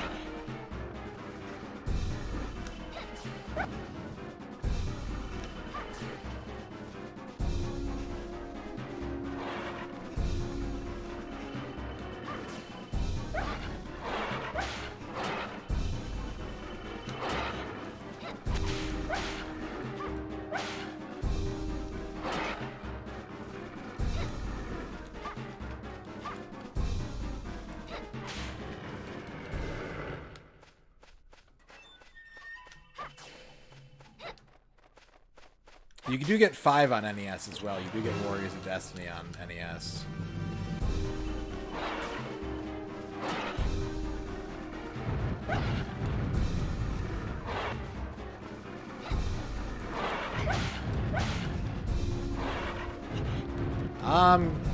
That's a lot of fire breath. That is a lot of fire breath.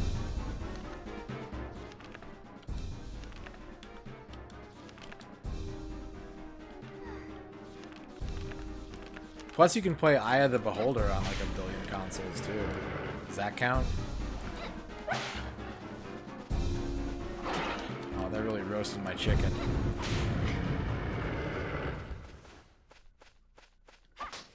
That was my first RPG, Gelton.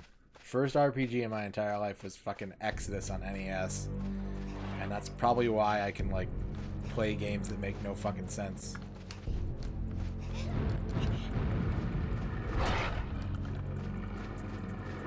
When I was 5, I was playing fucking Exodus.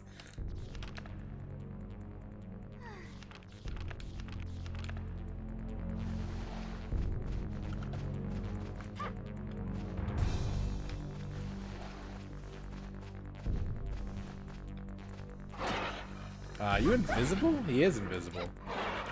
That's not good.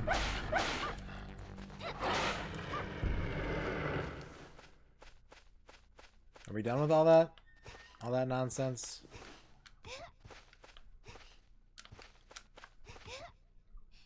Huh?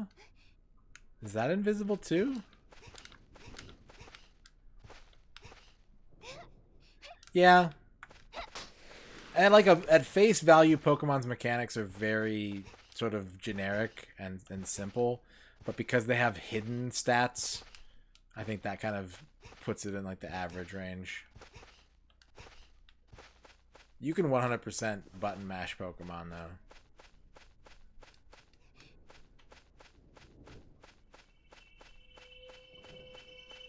Ease 1 and 2 on Turbo CD. What was it? It was a couple years ago. I bought a shitload of the Ease games on Steam and I wanted to play through the whole franchise. And I did end up playing all the way through 1 and 100%ing it, and that was a blast. But it's one of those things where like I'm really bad about playing a whole series back to back to back to back. I get burnt out, I guess. As much as I like really, really want to do that.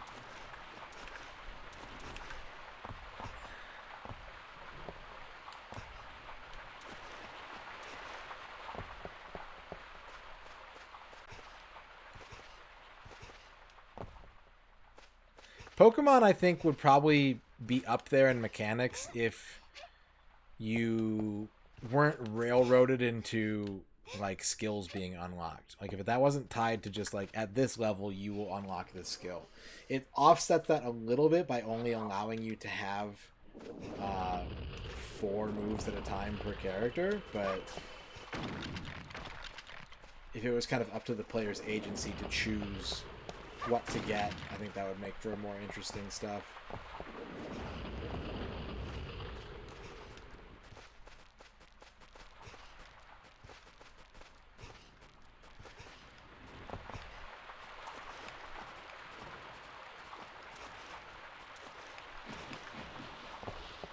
How do you get up there?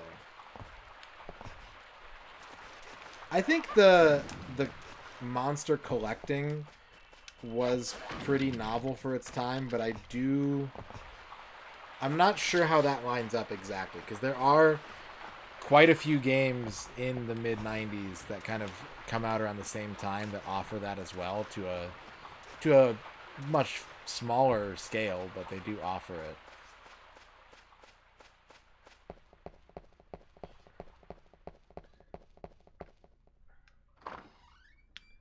Bosses on TurboGrafx are so easy, it's very stupid.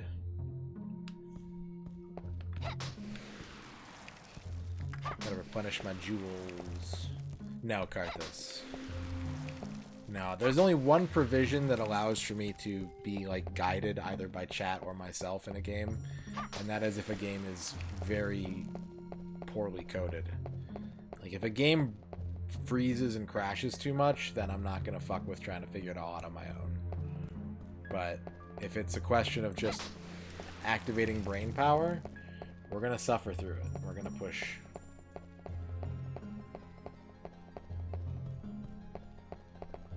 Door is locked from the other side. It is the servant's entrance. How can I tell that? Skull gore.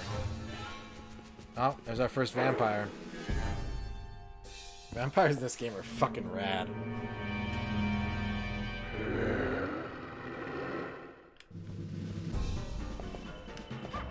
Technically impressive JRPG on the Game Boy or Game Boy Color. I think it depends on what you mean by technically impressive. Like, mechanically, graphically. Gen 2 is up there, honestly. Gen 2 really pushes what the Game Boy is capable of. It's vamp.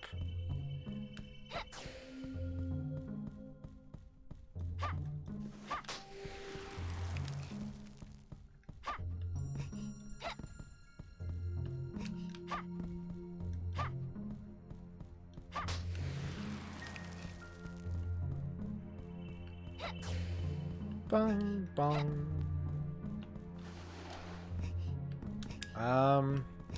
What else would be on that list? Dragon Quest Monsters is kind of good, but it's very much often feels like a dumbed down Pokemon.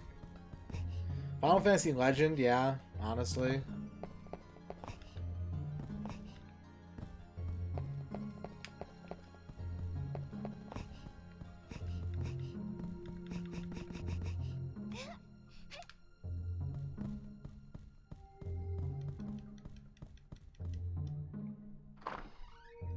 There's some interesting Shin Megami Tensei games late in the Game Boy Color life cycle. Breeding meat. All the meat is in the breeding, and all the breeding is in the meat.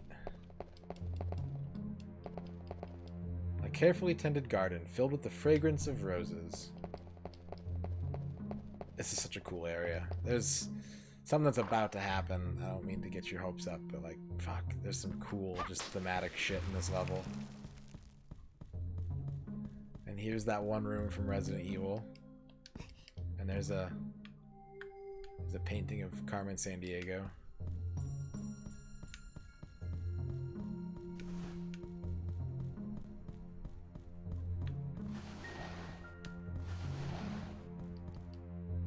Where in the painting is Carmen Sandiego? By Martin Hanford. Purifying. There seems to be nothing useful here.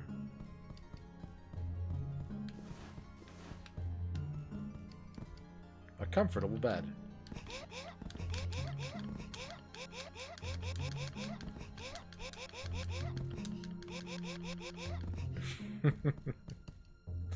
A vase of beautiful... Wait. A vase of beautiful painting.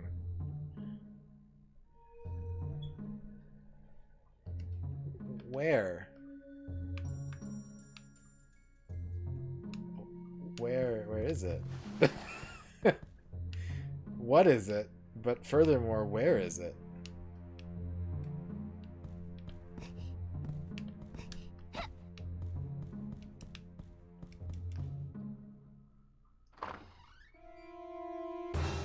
Bum bum. Check out this motherfucker. This guy's so cool. Just walking at you holding up a cross.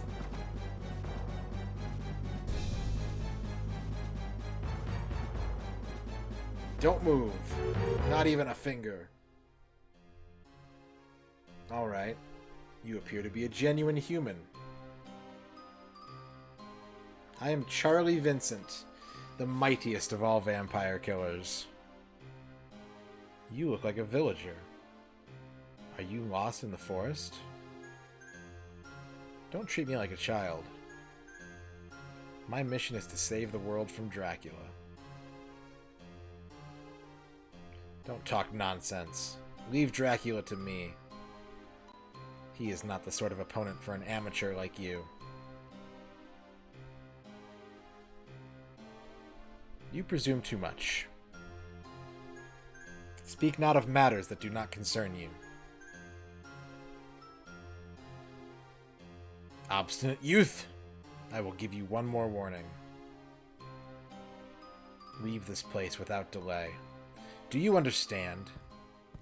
Bye. I'm gonna go back to being decked out in a billion crosses and just wandering aimlessly around this room. Hey! Hey! Ah, yes. At dawn, I spied a young woman in the rose garden. In the midst of this nest of foes, she was calmly tending the roses.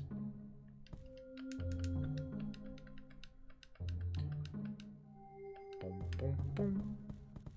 Boom, boom, boom. Boom, boom. Boom, boom, boom. Boom, boom, boom. Oh shit, we got reflections on the N64. Let's go, reflections! Oh shit. Well, that should free up some processor power at least.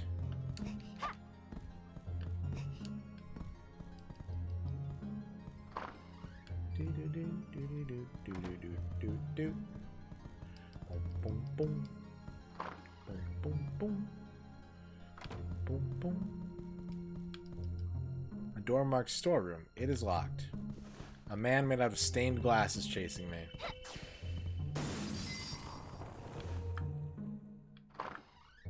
There's some reflections in like Mario 64. Like it's doable. It's not commonly seen, I don't think, but it is doable.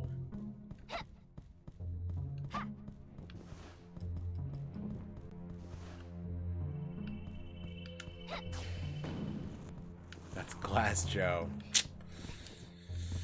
Yeah, you got me. You got me. Storeroom key. Roast chicken. A ghost.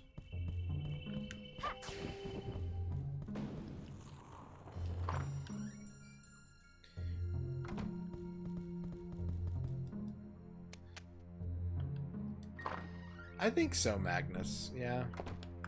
The storeroom is full of meat and saving equipment. That's a good storeroom. And a purifying. A portrait of a weird face. Why would anyone make this? Why indeed? Alright, so we gotta go back to the Rose Garden at dawn. But for now, we can explore this hallway.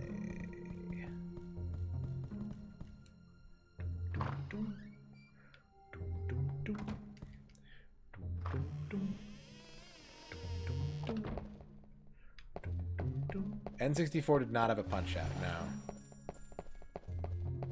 It had some boxing games, but no Punch-Outs.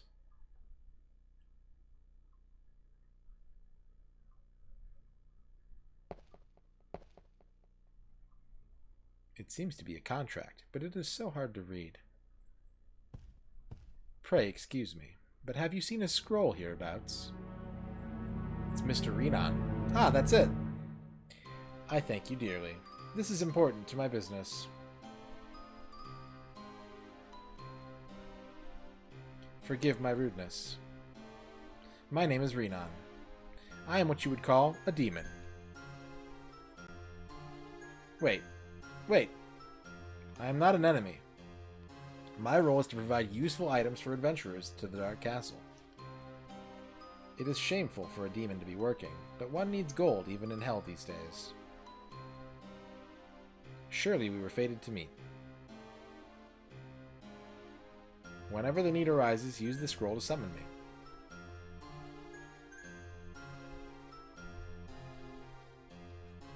Dear me, is that the time? We have talked too long. Remember, summon me whenever you need.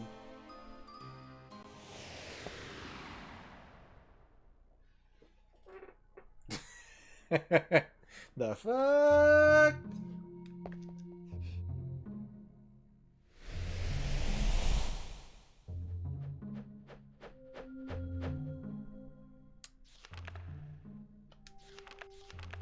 So he can sell me shit. He can sell me roast foods, healing kits, purifying, secure ampoules. Yeah. Yeah, there aren't very many N64 PS2 crossover games, but there are some. I was already going to have a camera for the controller, Quicks, when we get to that. Pocket watch. I don't know, that might be going a little too far.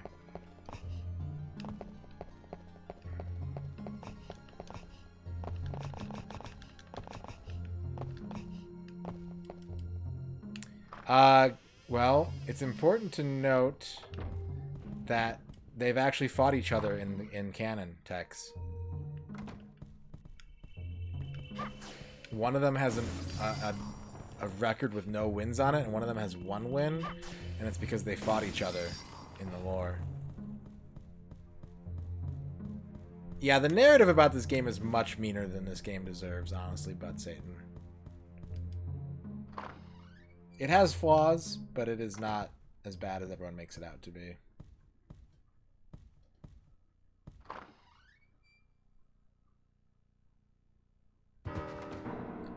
Hey, help! This place swarms with demons. You have entered the castle of hell. What's the matter? What has happened?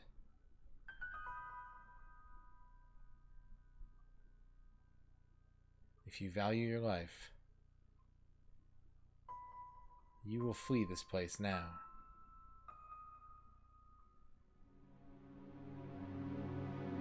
It is never a reflection.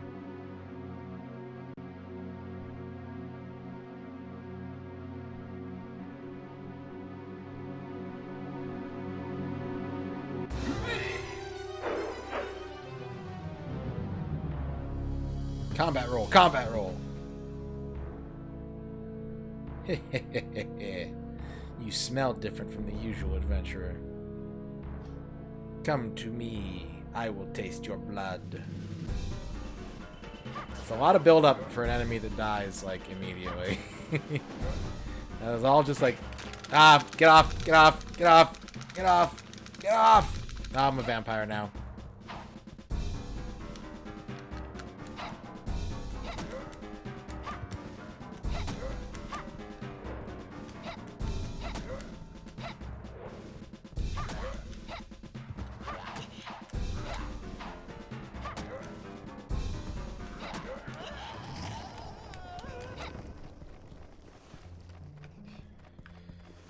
So vampirism is a status in this game.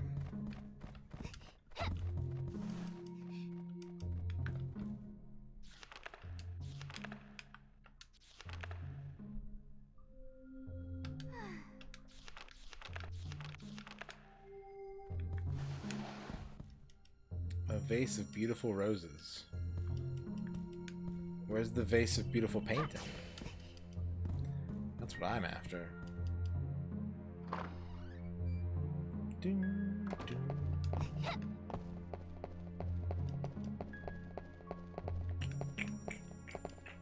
door marked archives. It is locked.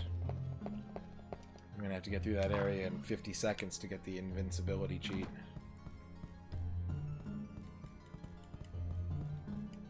I don't think Glass Joe beat... I mean, that may be something they established after, like, the Wii Punch-Out.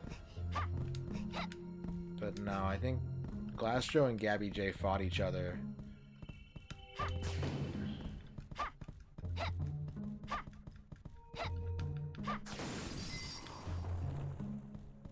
I don't remember exactly what it does.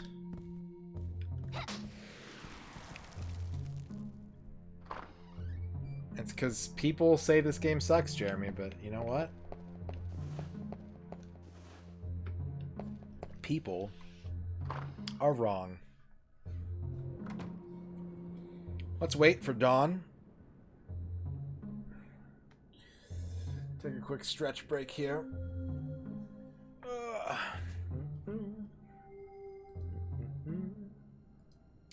Boom, boom, boom. Boom, boom, boom.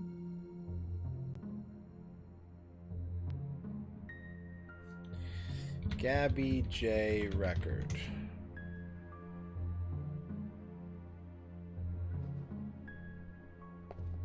Gabby J. Lore.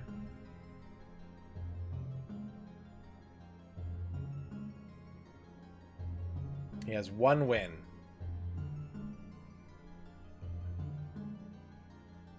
His only win was against Glass Joe, according to the manual, which earned him a diploma from the Glass Joe School of Boxing.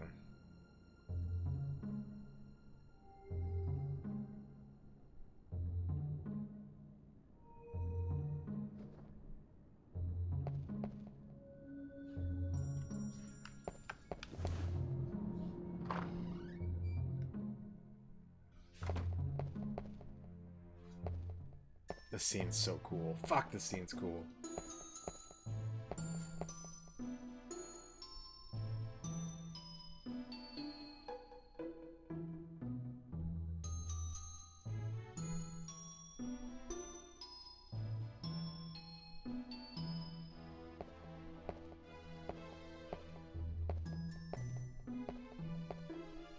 I wish to water the roses. Please step aside. Who are you? What are you doing in this place? I am Rosa. I look after these white roses. White roses?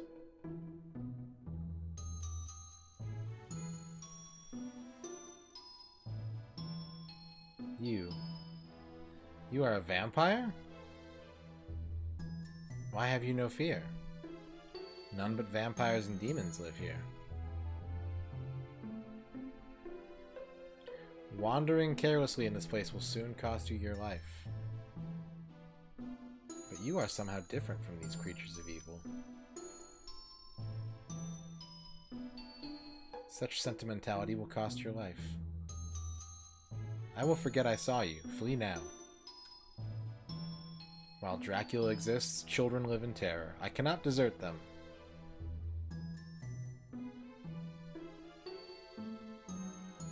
As you will. First you must go to the castle archives. The key to the archives. Ah, yes. A previous adventurer took it.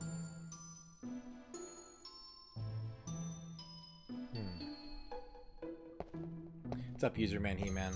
Yeah, we're going to do a tier list that when we have completed 40 games, but even though we're on game 40, I can help you know more. Do not lose your life too quickly.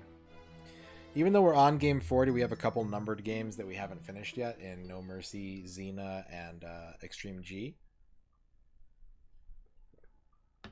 So we're not going to do it until we actually have 40 wins under our belt. It's coming soon. It's coming soon.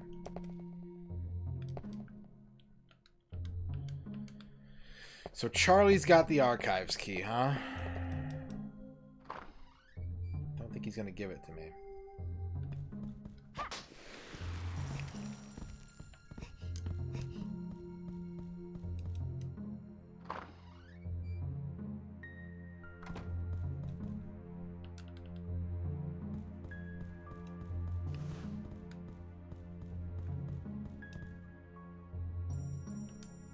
Is Charlie asleep?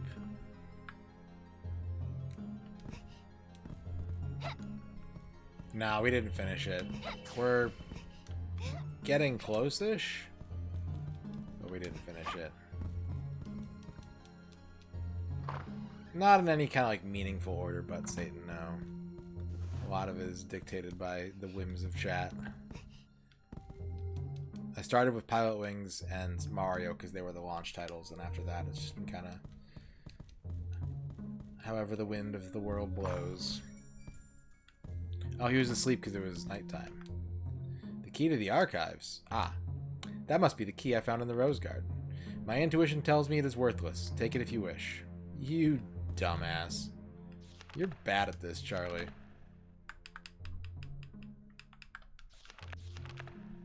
You're a bad vampire hunter.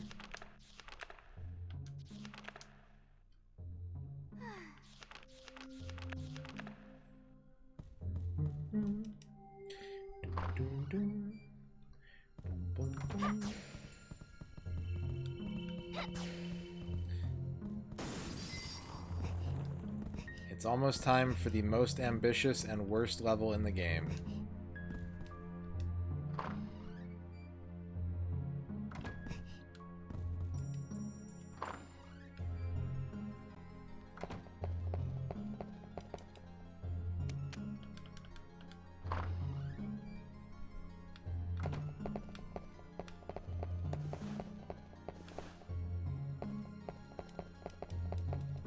Many books, but none that appear useful. No funky Winkerbean omnibus collection.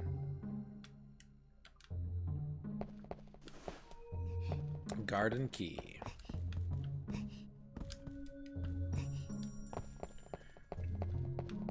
Garden key. I don't think I found another locked door yet.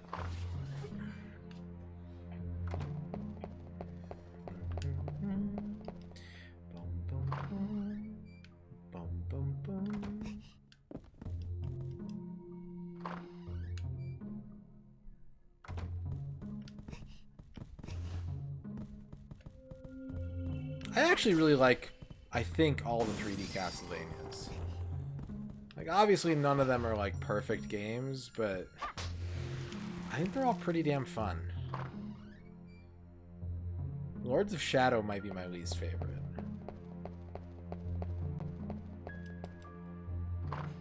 Brain Lord. I love Brain Lord.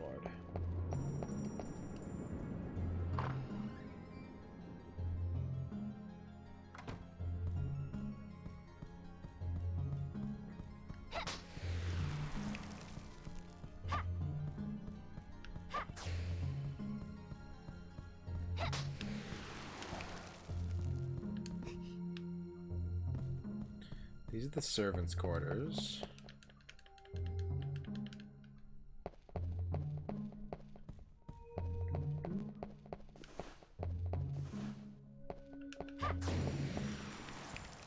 Yeah, Lament of Innocence is a lot of fun, and it's got a great soundtrack. Curse of Darkness has really strong mechanics. I think that mechanically it's very gratifying to play.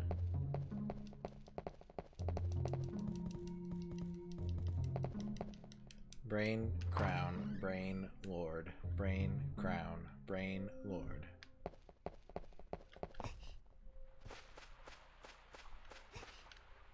We're going to be doing a playthrough of it at some point in the future. It's one of the games that's on my backlog that I need to get to eventually. But it's got like a really cool like item crafting. Like that's the big thing, is getting materials together and like making equipment. It's really cool.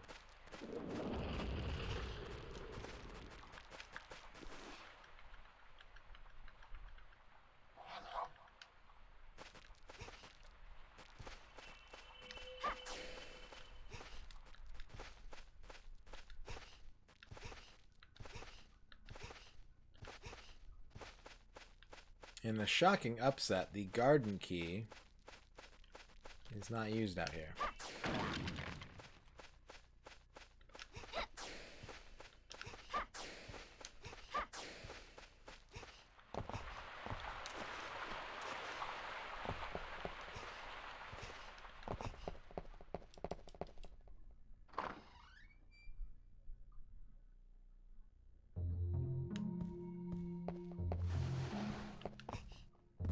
So back up here we go. Duke. You got a conundrum. Alright, hit me.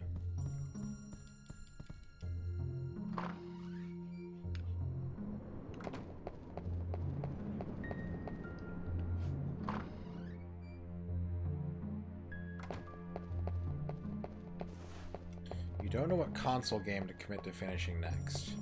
So Might and Magic 2 is the one you just finished right now, right?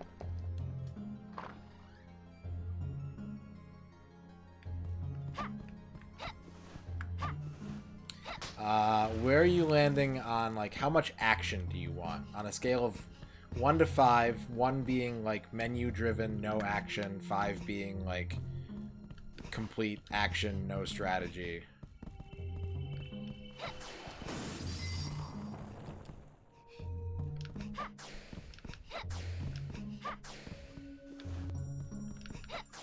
More action than not. Okay. Are you feeling a certain generation? Certain generation of hardware, maybe? And or do you have any games in mind for potential contenders? Dororo.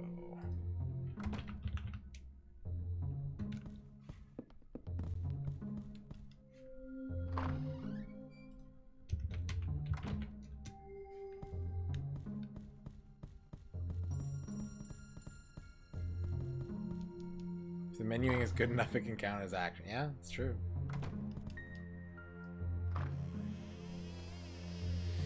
Bum, bum.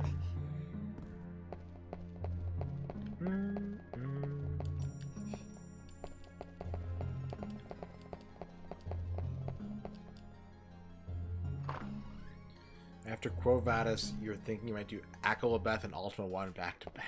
Oh shit. I think they are, yeah. That's gonna be dank as fuck. That's exciting.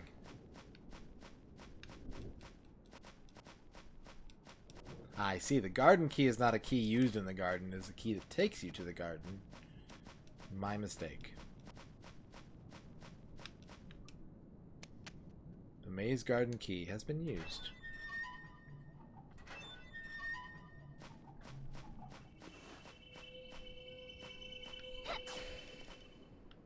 Door's locked from the other side.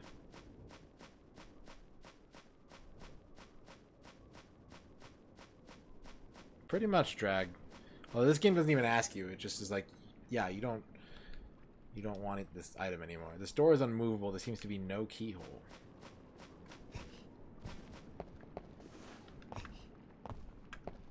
Yeah, it's very similar to House of the Dead too. Absolutely. What if Duke played Brandish?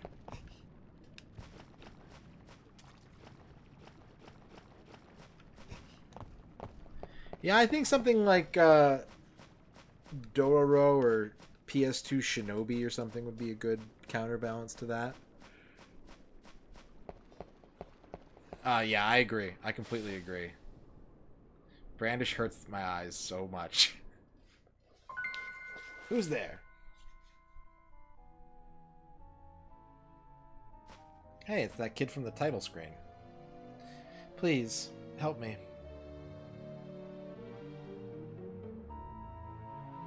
What's a little child doing here? I'm Carrie. You're safe now. My name is Malice. Malice, why are you here alone in this terrible place? They burned the village. My home. My mother and father, too. That's awful. They took all the children to the castle. The devil in the black cloak was looking for a certain child. And then, my head hurts. I can't remember. Are you alright? You're tired. That's enough.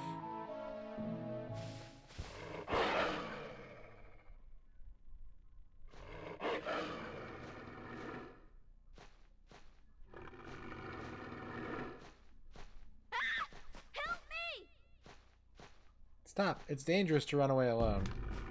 It's kind of dangerous to stay here too, Carrie. These are your options. Oh, that's right. This thing's like undying. Just generating my health.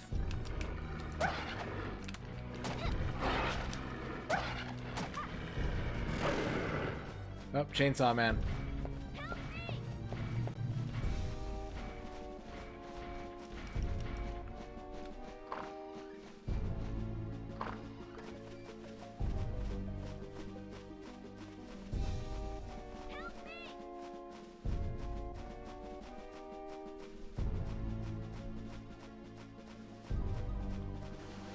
Damn it.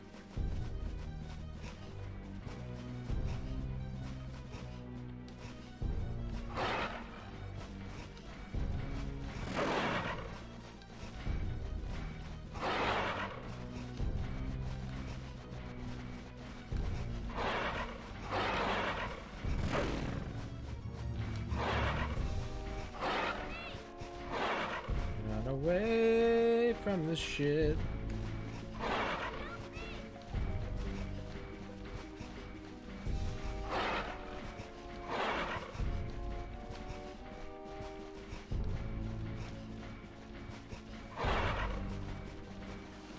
Whoa!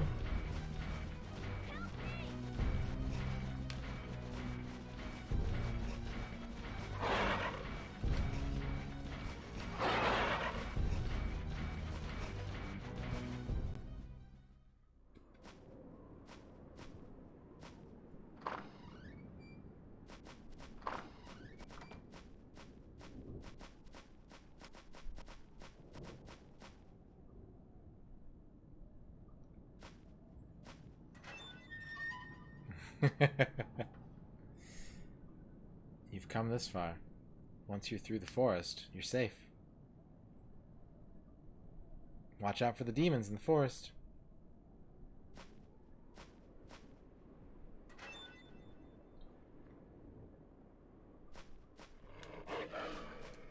As for me, worn away by wind and rain, the inscription is unreadable.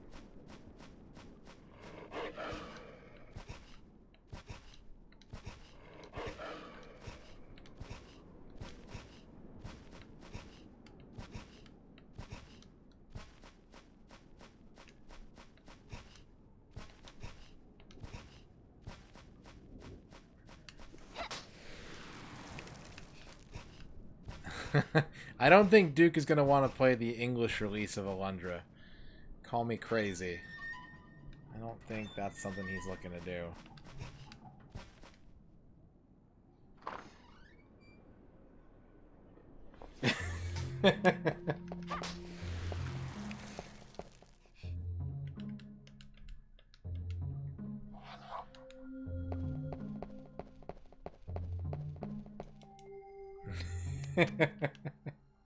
The bar locking the door has been lifted, so we're back in here. Oh yeah, was it Legend of Oasis?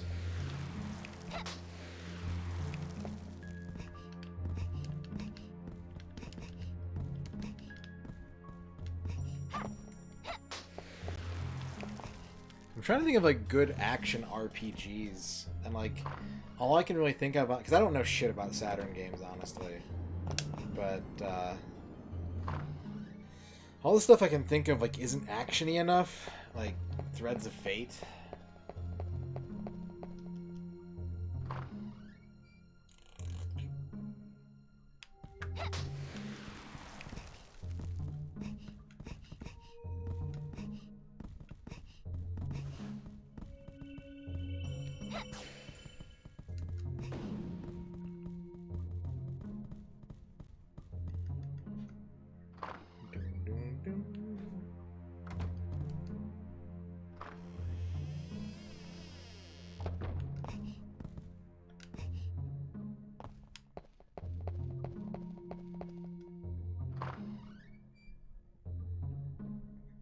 Play Galarians. Everyone should play Galarians.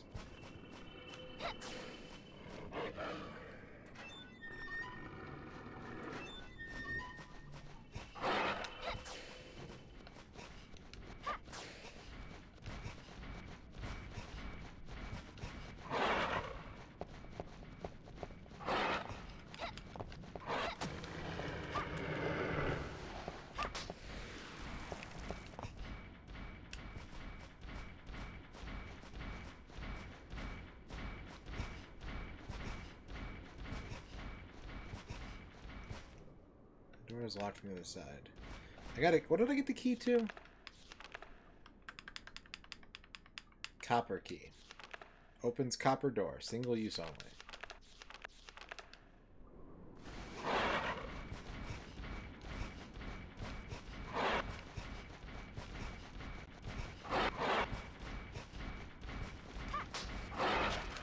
Money bag.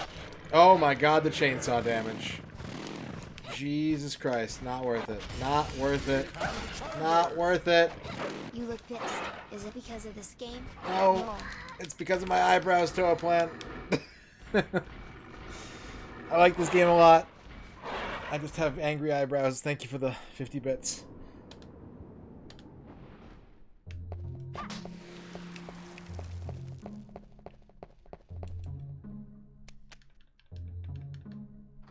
Copper key, copper key, copper key. Copper key, copper key, copper key, copper key. How's it going, Toaplan? Welcome, welcome. Blaze and Blade is the only 4-player co-op action RPG on the PS1.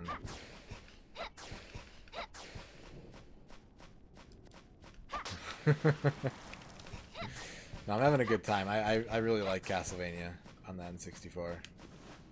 This to me is the epitome of like second tier N64 game to me.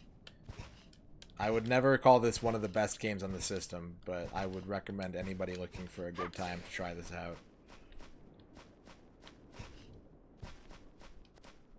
Now let's escape through this door. It is not necessary to open it.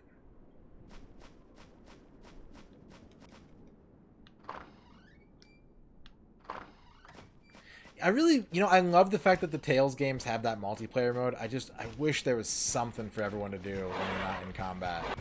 Because it's like really neat that that's an option, but it is so hard. It's so hard to like get people to commit to doing it because it's like, hey, do you want to do this 4-player RPG with me? You're not going to get to do shit like 90% of the time. I died again.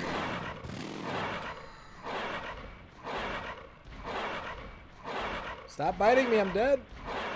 Leave me alone.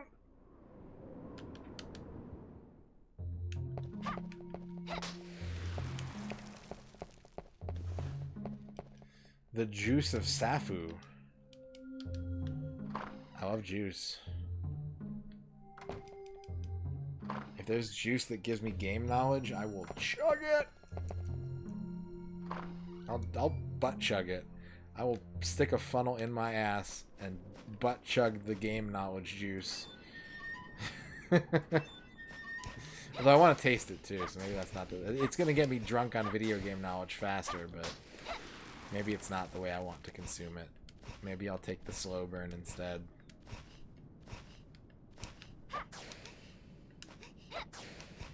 Butthole jam.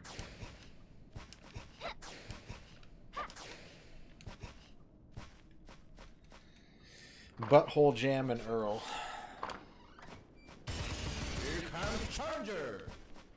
It is by will alone I set my mind in motion. It is by the juice of Sappho that thoughts acquire speed, the lips acquire stains, the stains become a warning. It is by will alone I set my mind in motion. It is by will alone I set my mind in motion. It is by the juice of Sappho that thoughts acquire speed, the lips acquire stains, the stains become a warning. It is by will alone I set my mind in motion. It is by will alone I set my mind in motion. It is by the juice of Sappho that thoughts acquire speed. Justin was not happy saying that. Thank you for the 25 juice.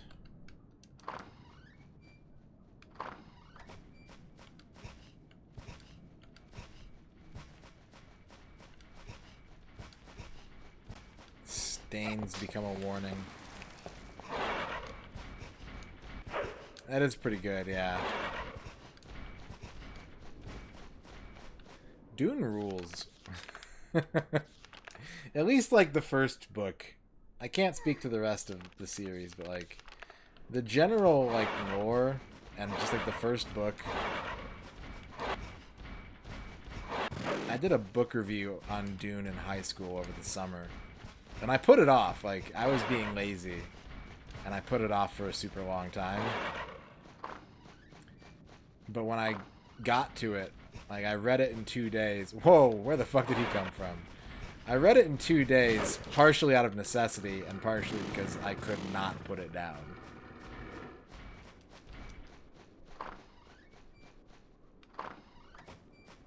Lynch's Dune is the only one you can stand. It's a good Dune. Honestly. Here comes Charger. I must not fear. Fear is a mind killer. Fear is a little death that brings total obliteration. I will face my fear. I will permit it to pass over me and through me. And when it is gone past, I will turn the inner eye to see its path. Where the fear has gone, there will be nothing. Only I will remain. That's right, Magnus. Fear is the mind killer.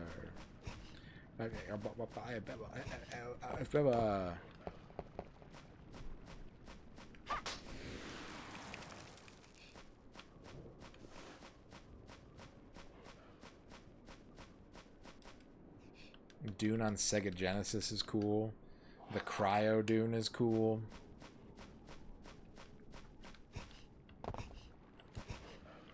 Your father wrote one of the entries in the Dune Encyclopedia. That's kind of sick.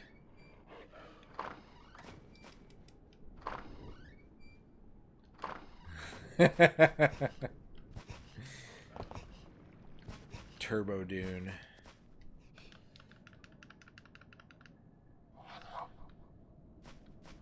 Hedge maze is over. We're out of the hedge maze. We're into the sewers. Spooky boopy sewers. Everyone's face is in agony and pain.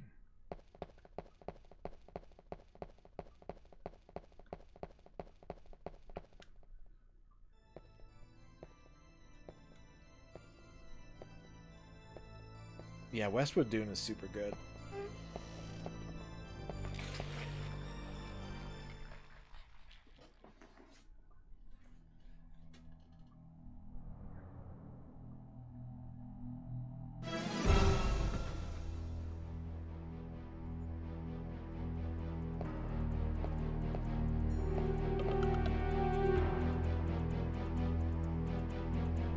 Very rude to interrupt someone who is enjoying his meal. Or shall I think different? Like the main dish has arrived.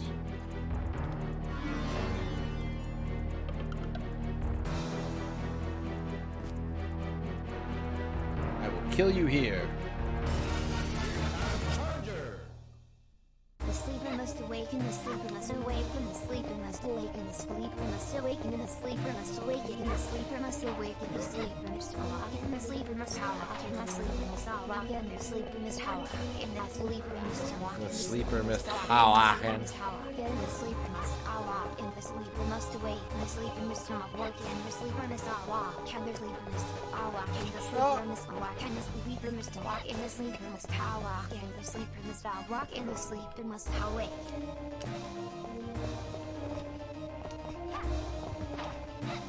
Baron Hockdraken.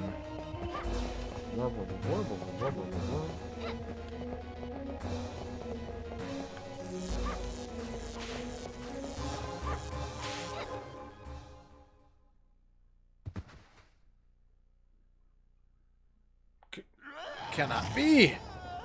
I, a vampire defeated by a human?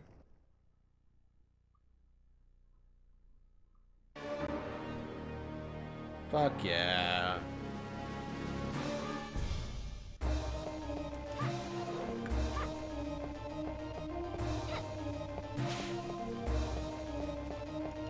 Yeah. Happens a lot, wouldn't you know it. Turns out the majority of vampire hunters, humans. Walk without rhythm. It won't attract the worm. Walk without rhythm. And it won't attract the worm. Walk without rhythm. And it won't attract the worm if you walk without rhythm. Huh. You'll never learn. Don't be shocked by the tune of my voice. Check out my new weapon. Weapon of choice. Don't be shocked by the tune of my voice. Check out my new weapon. Weapon of choice. That, of course, is the sleeper Awaken. Thank you, Magnus. Oh, I'm out of crystals. Shit. Dun dun dun dun dun dun. Hey, it's me, Nukem Mr. 11 Suffix. I'm here to enhance my mental abilities with the spice. And I'm all out of the spice. Dun dun dun dun dun dun dun dun. You don't need the spice anymore. So much is your new gamer swag. Do it for the Benjamins. Tyler Jaguar Pusher 2. An invisible hand plucks you up, propelling you through a dark void. Come on, you can do it! Exclamation mark. I feel revitalized. Thank you, Dorothy. As will we have worms I the likes of which even God has never seen. This will we have worms I the likes of which even God has never seen. This will we have worms I the likes of which even God has never seen. This will we have worms I the likes of which even God has never seen. Visual hate worms in the likes. That sounds like a slogan for a really kick-ass bait shop. Which God does never seen. Us will hate worms even the likes of which God does never seen. This will hate worms in the likes of which God does never seen. This will hate worms sign. Deterioration. May thy knife chip and shatter. Thank you, Dorky and Duke and Magnus, for the TTS combo. We killed the vampires. A secret passage opened up at the bottom of this coffin. We're gonna go inside the coffin. The slow blade penetrates the shield, and the slow blade penetrates the shield, and the slow blade penetrates the shield, and the slow blade penetrates the shield, the slow blade penetrates the shield. The slow blade penetrates the shield, the slow blade penetrates the shield, the slow blade penetrates the shield, slow blade penetrates the shield, the slow blade penetrates the shield, slow blade penetrates the shield, slow blade penetrates the shield, slow blade penetrates the shield, slow blade penetrates the shield. His blade became less slow as time wore on there. Okay. Penetrates. We have an RTS Dune game. I smell poison. This water is deadly. We have like a point and click Dune game. If you were to make a different kind of Dune game, what a pre-existing video game would you model it after?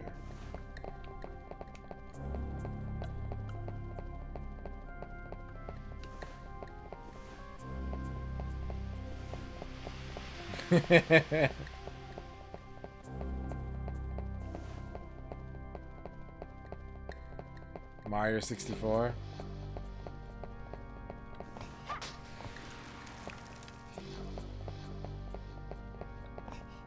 The Immortal, Final Fantasy X,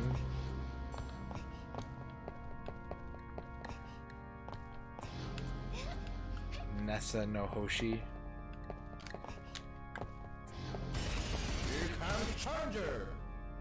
MisterRadon Facts 1. Castlevania 64 is one of the easiest games on PS4. 2. The graphics are extremely good. 3.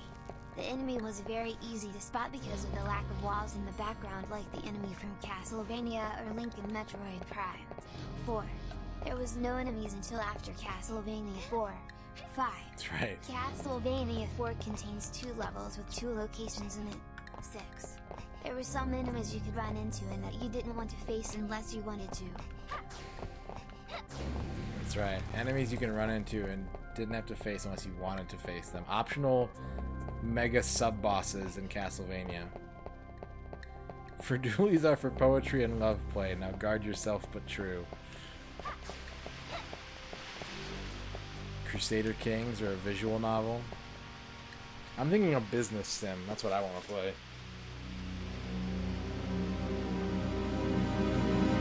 Do an MMO. Oh, we got Fishman.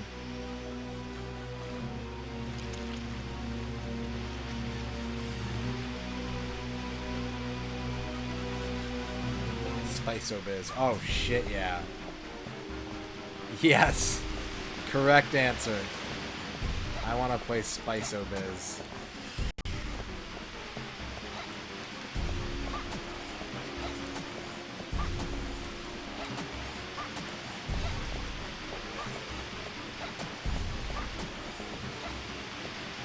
Careful.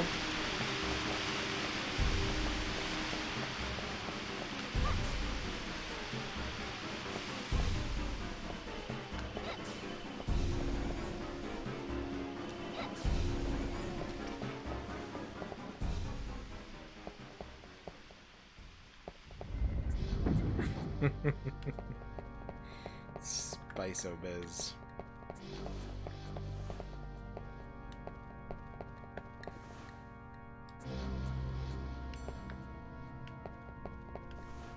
You. I need a save crystal. What bad? This is a good game. I agree, Dano.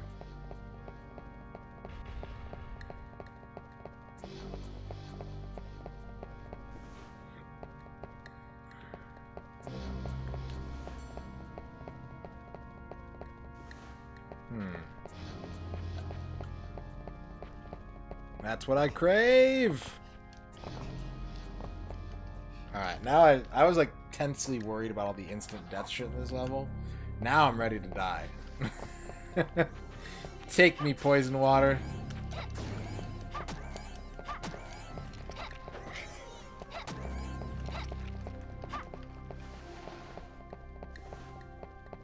Yeah. I think within 10 hours we can get probably through Carrie's whole journey.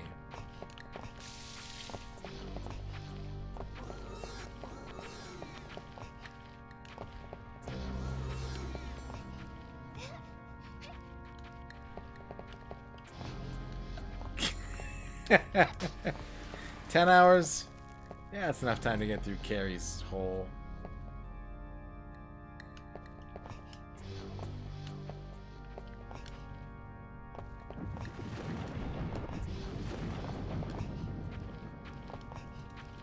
journey.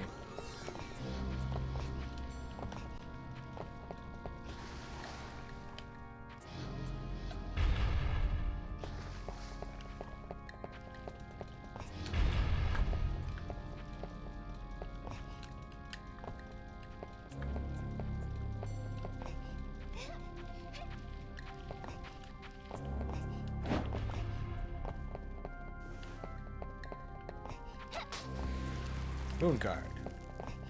A moon card. It's everywhere you want to move. Oh, big meat. Ow.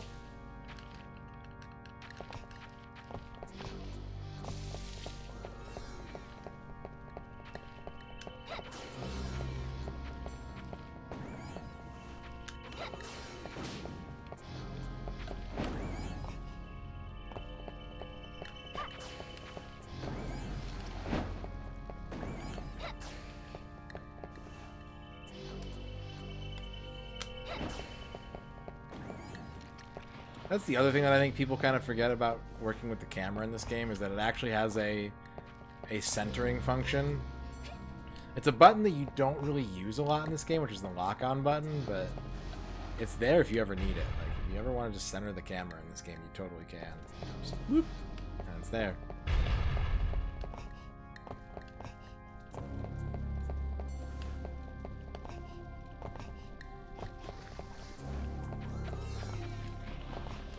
Is this the way I came down? I think it is.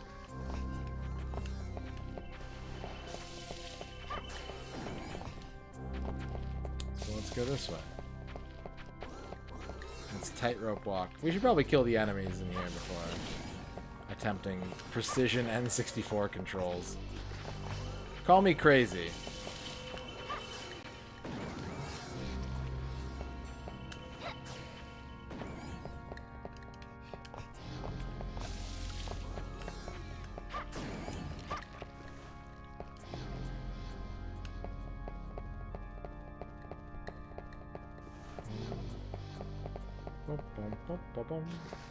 Ah, fudge. Ah, fudge! You dragged me to hell.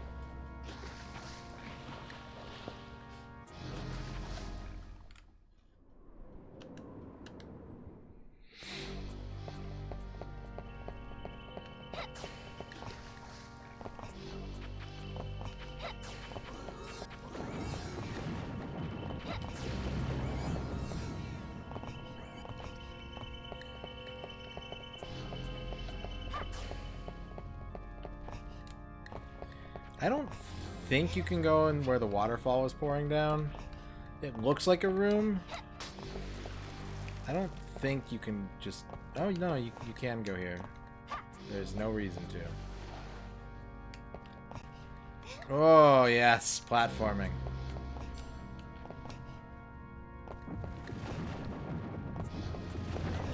Ow.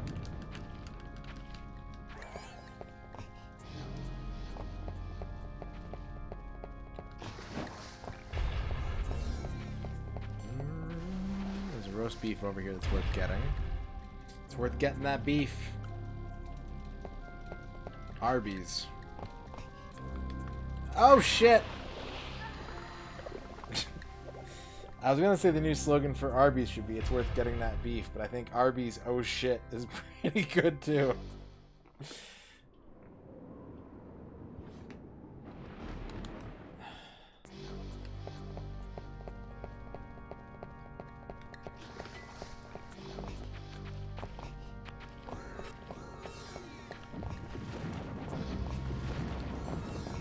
the Taco Bell slogan.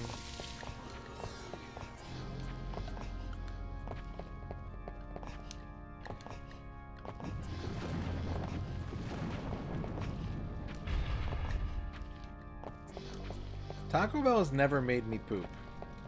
I mean, that's not true, because that's not how food works, but... I've never had, like, explosive excrement due to Taco Bell. I think this is limited. It's a limited experience. Like, some people get it, some people don't. That's right. I've never passed Taco Bell. If I would just stop eating there, I'd probably... wouldn't have like 40 pounds of weight. It's all just stuck up in me like swallowed gum. What's a pot cake? Like a weed brownie? This is Arby's selling weed brownies? That's sick. We got the meats and weed.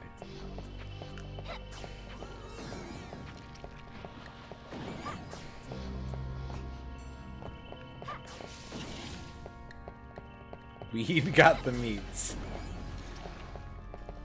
Arby's does routinely get rid of all my favorite menu items, though, so I feel you. I feel you, Dano. They have potato cakes? I don't remember that at all. Is that like a regional Arby's thing? They're building an Arby's by my house. I may start eating, like, Arby's. At least... if I'm being responsible, maybe I'll get like market fresh sandwiches instead of just like a big paper bag full of beef and cheddar sandwiches.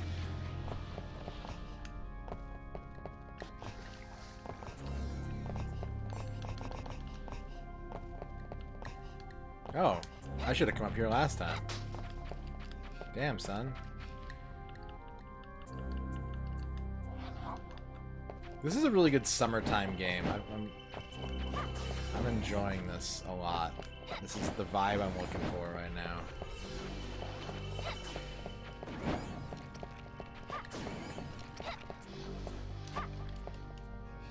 What do I normally eat at Taco Bell? My most typical Taco Bell order involves a chicken quesadilla, and if I order through the app, a quesarito, usually with like steak. Sometimes I'll add like a beefy 5-layer or a Chipotle chicken roll-up, or maybe nacho fries or cheesy fiesta potatoes if available. But that's pretty much all I get. I sometimes I like their like limited time shit, and sometimes it just doesn't do anything for me.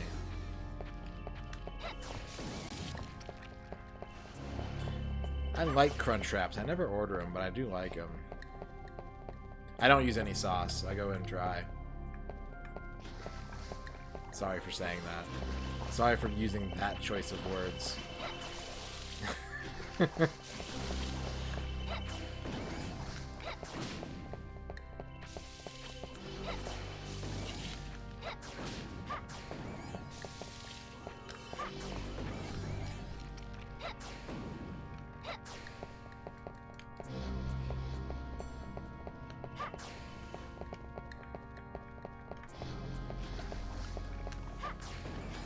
No, you don't. Backstep OP.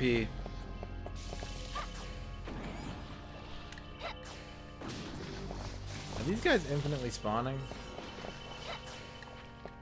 Yeah, I don't like Taco Bell's breakfast because, like, I can tell based on how bland it is that they expect you to use the salsa. I'm not a big salsa guy. Specifically salsa. I like saucy foods, but I don't really enjoy the flavor profile of salsa.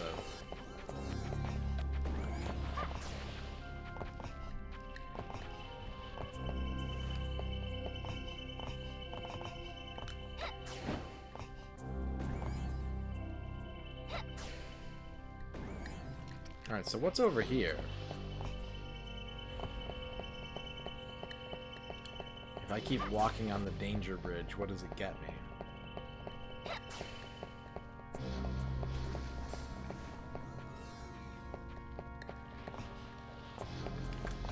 Ah. I think by the looks of it, this is where we're supposed to go second. We can't go that way now. I can make this jump. And then I can grab this. Is this just a shortcut? What? No, this is a different area altogether. Uh-oh.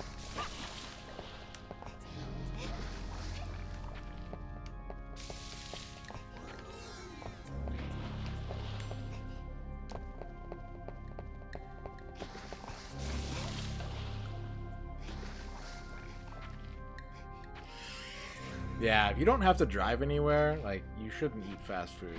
Like, you shouldn't probably eat fast food if you can avoid it anyways.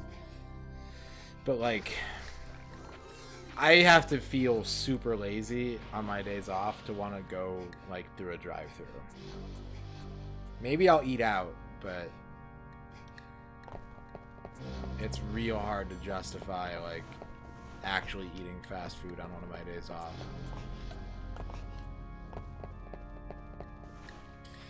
We don't have Qdoba here. Or Qdubo, which is a better name.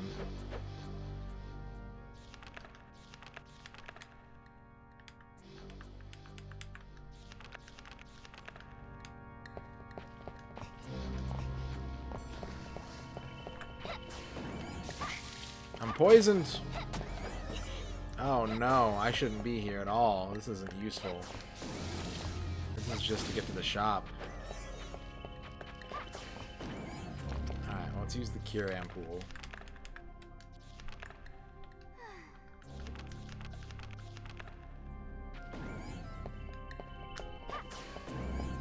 I don't want an axe. Does anyone ever actually, like, enjoy using the axe in a Castlevania game?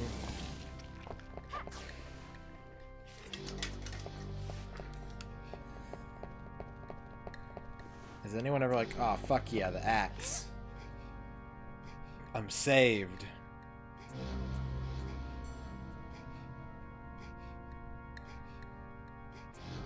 First boss of Symphony? Yeah. First boss of Castlevania 1.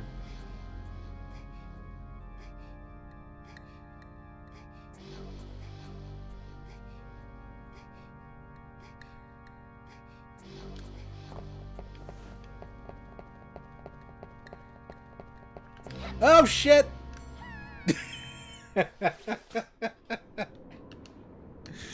Well, at least I know not to go.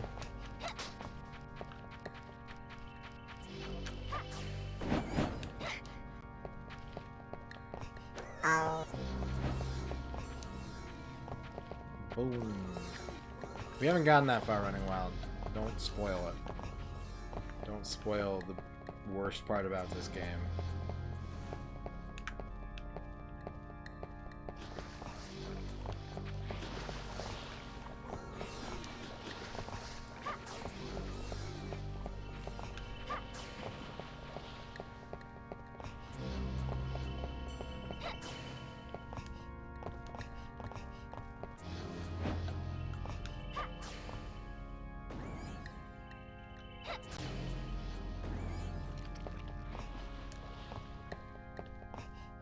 Okay, what do I get for going that way? Probably nothing useful, but fuck it. Why? There we go.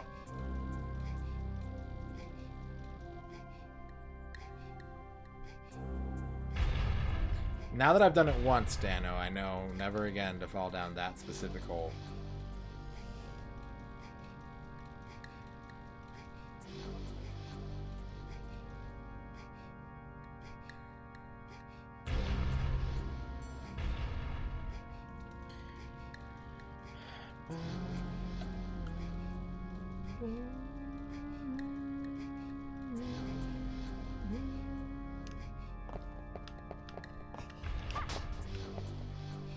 They tried to get me with spooky skeletons. Fuck you. Fuck you, spooky skeletons. Wait. It's raining men. Infinite men, it's raining men. Oh, she boned me! No! No! Alright, that was not worth it at all. Reminds you of James Bond.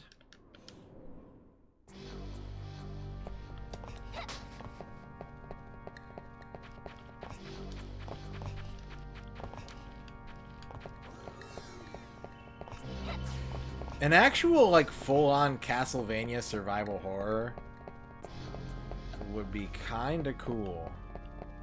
Or just, like, any kind of, like... Oops. Taking the survival horror concept and using it for, like, actual, like, dark fantasy horror shit, I think would be kind of neat. Has the game ever done that? Like, Haunting Ground is sort of close, but not really. Has anyone ever made like a medieval fantasy survival horror?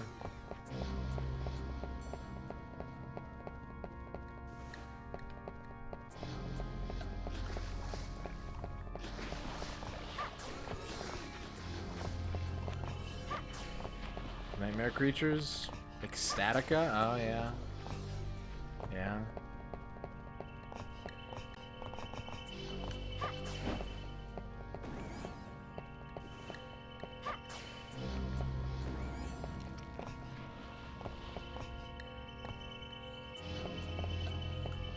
Oh yeah, Bloody Aria. I forgot about that.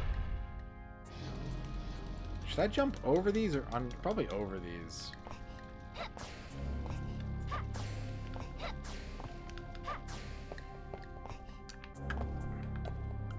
Why not both? Fuck you, I can do both. The door is closed. Yeah, I can see that.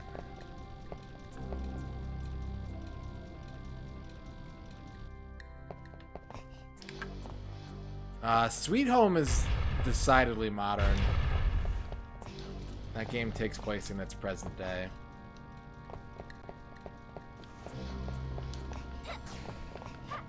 The Castlevania Dark Souls. Oof. I think it's oh no! That elicits an oof from me. Vampire Town.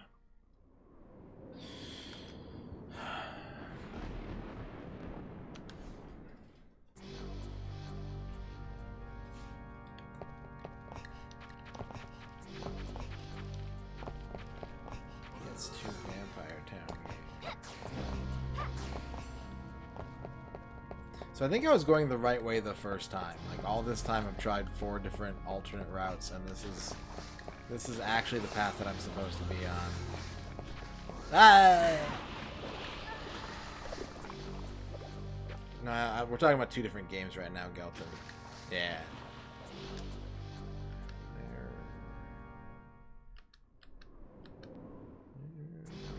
Man, I can't remember that one. Like all I can think of is like fucking Vampire Rain and Vampire Knight.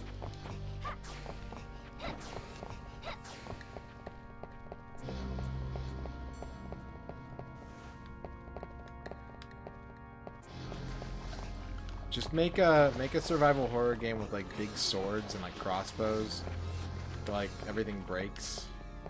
breakable weapons.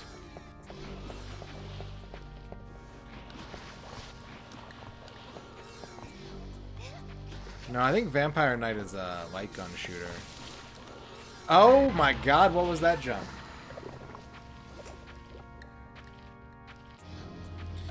Breath of the Wild, but with survival horror. Not giant open world fantasy.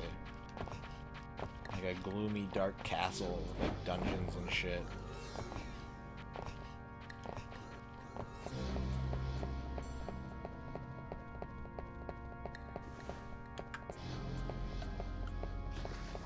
Yeah, I cannot think of the name of that for the life of me. That's a good bit, Dorky. Vandertross. Thank you for the follow. I think I do. I definitely think I know what you're talking about. Bloody Zelda.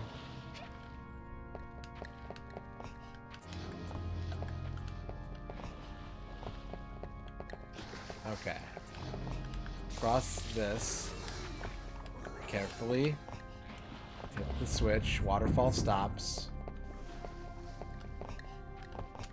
Platforming, platforming, and we're platforming, and we're platforming.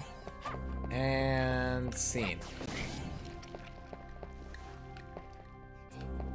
Knife.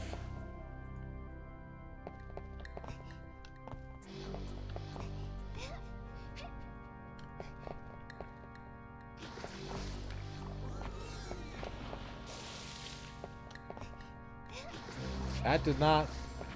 No, that didn't stop the waterfall. That must have opened the door. So, which way was the door again? Australian Castlevania?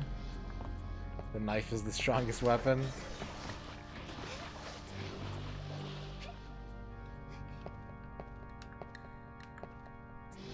The knife.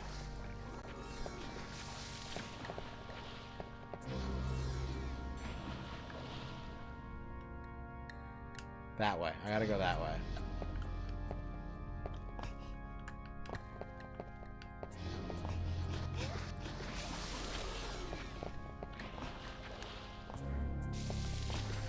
I see you played Knifey Spoony before.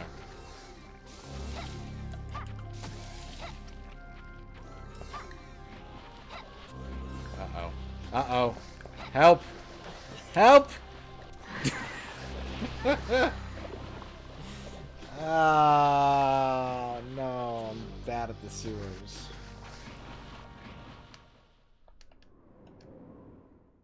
Oh no, you guys, I'm bad at this.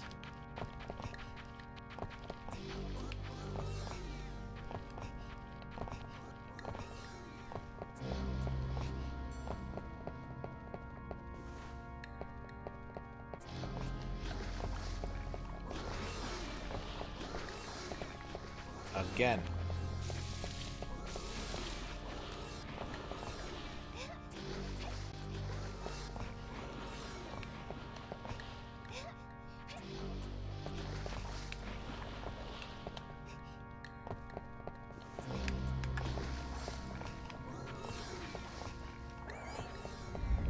Castlevania, but it's a rhythm game, and it's set in the future, and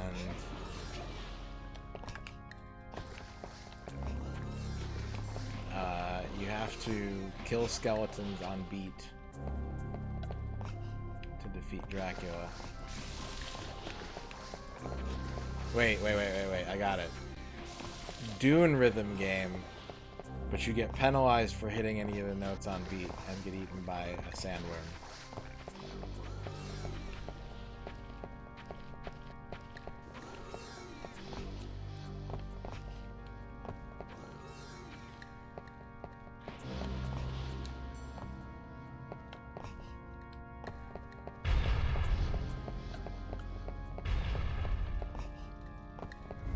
Not by name.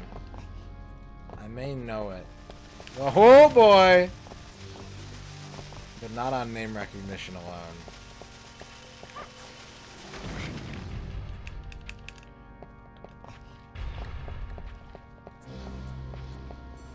PlayStation Adventure one-on-one fight. Is that the like super weird ass like? Is that the really weird like? Oh fuck! The weird like alien planet one. Because no Hoshi is like of the stars, right? Yeah, yeah, that game rules.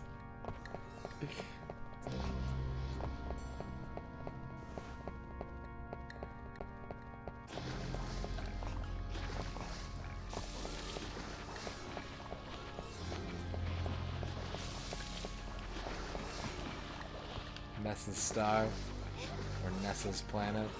Yeah, that game kicks ass. I think maybe the first time I ever saw that was on your channel. When you were playing very good PS1 import games. Then I think I saw it on Classics of Game after that. Oh, fuck. If I had held the button, I would have been fine. I'm dying a lot right now.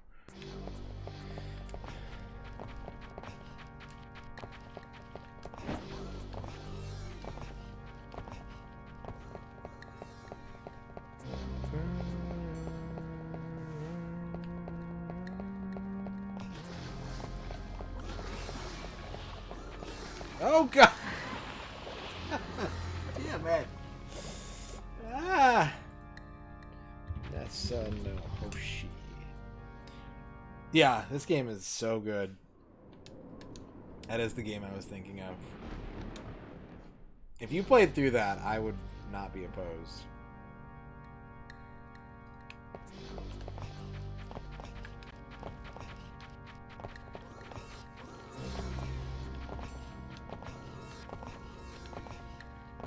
Yeah, that's understandable. Stupid language barrier. If only we never built the Tower of Babel.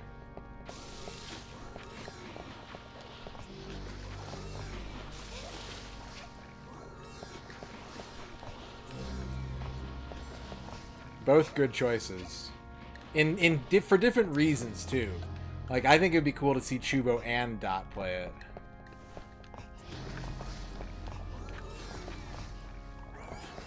I think they would get very different experiences out of that game. Oh, damn it! I did it again. Should have held the button. I'm getting impatient.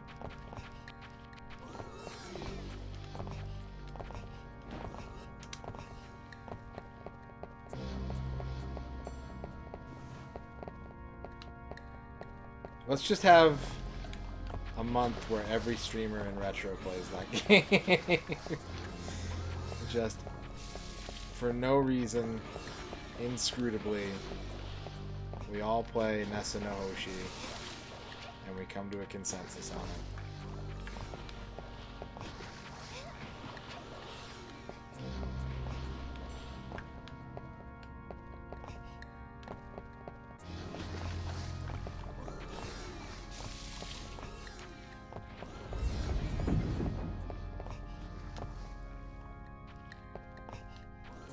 Yeah. That would be kind of cool.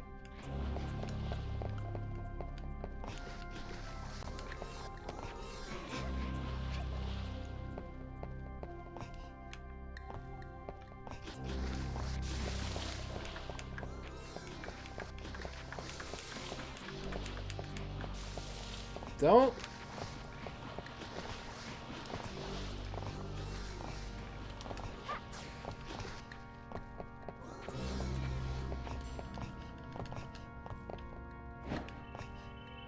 I think it'd be cool to do it as like a yeah, like a foreign exchange program, you know? Get some of the like Japanese streamers to play some Western only games.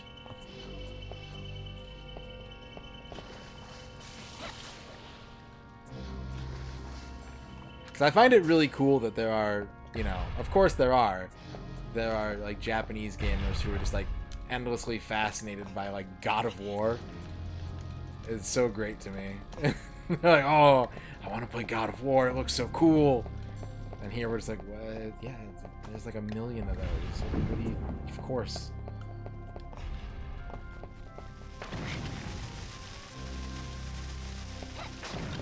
Yep.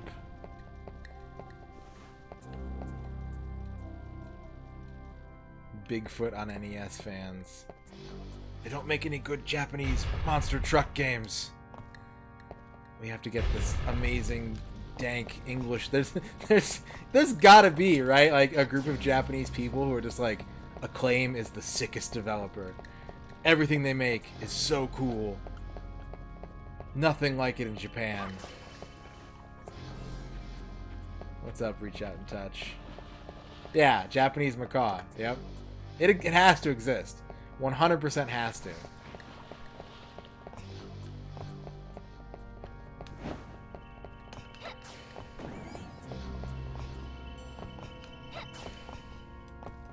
The door is closed. There must be a way to open it. The inscription reads, Day Door. Ah! Alright, well I guess we just hang out in the sewers for a few hours. Kill this lizard.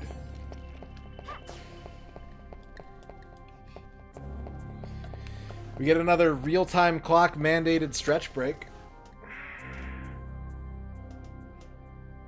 But yeah, I think like there are... I was reading on Legends of Localization the other day about how like they have actual terms for like the shitty translation jobs that Atari arcade games like Pit Fighter got. They call them Atari-isms, and there's like famous, you know, the way we have like All Your Base and like A Winner Is You, they have their own versions of that from Western games that were translated into Japanese. And like I would just love to like help those communities find games. There's a Japanese streamer, a couple that I really like watching, and a few years ago, like a year or two ago, they were in here, and the husband was telling me that like Elrond was his favorite game, and I'm like, I know that that's Wizards and Warriors.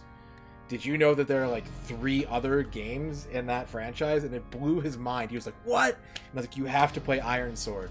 And of course, like, not being able to like read English at a native speaking level, Iron Sword is already kind of indecipherable as a game, but it was not like accessible immediately to him, but it was like really cool to see him learn that his favorite like Western Nintendo game was the first in a whole series that wasn't available to him.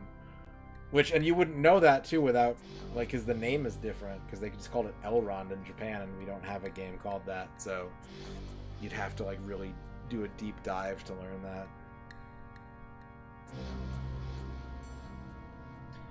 Bubsy? Oh, I've heard that. I've heard that, like, yeah, the humor of Bubsy translated super well.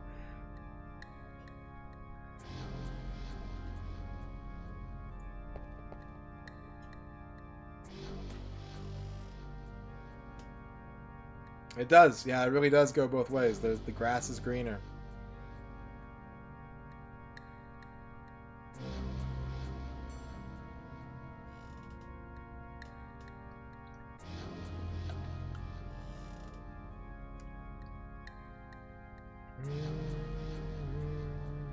Playing with a knife play.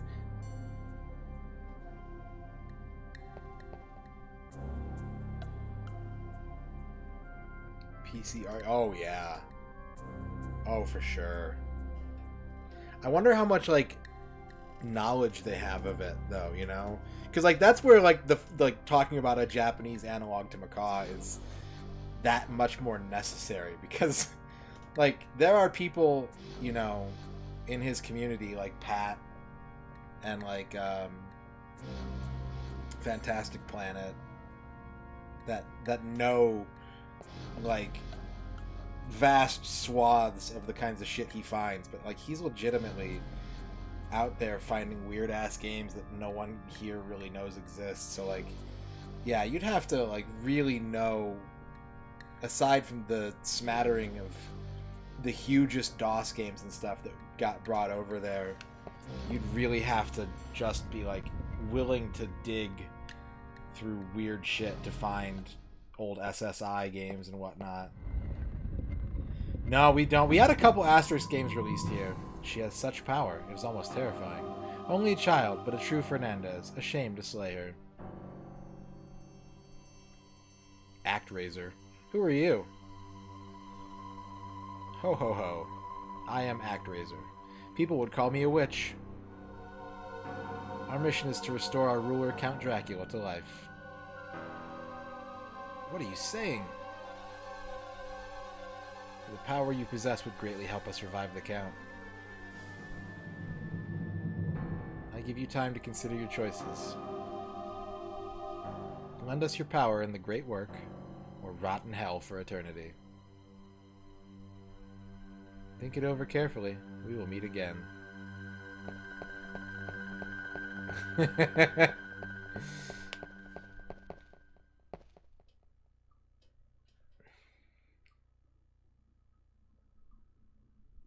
To restore him to his full power.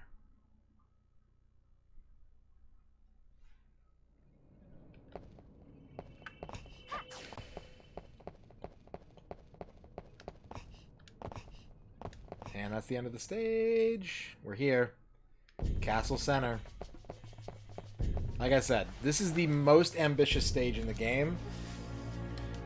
And it doesn't deliver. It's kind of annoying. And sadly, this is the level that people think of when they think of this game because you spend the most time here. This is kind of where they have a vision for like a hub world and like some adventure game elements. When the rest of this game is kind of a linear action game for the most part. Motor Psych Skull. But we do get to hear this pretty sick theme. This is the song I think of when I think of Castlevania 64.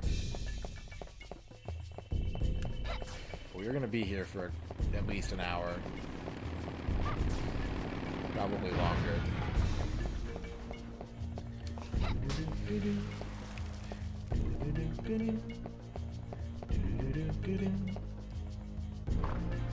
I think it might be Vampire Panic.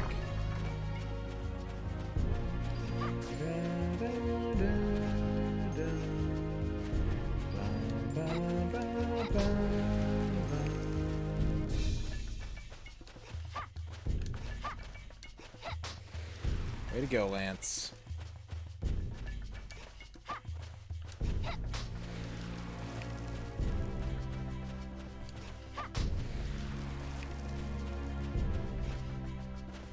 Yep. Money!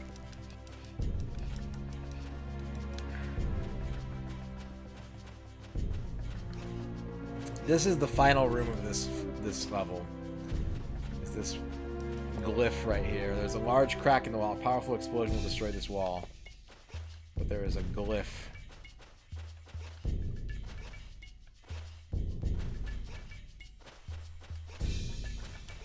Loads of money.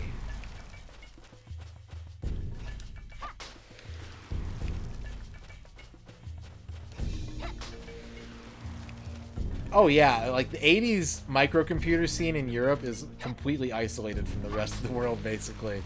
There's so much stuff.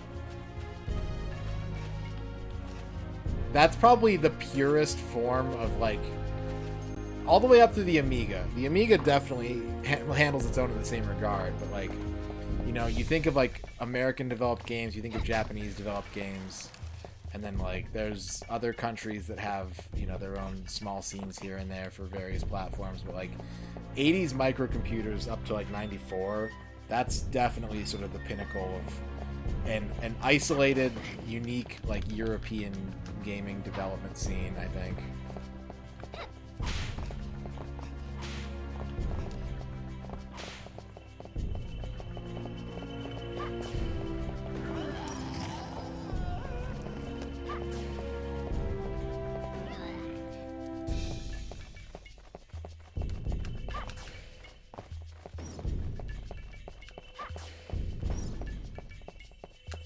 Play some Muncher Cruncher. I've been reading a lot about British children's comics on Wikipedia this past week, and it's weird as fuck to me. The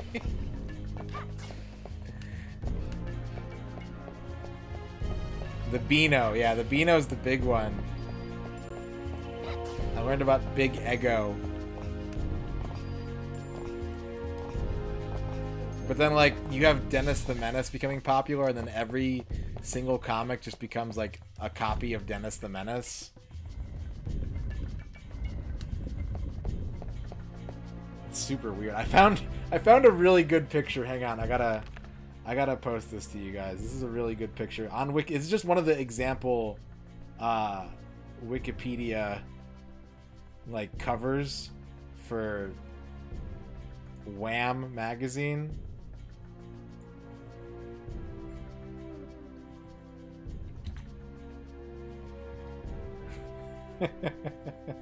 Oh yeah, we have Tintin. He's a bit more niche here, but there's a Canadian Tintin cartoon in the 90s that we had here in the US.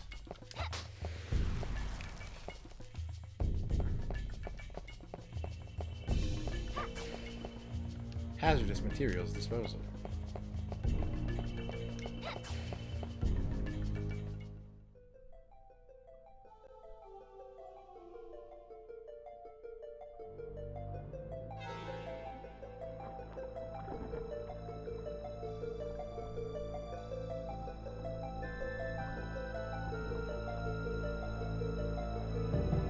Blood.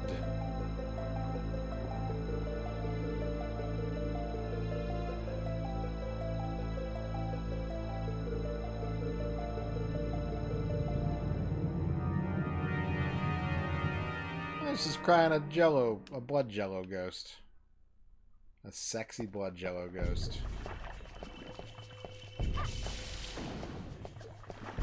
Oh man, I hated Rupert.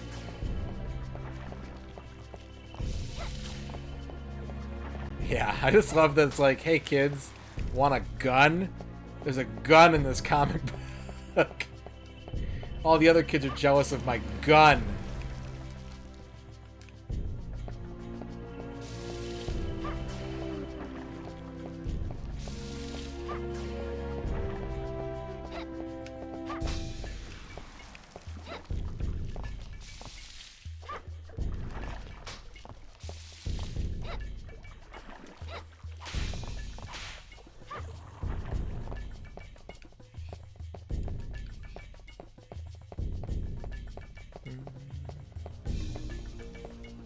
What up, Cleveland? He did, it was sick.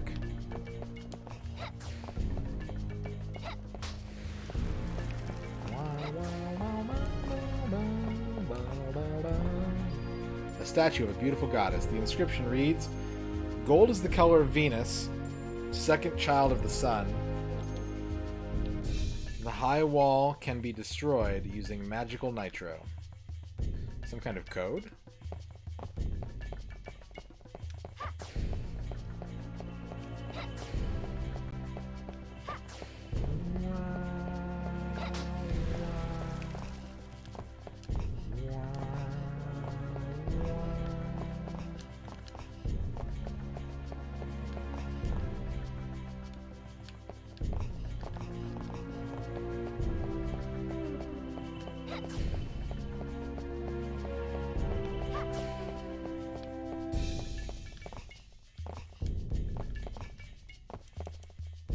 Red jewel. Yeah, it's... You're right, like, they seem to get fixated on, like, a trend and stay with it for a really long time. Red is the color of Mars, fourth child of the sun, so Venus is 2, Mars... Well, yeah, duh. Okay. A slight shock can cause the magical nitro to explode.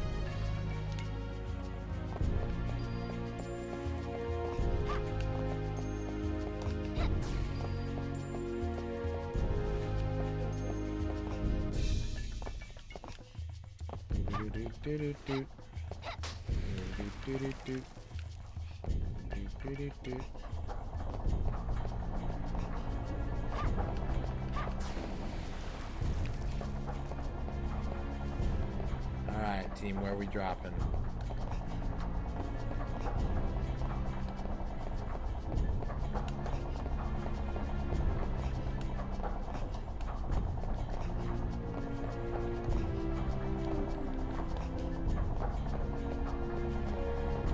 Steam is that grocery store. Can you imagine selling Steam trading cards for groceries? Valve just lets you, like, oh, you played Endless Legend for 10 hours. You can redeem that for a bag of potato chips.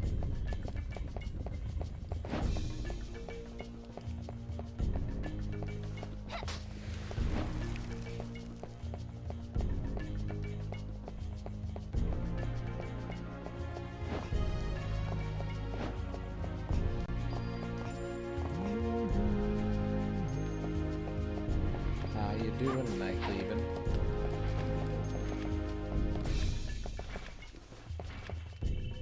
Oh, living statue. More like dead statue. Because I killed you. 500 gold.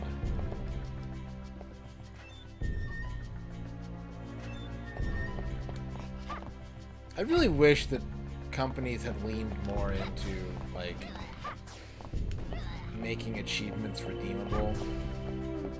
Every time it was a thing, like, everyone backed out of it super fast. Like, I guess it's probably not, like, very financially good, but the culture.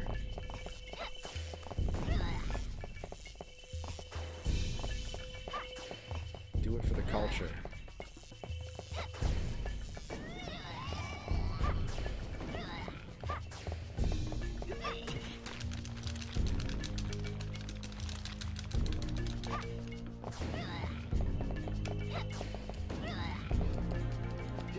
Whoa!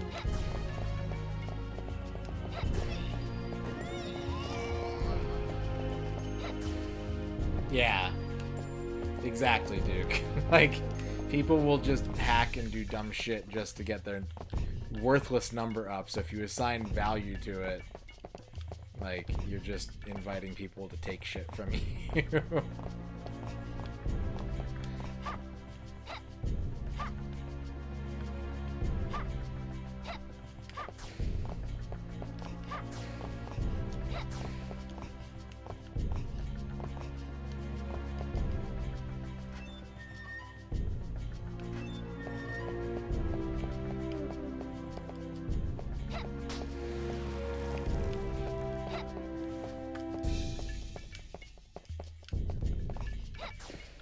I think Steam, specifically Steam, is very well equipped to do it, just because they will do account level bans for, like, all kinds of shit, and that's a rough platform to get your account banned on, because, man, you lose so much, probably. But yeah, they won't. They won't do it. They're too afraid to be great.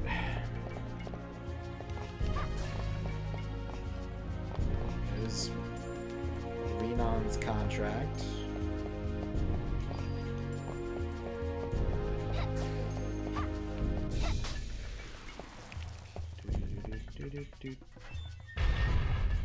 Yeah, I got spoiled, man. My first Steam sale was that one winter sale where they were giving away every, like, the grand prize was an account that had every single game on Steam on it, basically.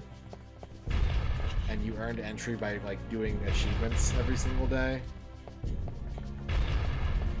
And so everything else has just been boring as fuck ever since. Like, no, you collect these cards, and then, like, you use the cards to vote for what color goes the farthest. Like, what do you get? Nothing. Oh, I don't care then. There was that one that was the race car one that I thought was kind of cool, and Reddit ruined it by making sure that everyone won an equal amount, which I understand why, but, like, I was just immediately not interested once all of Reddit agreed day one to split the winnings evenly.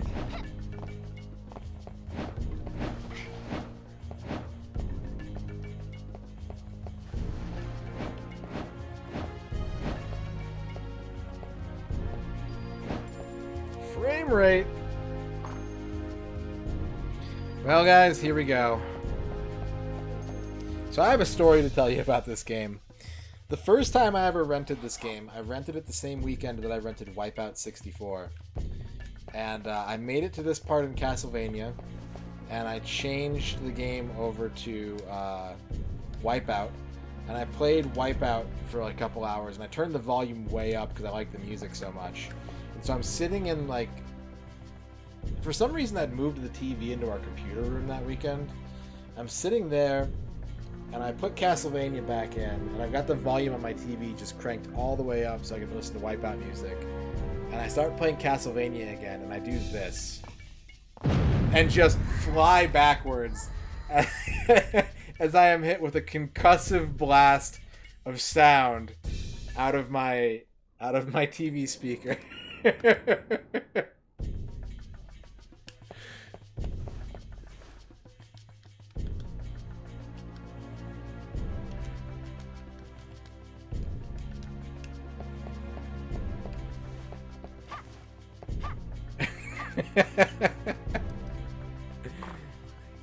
Exactly like that. Wait, am I doing this wrong? I think I'm doing this wrong. They weren't home. They weren't home when it happened, I don't think. I can't remember if I'm doing this wrong or not. You might need to get the Mandragora first.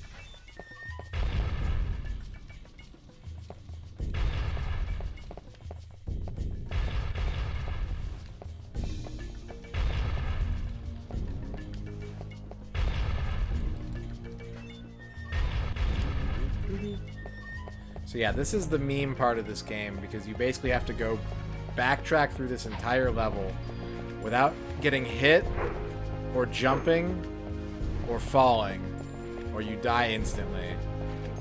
It's not a good idea.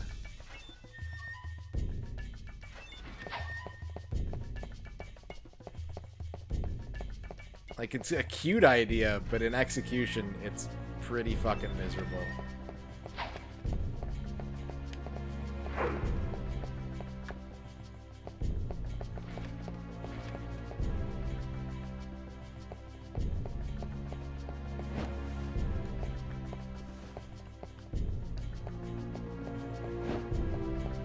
I can dump it off in the hazardous materials box if I need to, though.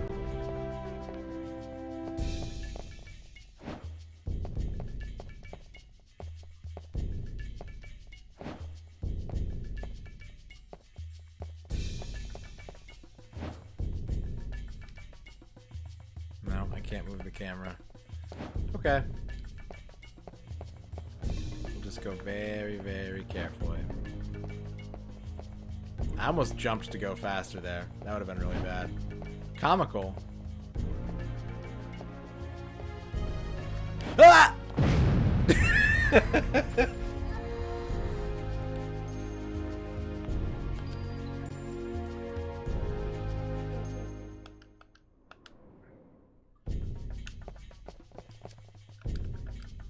Monkey ball, yeah, it is. Castlevania ball.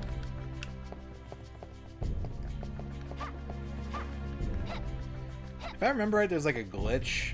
There's a way you can glitch it to where it doesn't affect you or something.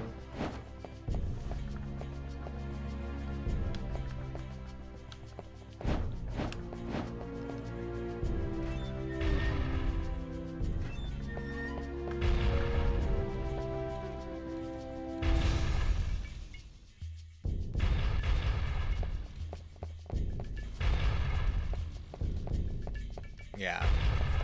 This particular area is why this game has the reputation it has. It's memorable, it's frustrating, it's kind of stupid. And the game is good enough that pretty much everybody who played it was willing to get to this point, and then was just like, this is fucking stupid, and kind of closed the book on this game, unfortunately.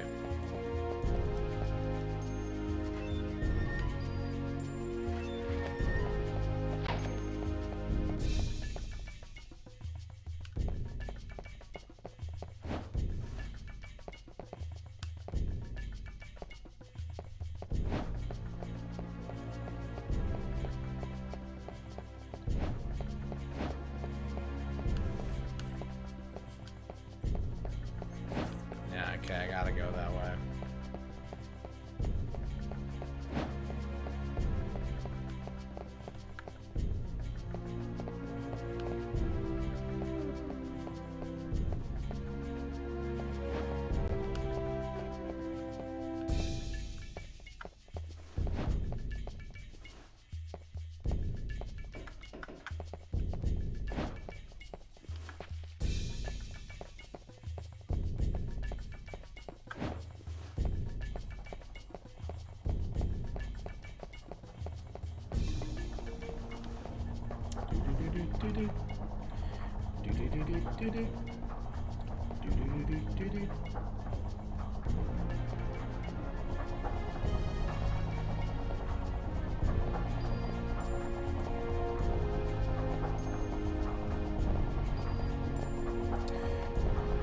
Shit, you guys, I think I'm doing this out of order. I'm kind of remembering how this stage goes.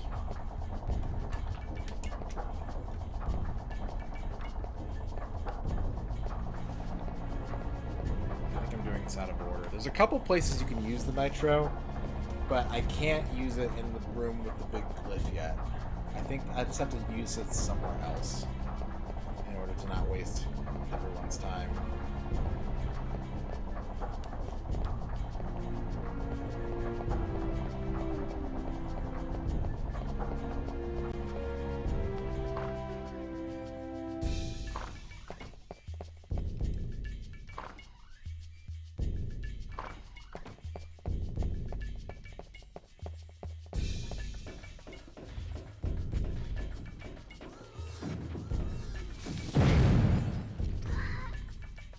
Okay.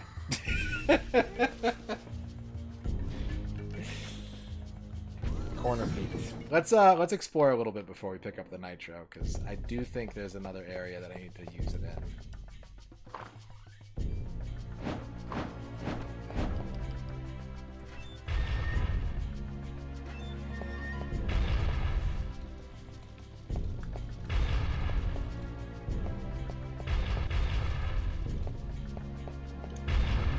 Oh, there's a gap there. Neat.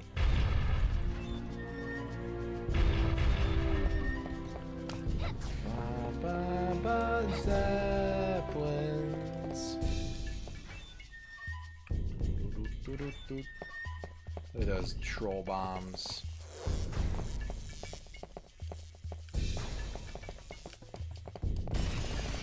Wait. Now I'll read more deeply into your soul. Ah, I can see into your mind. You like Castlevania, don't you? Get your mind out of the gutter. What I meant was that you really like video games, and I know Castlevania, and I'm aware that they never make games for Nintendo platforms. I'm also aware that there's not a single Pokemon game for the Game Boy Advance. And so if you do read this, please, for your own sake, if nothing else, I mean at least I can play one of those when it comes out. Can you imagine how pissed people would be if they released like a full, like everyone had been asking for years and years, like, oh, make a console Pokemon with top tier graphics, and like, we're doing one for the Wii. Fuck you. We're making a Wii one. It's like 2011. You sold your Wii already. We're making Pokemon for the Wii. No, that's not what I meant.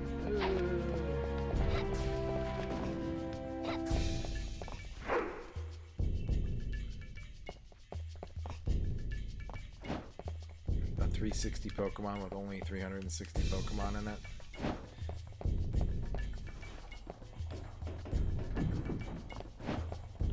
Thank you for the 25 bits, Dorky. Dorke. The Duke of Dork.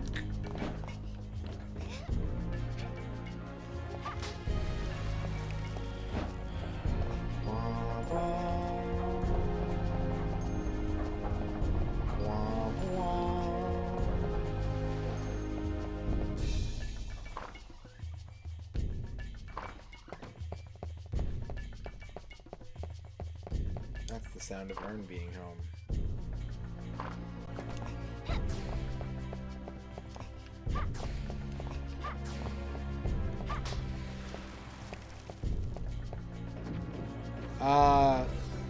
Symphony. I'm not a big Fusion fan. Symphony for sure. Symphony is one of my favorite games ever.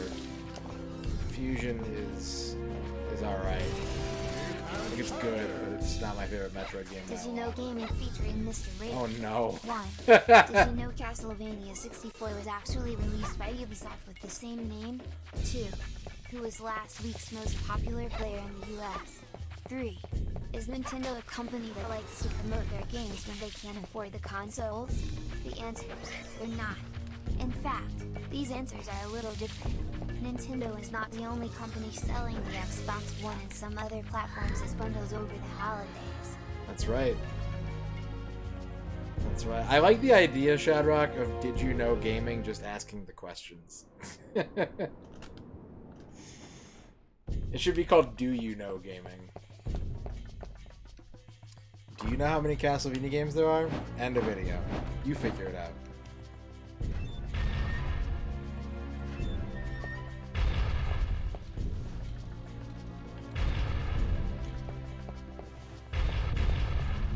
Comment below.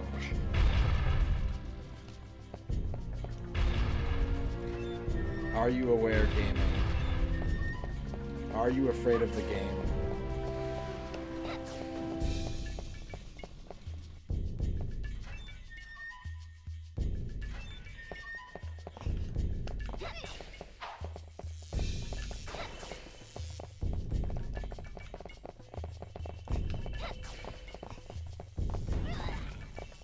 How could one have known gaming? What was Richard Garriott's email password?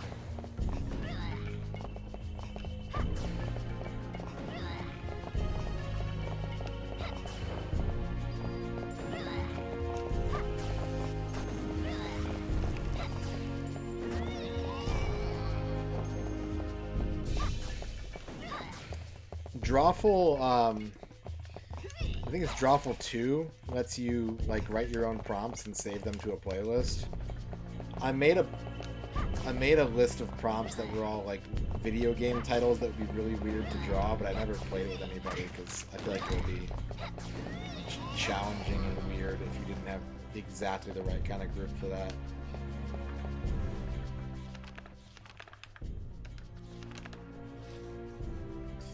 You just get a prompt and it's like, draw a Clash at Demon Head, and you're like, Hello. How's it going? Good? You alright? What you eat? Okay. Sounds good. I forgot that was there. Eat anything? Okay.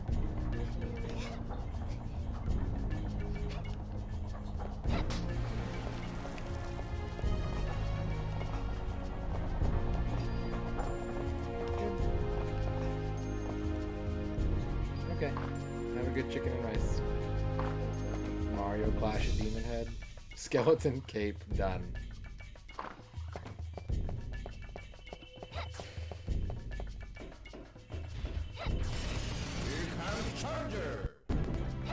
MisterRadon facts. 1. The Nintendo 64 was intended to be used by all members without special permit. 2. But that being said, your mileage may vary. Posted by _Elias on November 28, 2005, 6:15 p.m. I took my laptop to the Nintendo 64 Pro version and tried a free trial which will automatically install you the Nintendo 64 and all Wii U gamepad controllers as they are. I'm sure you don't need to go into the Nintendo 64 Pro version to play the NES Classic game. I'm sure you don't. I would have paid for the N64 Pro version. Even though I hate that consoles are doing that now, I would have done it. I'm a sucker. Thank you, Shadrock. I found roast beef in a suit of armor. That one's for you.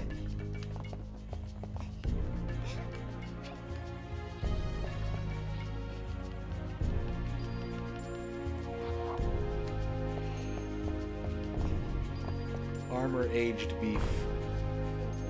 We put our beef inside of a sweaty suit of armor for 12 years and let it ferment until it reaches the desired thickness.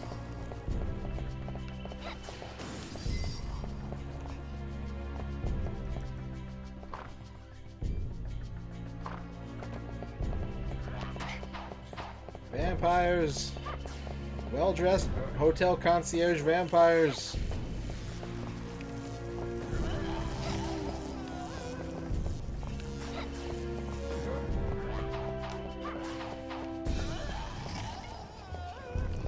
man. I had an idea earlier today for a Dooley prompt, and I can't remember what it was now. I was like, that would make a really good Dooley, and then I ate a pizza.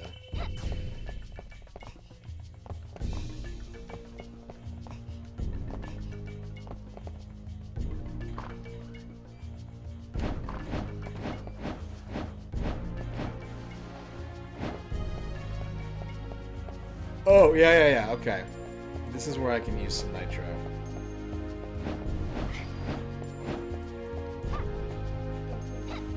I think this is the easy nitro zone. Damn it. I want that to work so badly. There's a large crack in the wall. There's a large crack in the wall. Crack in the wall. Sexy lizard guy.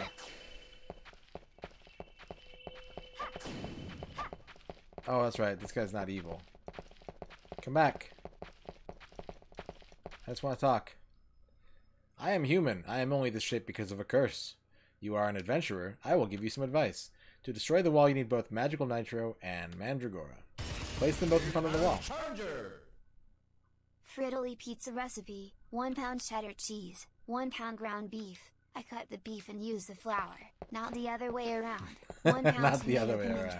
sausage mixture, 1/4 of a teaspoon ground beef. That's so or much. That's 12 so little ounces ground condensed beef. tomatoes. I love to use crushed tomatoes, but I can use any vegetable that gets your juices from. Bring to boil, cover and simmer. Cook for 2 to 3 minutes or until golden brown. In a large bowl, combine beef, Malice, diced tomatoes, why are you and ground here? beef and stir well. I thought you had then escaped. mix well. Thank you, Shadrach and Duke. This place. My own name is Escape? a killing word. Will it be a healing word as well? Say, are you going to My fight own Dracula? name is a killing word. My own Aren't you name afraid? is a killing word. My own name is a killing word. My own Mouse. name is a killing word. My own My name. name is a killing word. My Have you name come is to a killing avenge word. my My family? name To is a rescue my killing word. friends? My name is a killing word. My name is a killing word. I swear, My name is a I killing will word. avenge your My parents and name is destroy a killing Dracula. word. My name is a killing word. My name is a Meow. killing word. My name is a killing word. My name is a killing word. My name is a killing word. My name is a killing word. Impossible.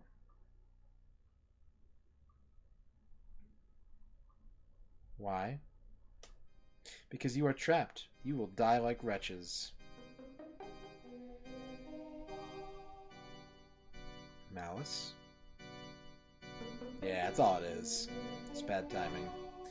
All living creatures must consecrate their souls to the Dark Lord. To the kingdom of darkness where no wretched sunlight comes. It turns out Malice is evil. Who knew? Malice, what have you been saying? He only has red eyes and a fucking medal around his neck.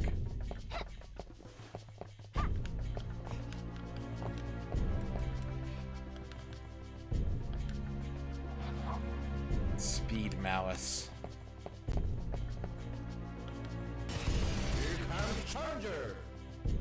God, that game is so Pizza weird. recipe. 1 pound flour, half cup sorcery flour, 2/3 Sorcery flour? Italian seasoning, 3 tablespoons fresh basil, 4 teaspoons fresh yeast, 4 tablespoons Italian salt, 2 tablespoons basil leaves, 2 tablespoons olive oil, 1 pinch cilantro leaves, 1/4 of a teaspoon ground black pepper. What makes this a super creamy dessert that combines a decadent Italian crumbled pizzas with some delicious fresh ingredients? Why, you should definitely try my crumbled pizza dough. The crumbled muffins are the best way to go. Magical Nitro is ready. A super creamy dessert pizza.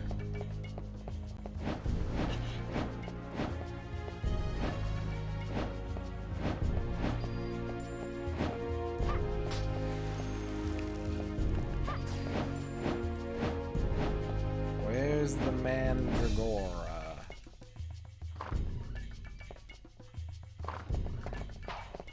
Hey, hey! I'm a vampire. Way to go. Way to go, asshole. I can't use my fireball because it's a holy weapon.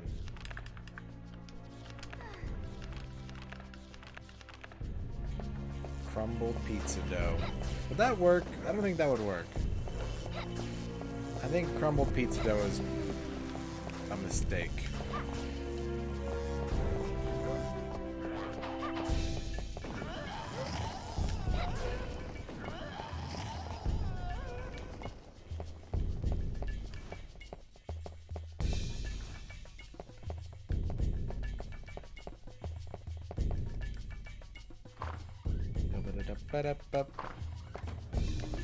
Where's the Mandragora? I don't have a map in this game.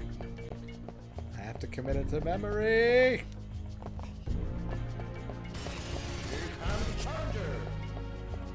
Frittoli pizza recipe, pepperoni, cheddar cheese, Oreo. What you will need. A double serving of pizzas isn't a very large pizza to work with though. Just take about 5 tablespoons of water. Mix together the flour, salt, and pepper, and stir it all together until it is completely dissolved. This doesn't need to be so hard, just a bit will. Then, you can use a pizza donut or other pastry cutter to form a mini pizza donut in the center. Put it on the baking sheet and bake. We're making like stacking pizzas. Yeah, this is Castlevania, right?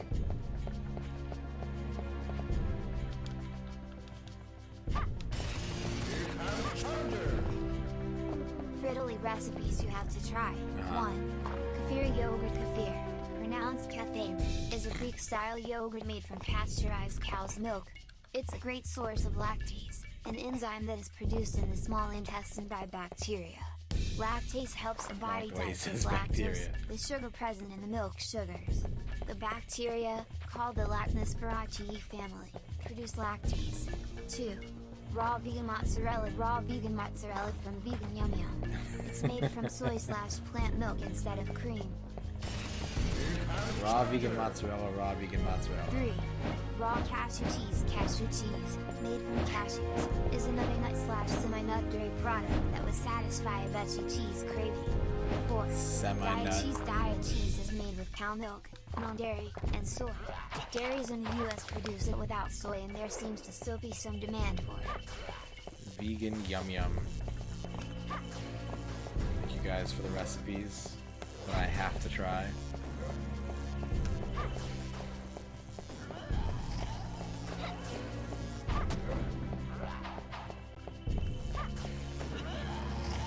I'm trying to remember what my idea was, and all I can think of is like Friuli University, like a list of courses offered by Friuli University, but I don't know if that was it.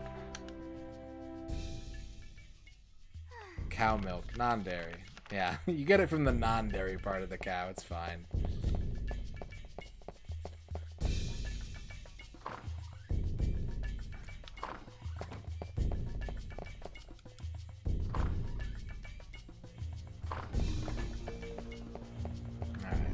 Save. Duke Donut recipes you have to try. 1.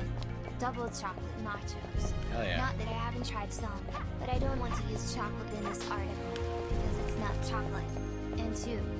Chocolate mac and cheese. This is an easy recipe to make yourself at home. That sounds fucking vile. It also means it's made for your children and children's bodies. Yeah. So you have to try. It won't actually do anything at all if you don't try it out, but I found that one is perfect for a child.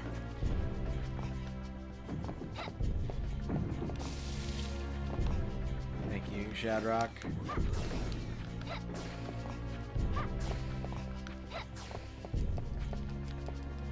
It's not chocolate.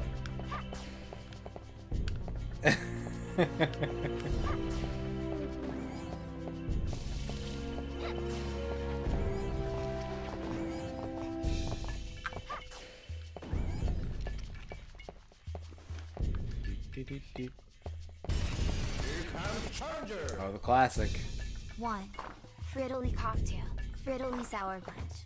Frittoli Franca. 1 cup Frittelle vinegar, half cup water, gin refresher, gin fizz/gin wild, half cup Frittelle vinegar, half cup water, Goldfinger, gin fizz/gin wild, 1 cup Frittelle vinegar, half cup water, 2 ounces. You're not gonna sneak that vinegar past me, Justin. One directions in a high-proof cocktail shaker with ice cube trays. Add all ingredients in the order listed and shake well. Strain into a chilled glass and enjoy a delightful cocktail. 2. Frittelle soufflé. A high-proof cocktail shaker with ice cube trays. That's fancy. You got gin tonight?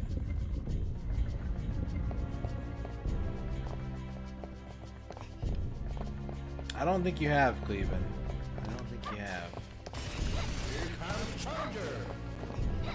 Mr. 11 Puzzle, Mr. 11 Not Sure, Mr. 11 Jerdland, Mr. 11 PPPPP, Mr. 11 Bubble Butt, Mr. 11 Suffix. That would be awesome, like a special tribute or something. So that way, if you're looking up the I word or term, you can see what the words would be in said language. Keep up the awesome music and videos.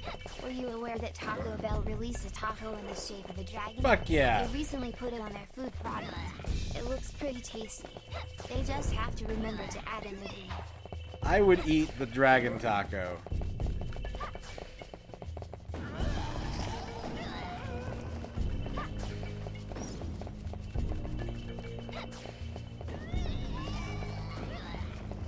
Add in the green.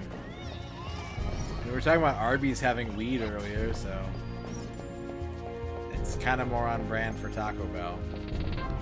Roach Motel, thank you for the follow. Oh, pure passion. I don't like the end of this. I don't like where this is going. Here comes Charger. 1. Frittoli cocktail, a cocktail of pure passion. 2 parts lemon, lime, gin and Benedictine, cast as or Pinot Grigio, blended with a dash of lemon juice makes for a great, refreshing drink. 2. Frittoli salad, a deliciously tasty combination of Fritadlo, capers and shallots. Rudlow. Frittoli recipes you need to try. 1. Tandoori chicken, a classic Indian meal. A combination of lemon and lime brings a light, briny taste to this classic. 2. Garam masala, a mix of lamb, spices and onion. Onion. True story. I've never had absinthe. I think my dad gave me a bottle once when I was visiting home, and I didn't drink any while I was up there. And my sister found it at my mom's house and drank all of it.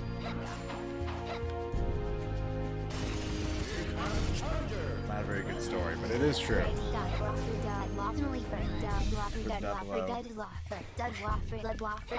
Dud Law Firm.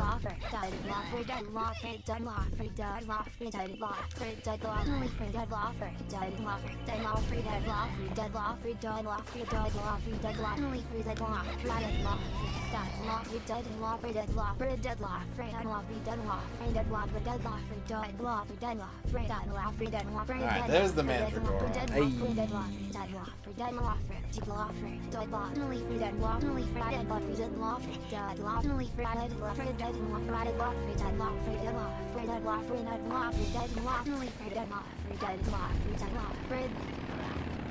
So, Ern, you said it was weird that this was Castlevania. Would you like to expand on that? I'm curious.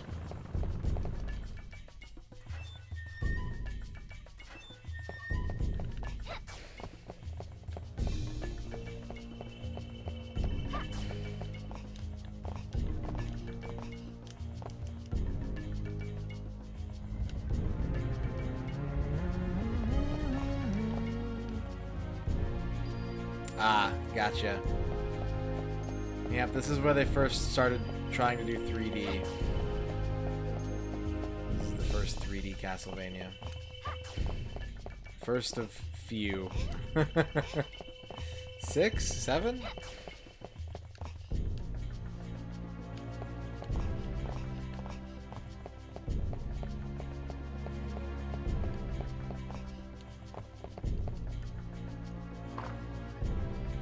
Nope, not this way. Incorrect. Here comes Charger. Uh-oh. Frittoli cocktail recipe: 1 ounce chopped raw chicken, 2 ounces vodka, optional 1.5 teaspoons cayenne pepper, 1/4 teaspoon salt, 1/4 teaspoon ground cumin, 1/2 ounce tin of black beans. Heat for about 3 minutes. Remove to a large Is that how to Ziploc cook the freezer chicken? bag and freeze. Meanwhile, put your water bottle on the heat to make sure the heat gets out completely. You can boil the water for approx 8 to 10 minutes until it's warm as it is during cooking. Add 1/4 cup of warm water, salt and cayenne. I like that this cocktail, which is for like some sort of room temperature chicken dish, has vodka in it, but the vodka is optional. You don't have to do that. MisterRadon's story about absinthe. Give me a In better the story late than mine. 15th century, a gentleman named Pierre Radon traveled from Paris to Amsterdam in order to purchase a ship called the Maastricht, which was meant to carry troops into the New World. He brought a large bag with him, in which he had concealed 6 vats containing absinthe. Vats? He was given permission to consume the spirit and died the following morning from its side effects. The absinthe in the bag eventually took on the form of a potion that Radon was able to mix together to make his own absinthe in France. At the present day, there are people who try to bring back some of the old Hercule Poirot, and if they know that he is still in Amsterdam, they will be given a certain quantity in order to allow them to continue the adventure of finding him for a while. A contemporary road. As a historian of alchemy, I want to draw your attention to 2 points. Sure, yeah. That's a very, very much better story than what I told. Holy shit. Immediate absinthe death. Ready for blasting. Take refuge quickly.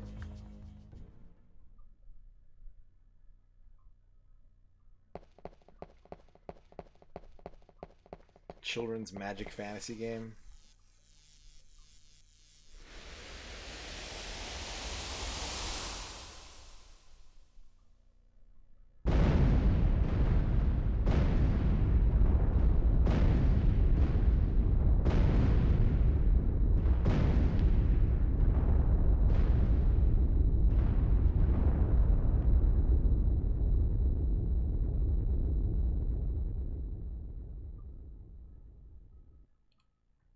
Yeah, I learned a lot more about my family tonight than I thought I was going to.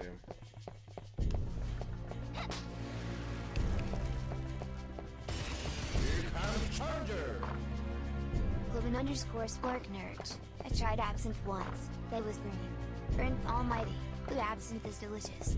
Okay, my doctor has to go see a patient now. Raven Wolf's large mask is green just against Cloven_splurk Dorky on TV. You have to buy a green mask to get the effect. Dorky on TV. It's $8 on Amazon. Saber McCash. Ha ha. Antac. Green is the flavor. Lamender_blade. Now they're in green. Closed Corputer. Green. Snobby Saddam. Green is the flavor. Tough hip. Green equals no blood. Snobby Ah. Saddam? Dorky Tommy. XDDD. Who are these ghosts that I can't read their chat? As a historian of alchemy, I want to draw your attention to 2 points. First, the role that absinthe plays in the great historical myth of absinthe. Second, how it was used to defend absinthe and oppose the anti-absinthe campaign of prohibition in the US. Yeah.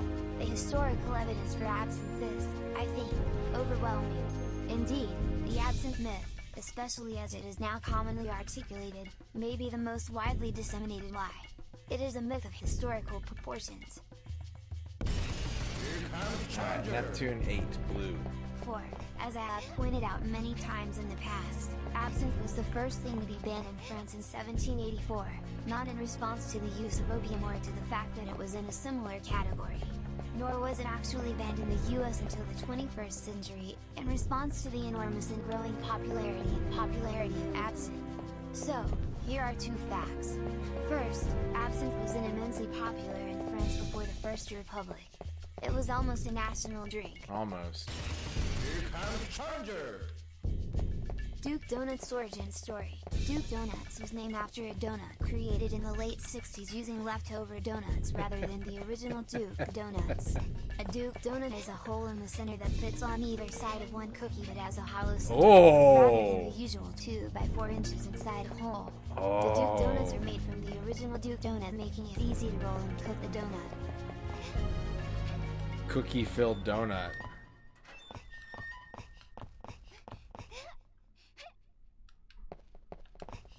Cookie-filled donut.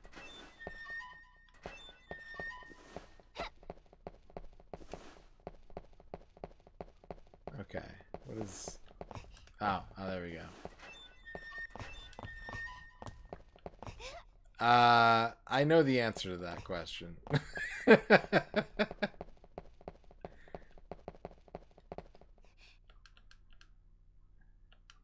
That's awesome, Duke. Thank you.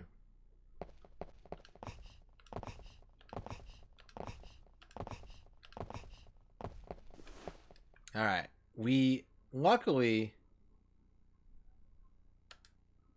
I wasn't planning because I remembered the solution to this puzzle, but we did learn all the things we needed to know. Arrange the 3 goddesses under their father, the sun, to release the seal. Line up the goddesses. Yes. Is the gold piece in place? 2. Red piece 4. Blue piece 8. Puzzle solved. Yeah, after he died from consuming it while he was trying to bring troops to the new world.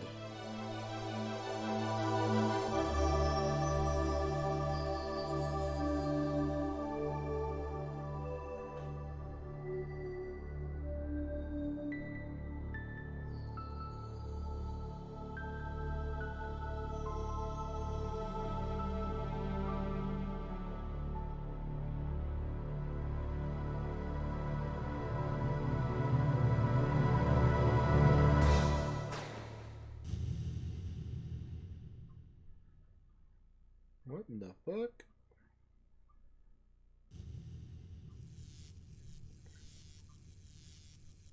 Alright.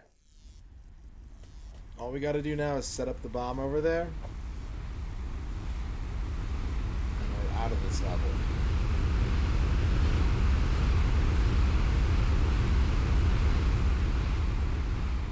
The glyph has been removed.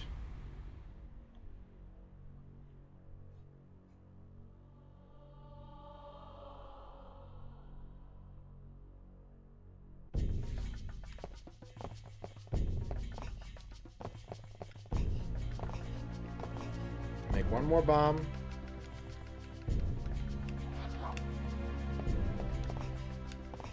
Yeah. Here comes Charger!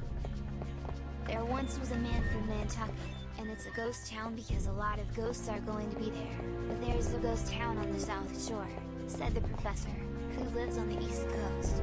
This ghost town is pretty crazy. The ghost town is pretty well defined, but so is the ghost district from which it grows. Because the state of New Jersey is in the middle of one of the biggest ghost outbreaks in recent history, it is not the best place to start a research project. Shadrock, thank you for accidentally writing a Lovecraft story.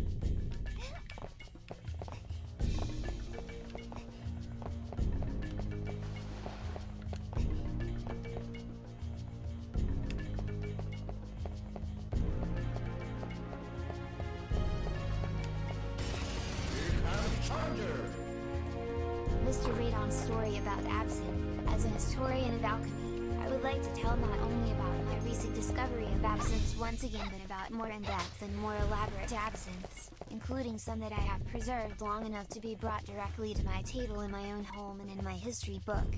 So this is how I came to be doing the thing I had been doing for nearly 40 years, gathering information in absinthe, to see what's available, because there have been a lot. Dr. Absinthe. Hi, it's me, Ronald McDonald, the one who usually announces the new hamburgers we're introducing. Man. They are as follows. 1. Fluffy chicken with butter salted ketchup. Ah. I have that chicken patty covered in a special fluffy ketchup. This one is a delicious light layer of chicken with some butter, so you have more flavor than the regular ones.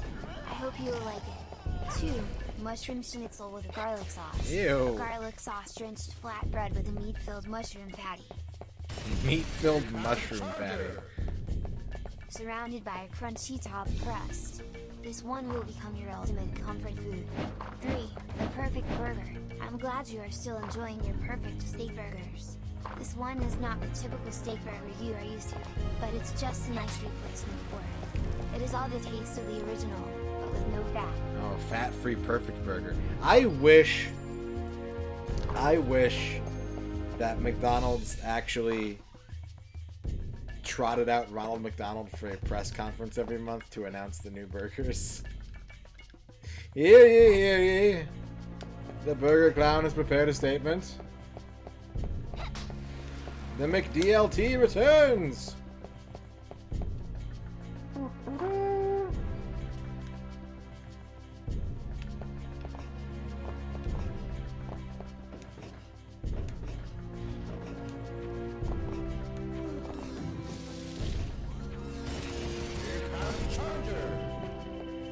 MisterRadon's story about Absinthe, an interesting postscript about Absinthe. I will not try and get into a debate about our views on health and the right to self-determination, although it is certainly a difficult one to discuss without a certain amount of animosity. What I will say is that there are things we do agree upon, and I hope to avoid any more public clashes with any of our readers in the future regarding this topic. I would like to share with you all a series of conversations. My public absinthe apology. Listen, guys. We can't talk about absinthe anymore. It gets everyone too riled up, apparently. But, you know, your body, you want to drink absinthe, go for it. MisterRadon and Duke Donuts walk into a bar and see that Duke Donuts is still in a rush to finish his lunch of hot dogs and bacon. The guys decide to break up and Duke Donuts pulls his friend's food to his throat. Duke Donuts tries to leave, but one of the men asks if he's going to the bathroom. After having broken up with him, Duke Donuts asks if he doesn't still have his wallet, but Duke Donuts doesn't want to talk about it for the moment. He then says to him to stop speaking. I think you broke up with 2 people in a paragraph there. Pulled food to your throat. What's up, Abandon? Throat pull food. Alright, we gotta do the shitty part now. It's time to transport the nitro.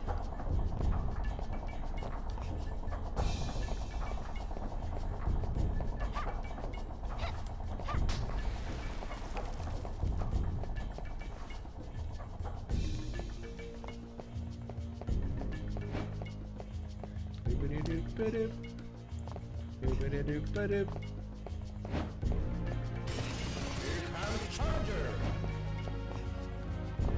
When their first absinthe appeared in the States in the mid-1940s, there were 2 things that were totally absurd about the whole thing, says Maud Juilliard. Maud There were a Juilliard. of interviews with absinthe drinkers, age 20, absinthe stark heart, an alcoholic's odyssey through the world's most famous poison, the green beast of the gods.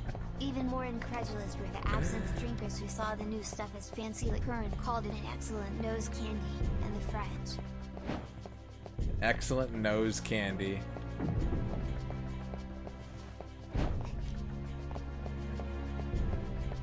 The incredulous French. Is that a real book? Or is that just an incredible string of text right there? 4.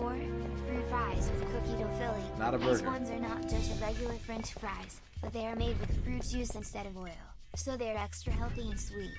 It will take you to another world. 5. Taco wrap. There are a lot of different kinds of wraps on the market, but I believe the best one is the taco wrap. It is all the ingredients of a taco, but it is wrapped in a delicious flour tortilla. You'll be happy with it. 6. Cheddar cheese dippers. Ooh. Your favorite cheese dip sandwiches, served with cheddar dippers and chips. You can't stop eating You them. can't. 7.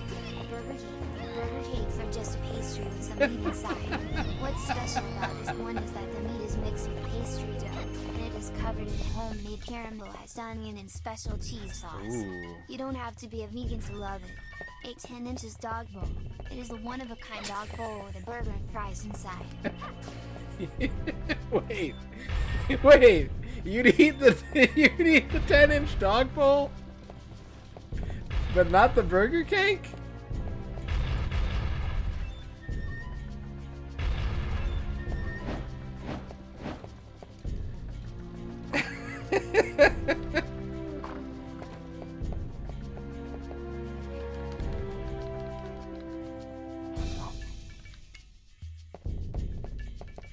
I don't think I could do it. I think I'd be too grossed out eating out of a dog bowl.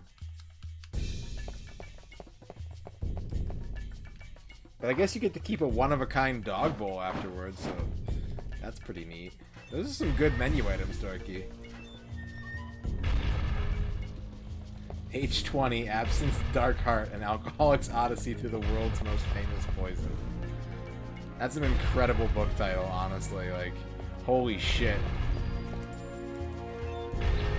Neural network's on fire tonight. 9. Sausage dog bowl. This one is a sausage dog with fries and ketchup. The sausage is mixed with pastry dough and covered with sauce, so it's as good as the original ones. 10. Hamburgeries. If you love hamburgers, you'll love these little burgers. They are no bigger than your little finger, but they are packed with flavor and delicious ingredients. Share them with your friends or with your pets. And that's the new menu items for this month. Thank you and see you all in September. Little tiny hamburgeries. Pronounced like ambergris.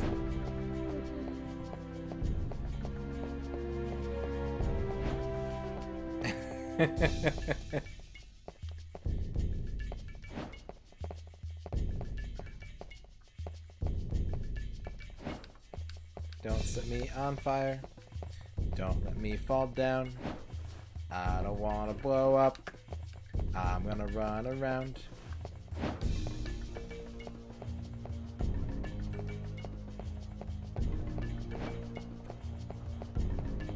Going through the clock gears very slowly. Do do do do do.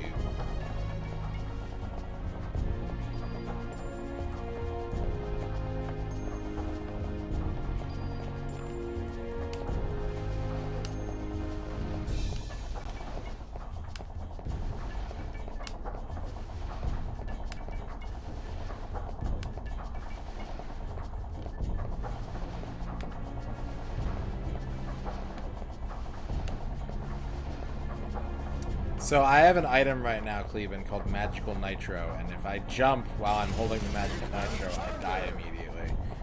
So MisterRadon and Duke Donuts walk into a bar, when suddenly something stops them from walking. The bar owner starts asking why everybody walks into the bar in such a hurry. After Duke Donuts tells him Duke Donuts has already made it through the bar first. Duke Donuts asks why Duke Donuts is acting this way, and Duke Donuts tries to explain that he is a pirate. Duke Donuts says he will never hurt Duke Donuts. Duke Donuts says he will do anything Duke Donuts wants to do, and Duke Donuts tells him. The duality of man. Duke Donuts tells him Duke Donut was looking for you, but Duke Donuts warns Duke Donuts Mickey and the others can't trust Duke Donuts. Duke Donuts asks where was Duke Donuts. Duke Donuts says it was because of the music. Duke Donuts warns Duke Donuts that he can't trust Duke Donuts to listen to any music, even if it's music. Duke Donuts asks where is Duke Donuts in the world. Duke Donuts says he just spent his days studying music and he was not here to learn any music. Duke Donuts makes Duke Donuts angry. You, oh! Got some shit to work out. I thought the ramp was that way.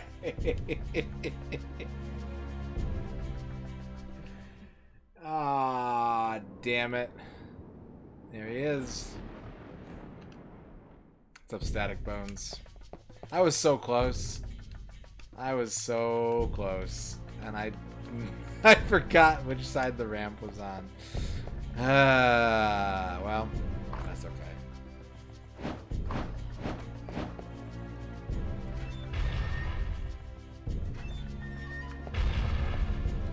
Shadrock, thank you for the Duke Donuts. Duke Donuts. Duke Donuts. Oops. Who's Duke Doomsmeek? Who's that?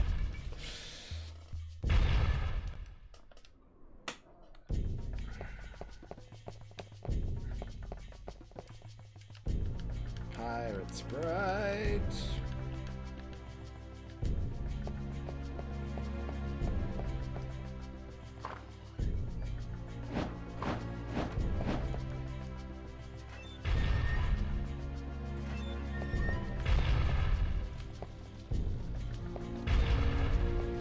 Thanks to all the new followers recently, by the way. I just want to say that.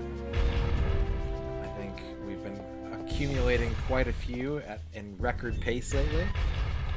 And I want to say, you know, do what you want with your life. If you want to watch me, I guess it's better than smoking crack.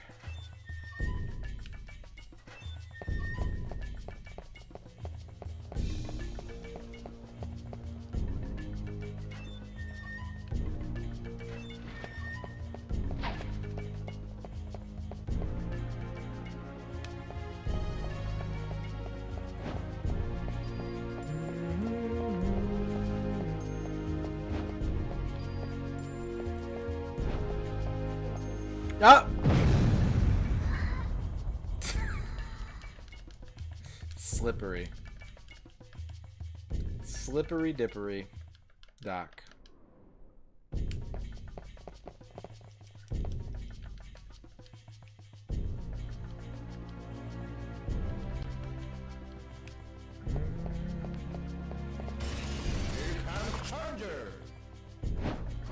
Duke Donuts and MisterRadon get on a plane when they are stopped due to Duke's interference being used to block the jetpack.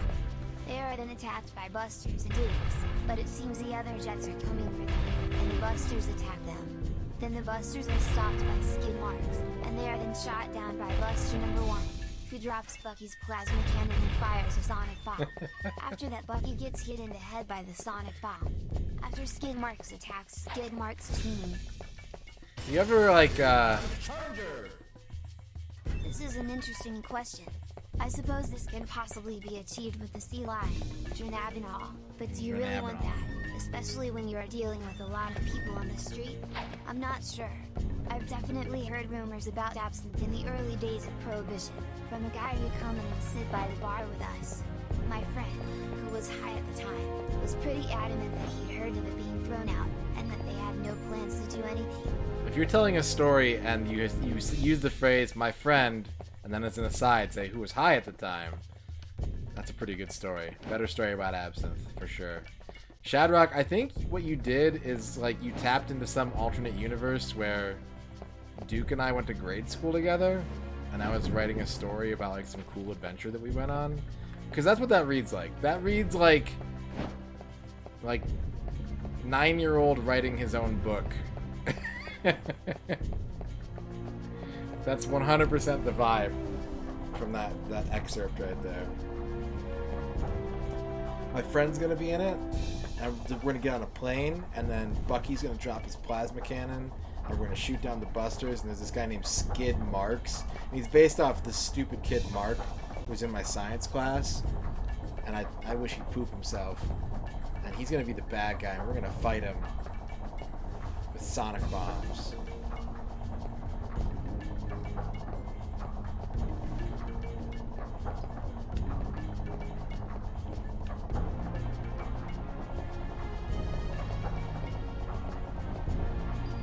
Made up superhero team.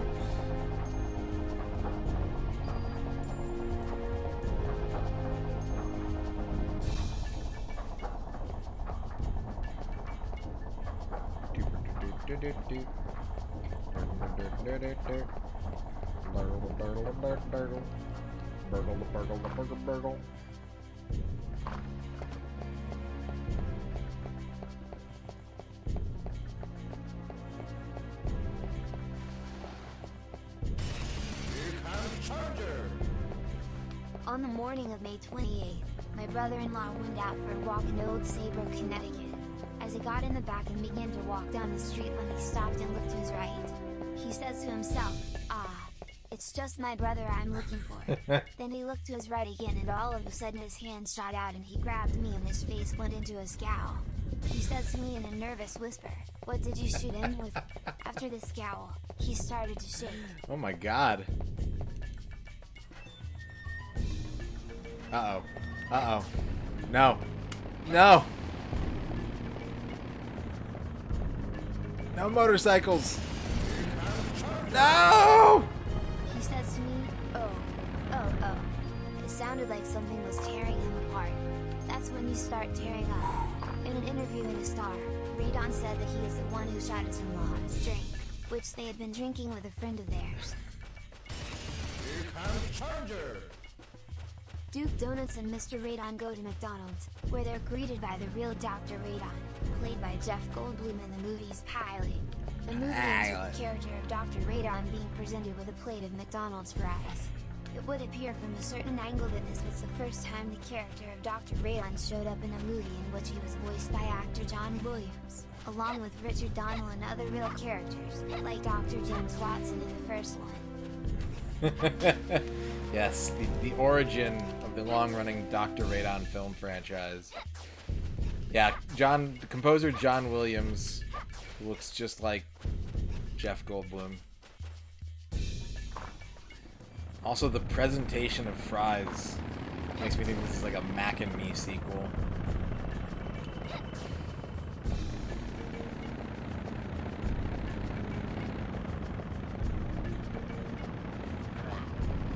Skeletons on motorbikes.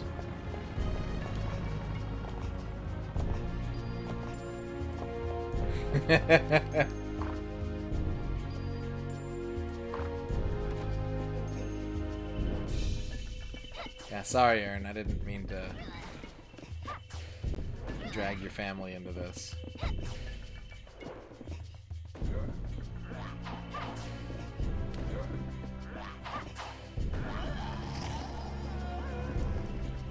I'm gonna tell him I shot their drink. I already told the star that. Like, it's in the papers.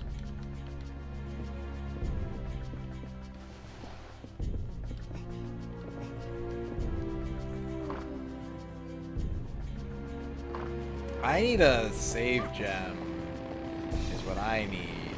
Where can I find a gem for saving before I do something fucking stupid? There we go. Save gem. Save the game up to this point. Go make a bomb and do the thing. Ba da ba da ba ba ba. Castlevania da da da da da da. Castlevania da da da da da da. Castlevania da da da. Yeah, the nervous whisper, the shaking. What did you shoot him with? Like, that question in a nervous whisper is unsettling.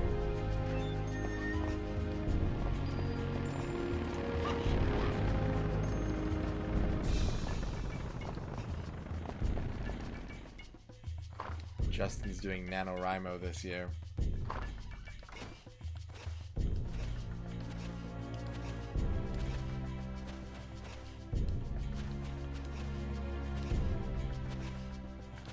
Let's eat a chicken.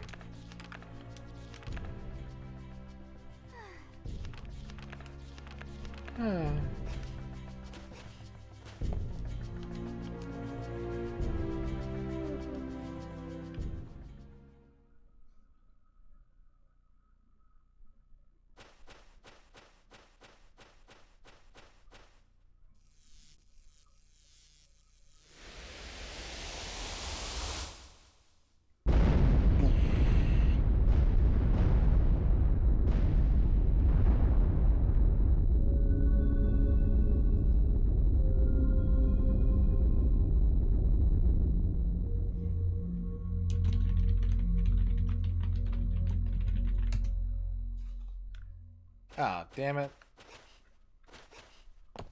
There's a save point in here. I wasted my time.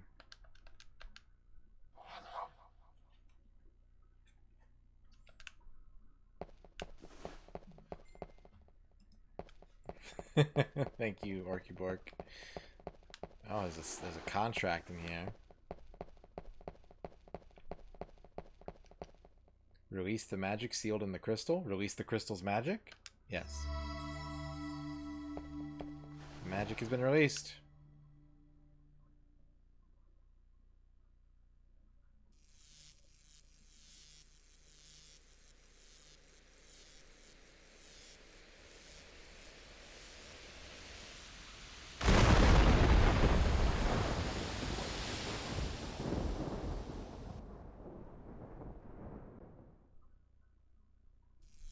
He's awake.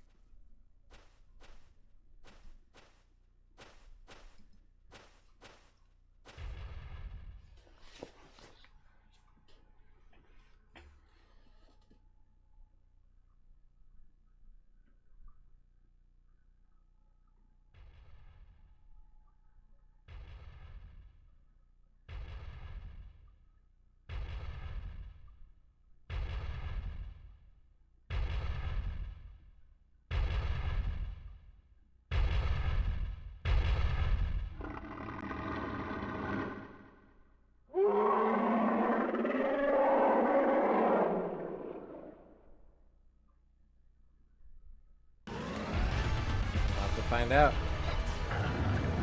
Oh, he's wiggling. Laser Bowl! Word from Quill, a journey through absent history doing by it Ron well. Bernardini, author of French Lost I thought you said Spirits. Matthew Modine. Quote from the new Absinthe by David Sherman, published in the International Absinthe Companion. Quote from Etude for the Cocktail by Arthur Conan Doyle. Etude for the published in cocktail. International. Quote from The Gentleman's Guide to Hurrying and Horsing Around by Peter Hellman, published in the International Journal of Whiskey Research. I want to read that book. I want to read The Gentleman's Guide to Hurraying and Horsing Around, published in the International Journal of Whiskey Research.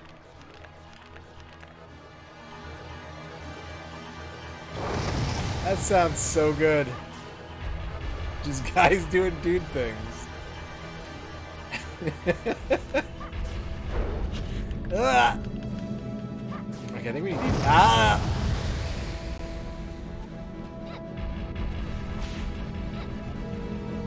Okay, we gotta be kinda close to use the cross. Ow! Oh, I'm dead. What's up, Robert?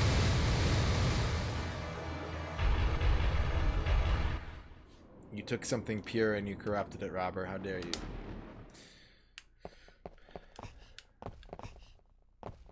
I just thought we were hurraying.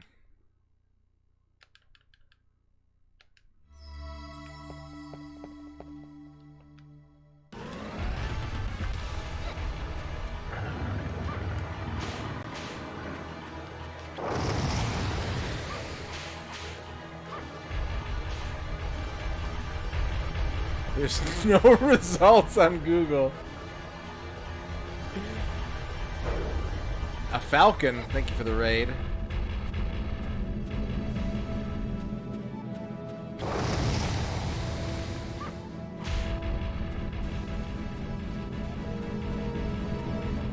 How's it going? What were you up to?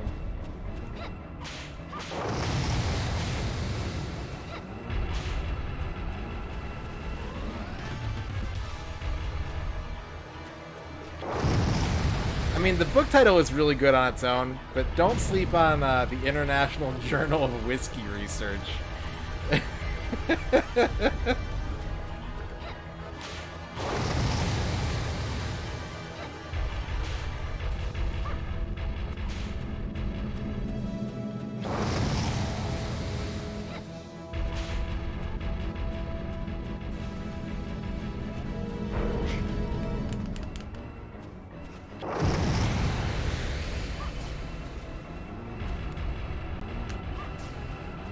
Yep. I took his butt meat off.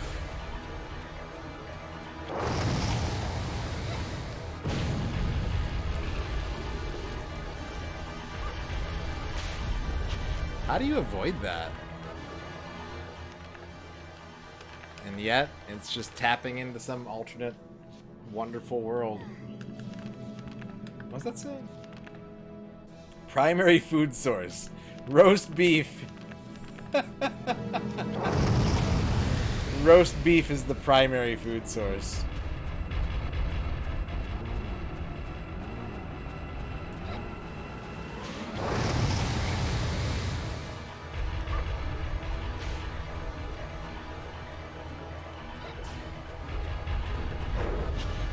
Am I dead?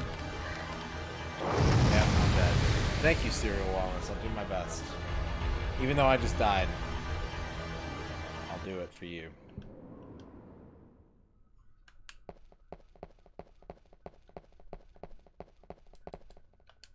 Release the magic. Skip the cutscene. Fight the big bull.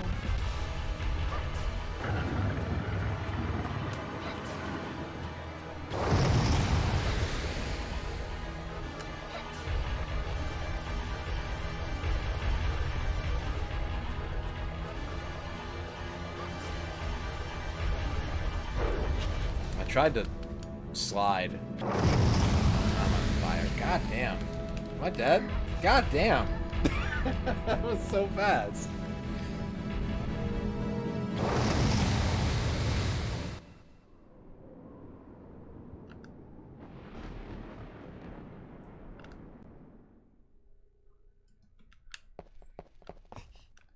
If If only I had a guide to horsing around, I know. A gentleman's guide, even. The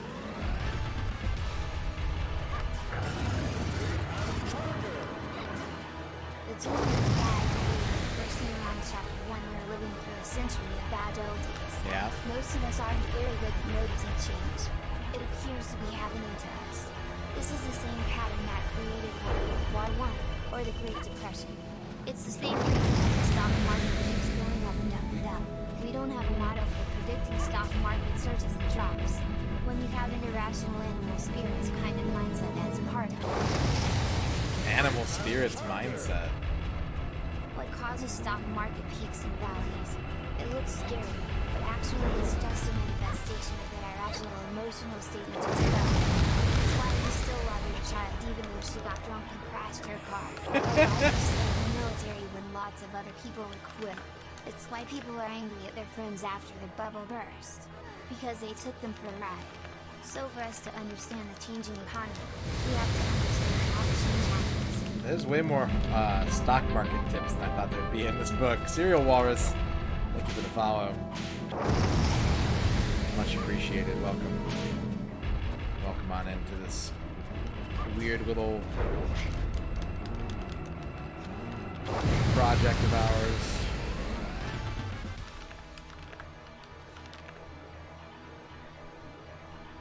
I'm just going to consume all this roast beef. It's my primary food source after all. The Gentleman's Guide to Herding and Horsing Around Chapter. Fleeing is one of the hardest things about hiking. It was such an easy feat to get as symptomatic as my feet. Then I knew where to go, where to start and where it was to end. This guide will 3 is a challenge that will take up to 5 months to complete, and it is definitely worth it. Check out our other guides and find other routes to the hub for your own enjoyment and inspiration. Hooray is a challenge that will take up to 5 months to complete. Adored by a bull.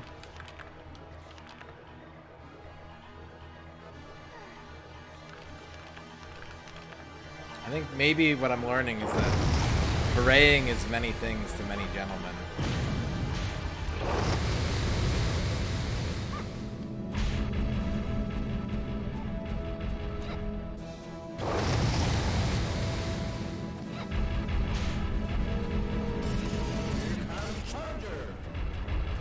My neighbor's house is on a small cul-de-sac nestled in the hills south of town. In the window sits a large blue and red tarp. It was spring for years, and now it seems to be raining soon. Tall grass has long since grown, leaving a small brown patch in its place. There are not many people around the house, but there is something slightly eerie about the place in the atmosphere. The main entrance is located on the left side of the house, and the main house windows, once gleaming, and new, can be seen but cracked and covered with overripe apples. The window, which was the only one still new and still able to see, is set into the wall of the main living room. It serves as the only window to the main house as well, and the one to the back of the yard as well. The house has a very warm, inviting welcome, and I find myself drawn to it more and more. You know the whole monkeys on typewriters thing? I think we just did it. I think we just invented a new genre of fiction. Simple Rick, thank you for the follow. I also think I just broke this boss, so that's cool. Just doing some dressage with this, dressage, horse shit. I'm doing some horse shit. I'm horsing around.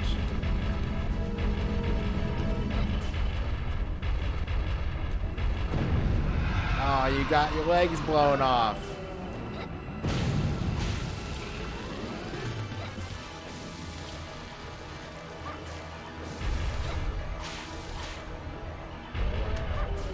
Message like message. Turned into beef. Book number 1, The Gentleman's Guide to Hurrying and Horsing Around. Book number 2, Shake It Off. Book number 3, The Art of Whore Fishing. Whore fishing. Book number 4, The Whore Bagging Man. It's a horsing business. Book number 5, The Whore Fishing Man. Its role in home management. Book number 6, Whore Bagging. I did not make it. Book number 7, The Art of Whore Bagging. Book number 8, The Whore Bagging Man. A Whore-Bagging Man's Journey Through the World. Book number 9. The Whore-Bagging Man, Whore Bags, Hurting, and Routing. Oh man, this is good. This is good content. Whore bag. The huge crystal emits its magic power. The end. So no, to answer your question, Quicks, the bowl did not smash through the wall and take me to the new land. We just turned on the giant Final Fantasy crystal. And that was what we accomplished.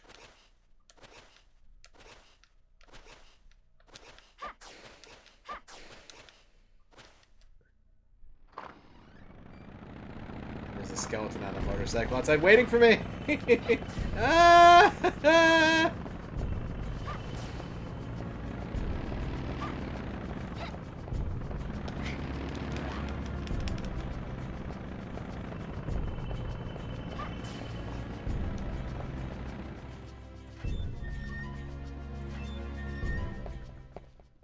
Here comes ActRaiser.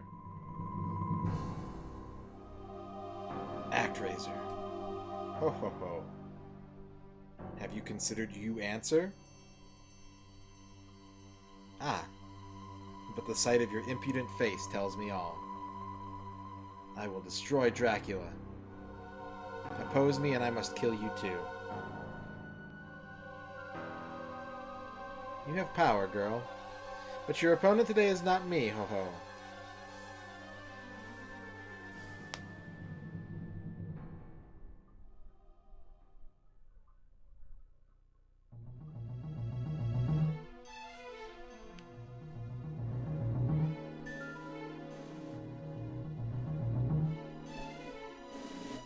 Who? I sense a power to match my own.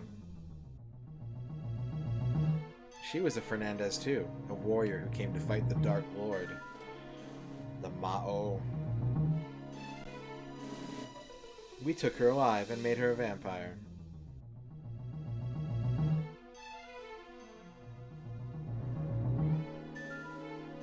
Yeah, don't jeopardize your relationship for stupid jokes in here, Shadrach. I appreciate it, but keep things on the up and up. She had great spirit and struggled mightily against the curse, but now she is wholly a vampire, desperate for blood. Ha, what joy. Two cousins fighting to the death. Here comes Charger! Ho ho ho. MisterRadon's Library. 1. The International Journal of Whiskey Research. 2. The Gentleman's Guide to Hurting and Wait a Cursing second. Around. 3. The Best of Eminent Nobbling. 4. Nobbling? MisterRadon's Hand 5. The Gentleman's Guide to Whiskey. 6. MisterRadon, a Southerner in the Wilderness. 7. Hints on Whiskey. 8. I do have the whiskey A hint Gentleman's book. Guide to Horsing Around. 9. The Companion to Malt. 10. A Gentleman's Guide to Whiskey. 11. The Great Whiskey Bar Wars. 12. Top 25 Whiskey Jokes. My whiskey joke book, always a hit with the family at Christmas time. Hints on whiskey. How do you get past the Dragon's Tower in whiskey?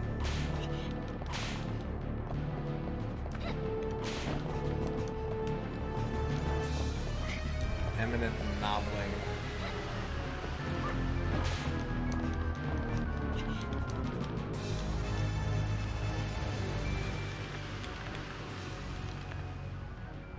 A lot of crystals.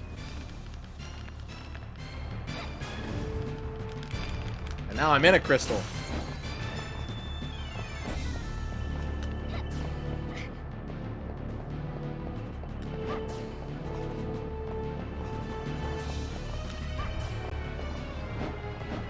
Okay, if I release my shot in air, I can keep forward momentum. So always shoot while jumping.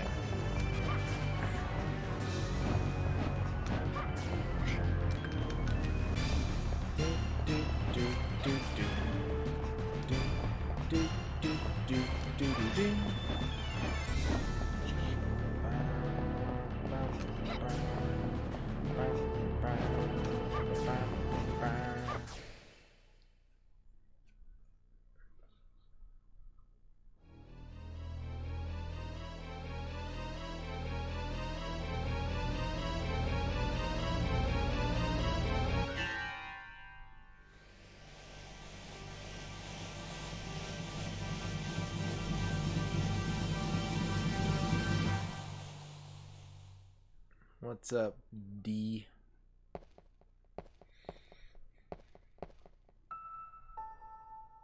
Alas, I could not save you. When I destroy Dracula, you will meet my mother in heaven.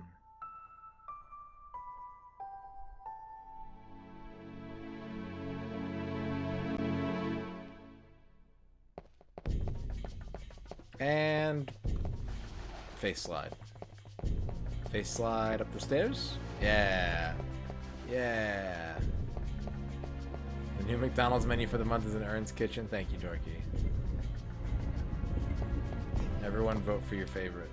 What are you gonna get first? Secret weapon of Harang, a Grognardian compendium of information on every kind of hobnob.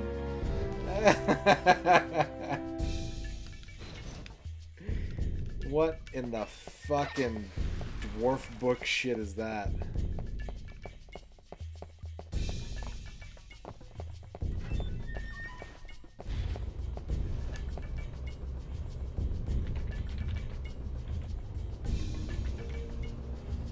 A guide to Harang to the nautical max. Hell yeah.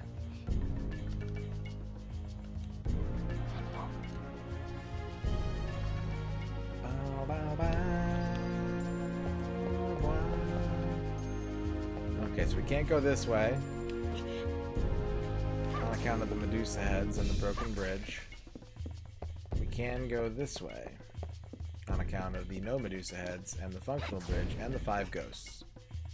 And that's the end of the stage. Tower of Science. That, by the way, marks 256, 25% complete.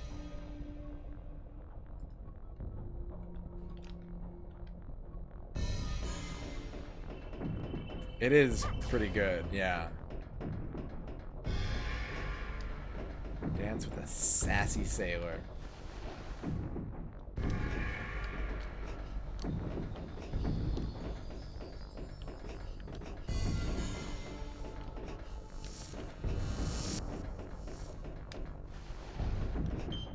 Cubes! We're in a fucking box factory. Oh, I'm dead.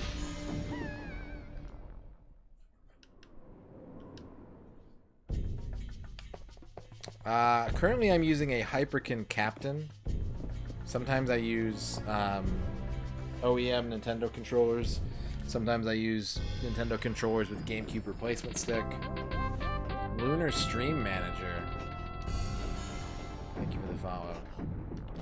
I do have a Brawler 64 as well, but it broke really quickly.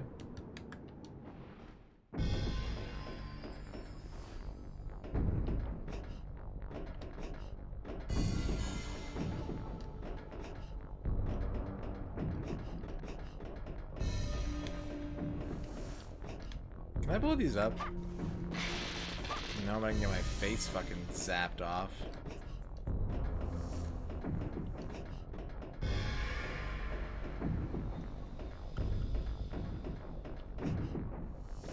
Oh shit, cubes! In some ways. Mainly just the stick is decently sensitive and comfortable.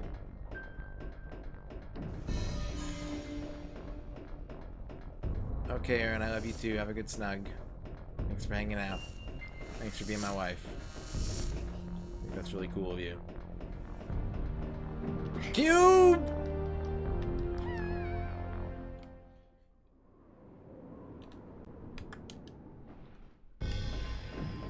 So yeah, last night I watched a shitload of my old clips. And I learned that I'm pretty good at being a good sport about losing in video games. That's the #1 thing that I learned about watching my old clips. Is that I tend to take... Oh, god damn it. I tend to take most things in stride pretty well. I find the humor in my failure very quickly. MisterRadon's Library. 1. The Gentleman's Guide to Hurrying and Horsing Around 2. The Three Wise Beasts. Part 1. The Biter. Puppy 3. The Three Wise Beasts. Part 2. The Mule 4. The Grandma's Boy. Of course, yeah. Part 5. I have the Grandma's Boy novelization. Boy, Part 2. The Monkey 6. The Old Putty. Part I-7. The Old Putty. Part 2-8. Mr. Paddletop. Part I-9. Mr. Paddletop. Part 2-10. Mr. Patty O'Connor. Part I-11. Fuck! Mr. Patty O'Connor. Part 2-12. Mr. Wicket the Bard. Part I-13. Mr. Wicket the Bard. Part 2-14. The Duchess. Mr. Wicket the Bard. I like, you know, I really like serialized storytelling. I fall in love with, you know, characters or an environment. I need more. I gotta get part 2. And then if part 3 ever comes out, I'm usually bored with it by then. I do want to know about Mr. Paddletop, though. He sounds like he'd be in the Beano. Next to Big Ego.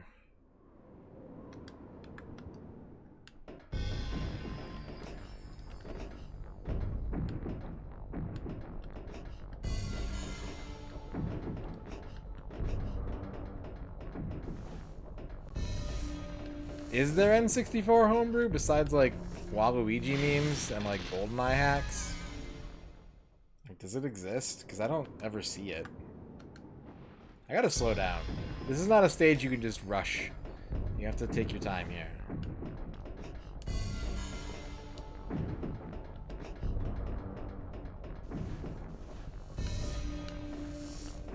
What up, Wadaxel?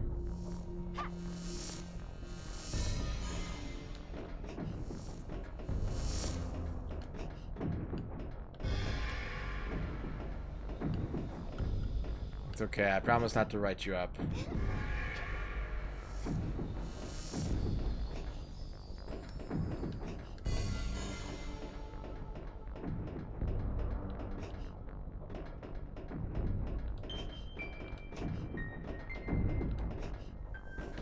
Everything I see is like GoldenEye with Sonic characters, or Waluigi's Prime Rib Delight. I'm not interested in that kind of stuff.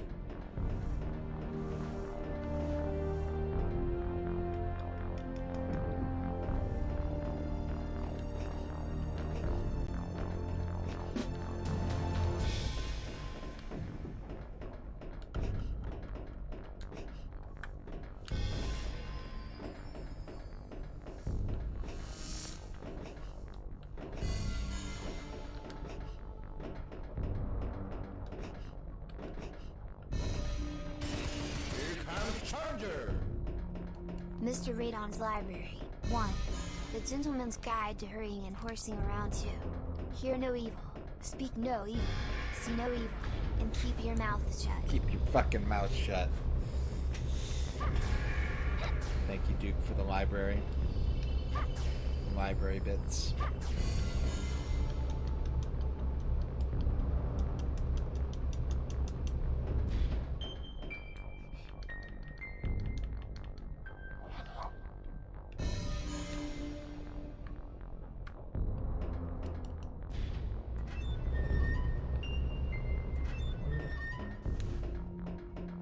Okay, we got some doors. We got a hallway with a thing in it. It's a big bag of cash. We got some homunculi and tubes. And some gun turrets.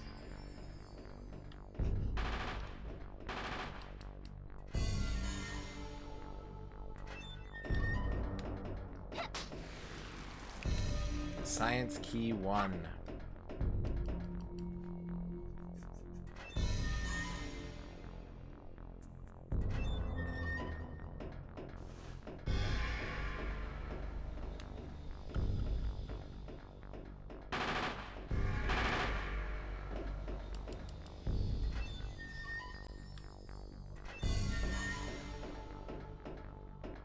Nothing in here.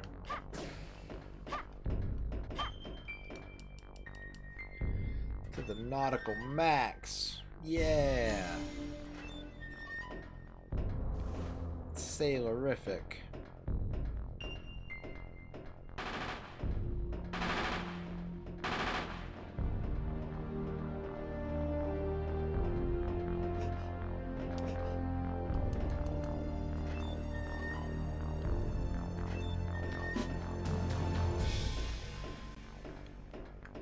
Good shit, Magnus. Well done. Well done.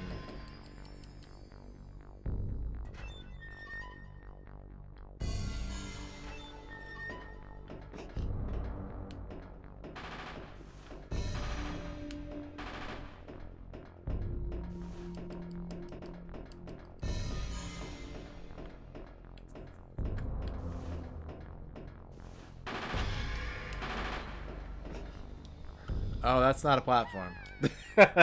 That's not a platform. That's a hole in the ground. Alright, so we gotta get that science key. That's all I've found so far.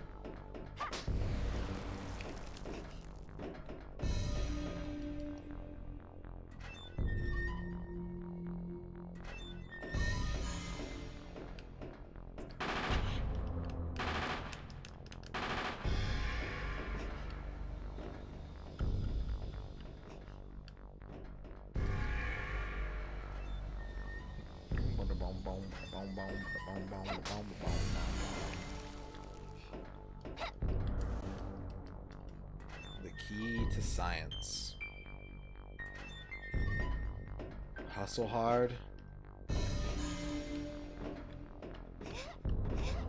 Always be grinding.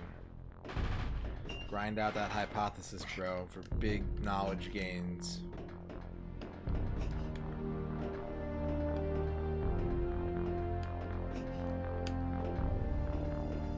Let's take a shortcut.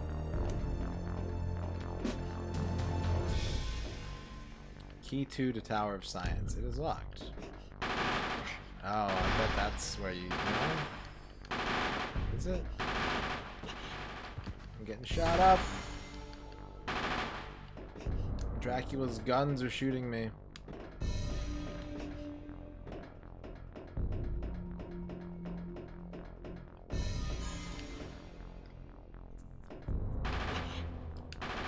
Just go for it.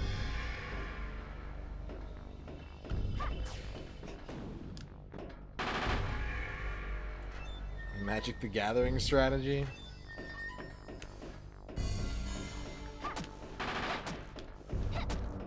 Grixis Delve, yeah, that is Magic the Gathering. That's 100% Magic the Gathering. Wild.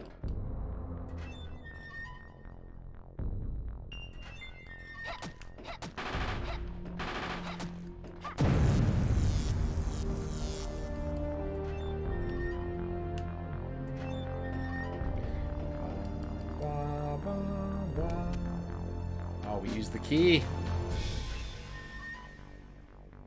There's a torch in here. Torch gives me key 2.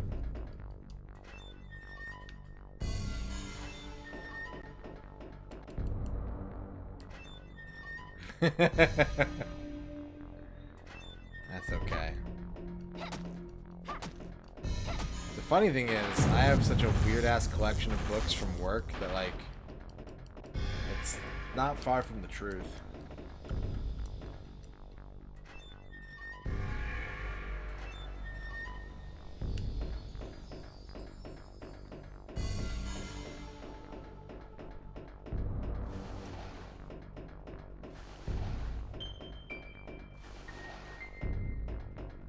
Carrie just exfoliating her face on these metal tubes.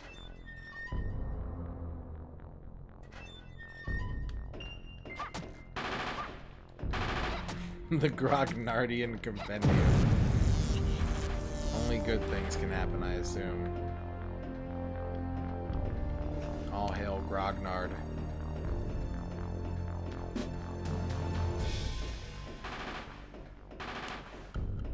Ah! Okay, how do I get out of here? Oh. Oh, I see. Well, this is gonna be annoying.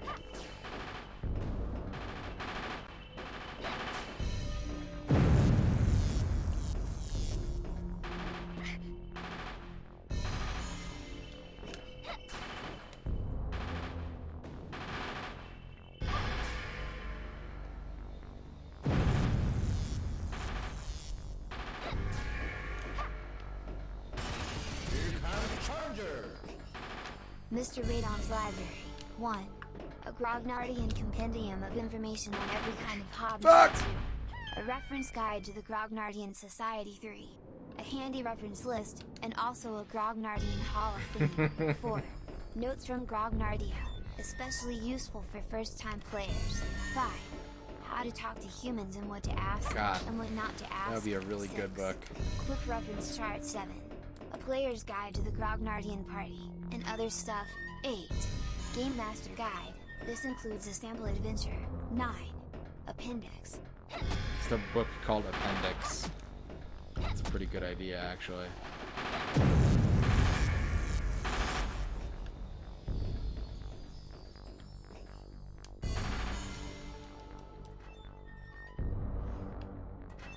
How to talk to humans and what to ask and what not to ask. I would use that book.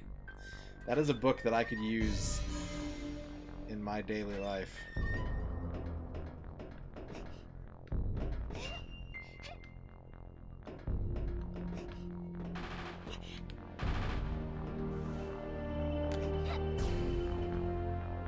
We gotta get rid of these sky turrets. They're too powerful.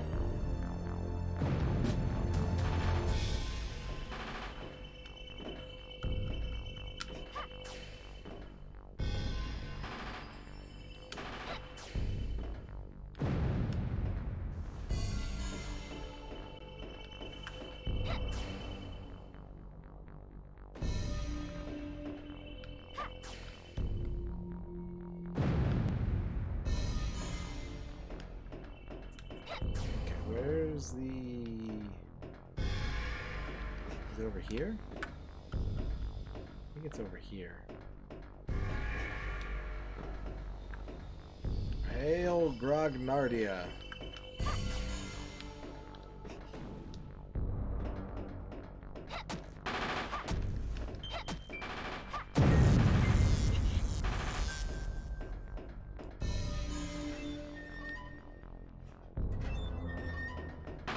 Oh, guns.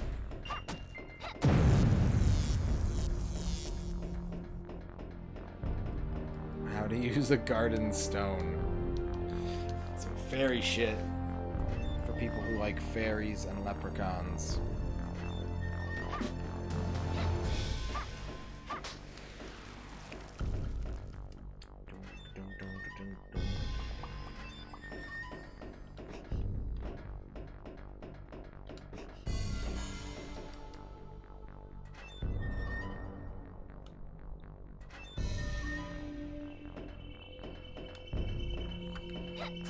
Okay, now that I have Science Key 2,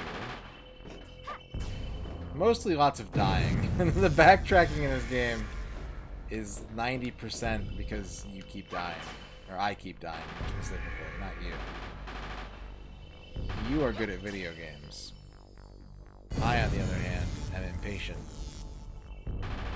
How to talk to fish. There's no need to ask for details if you aren't fishing where you're from for this. It's only useful in more conservative cultures. Puritan fish. Here comes Charger! MisterRadon's top 10 raunchiest DVDs in this collection. 1. The Invisible Man. I love this movie. If the title doesn't give you a hint, it's about an invisible man who is trying to get rid of his monster. They made a remake of it with super creepy Michael Douglas. Super creepy I love this movie so much because of all the dark and scary parts where his monster pops up. That's right. Whenever the monster would appear, he would freak the hell out of me. Mind freak. Here comes Charger! I'd be in my bedroom watching TV and then all of a sudden I'd hear him coming through the floor and there's a horrible scream. I'd jump off the couch and stand at the doorway. I just remember the movie giving me such a fright. 2. Company Ed. Totally not appropriate Company for a Ed. 13-year-old boy. It's about a blonde girl that's dating this football jock. Instead of just having sex with him, she has to do all kinds of crazy things to impress him. Here comes Charger! I guess because I'm the only one who sees how the movie isn't really that bad. I saw it in the theater once with my mom and we both thought it was great. Yep. 3. The beginning of the end. This movie freaked me out more than The Invisible Man. I saw it when I was 15 years old. I was babysitting for this guy and was working on his screenplay. He told me that the script was called The Beginning of the End. I was so intrigued by that. That I took it sounds so home and cool. kept reading it. The beginning of the end. That's like the coolest name for a story. Which part is it? It could be either.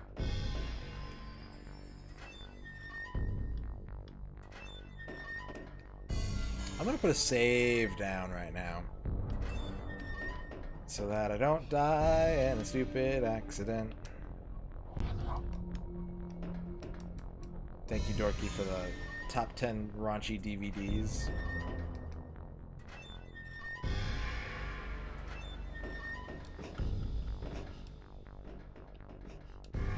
Raunch. Raunch dressing.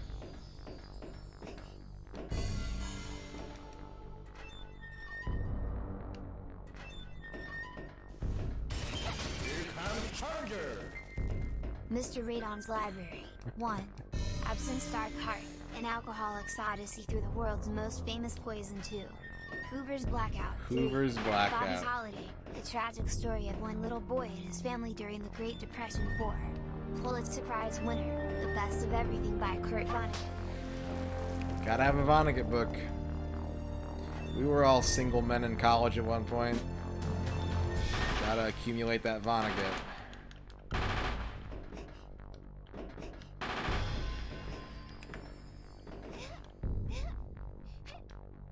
Don't drink enough for Bukowski. Hey!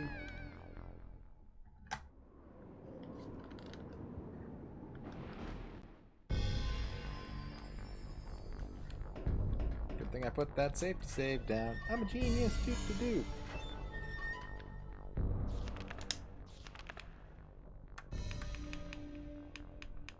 If you don't exercise and eat right, you'll end up with a Vonnegut.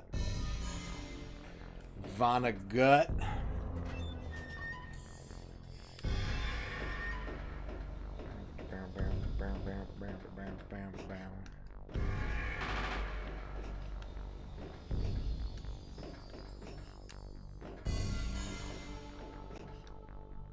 Is it this door?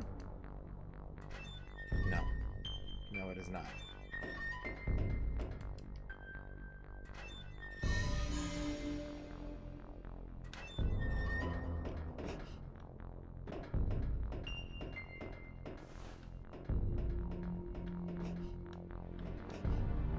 We got this, don't worry. We're gonna get through this stage. It's gonna be great. Everyone's gonna cheer and clap. We're gonna shake hands, pat each other on the butt. You hit the paywall. Imagine paying money for silly words. Who would do that? Who in the world would do that? Save my game? Okay. Okay, I'll save my game. Krav Maga.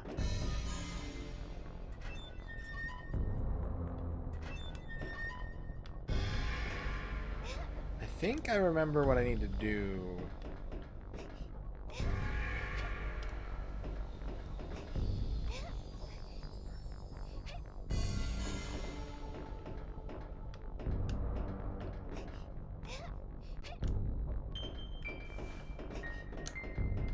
Yeah, what's that? That's what I need. Don't die, don't die, don't die! I died. Oh, I didn't. What the fuck? Whatever. No, wait, what? What? Huh? It's fine. Look at all the meat.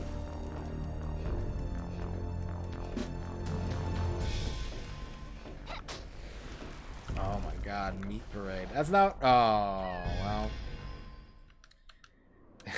Here comes Charger. MisterRadon's Library. 1. Absinthe Stark Heart, an alcoholic's odyssey through the world's most famous poison. 2. Ridiculous tales from a strange new American land. 3. Thirsty Blues, the blues for freezing and thirsty. 4. The Drunken Ship, the story of the Denton Grange Fire. The Last Days of Prohibition, the forgotten history of one of the nation's most promising The drunken cities. ship. The Last Days of Milled Grain, stories from the land of the milled grain. Remember when we used to have milled grain? Whatever happened to that? I miss milled grain.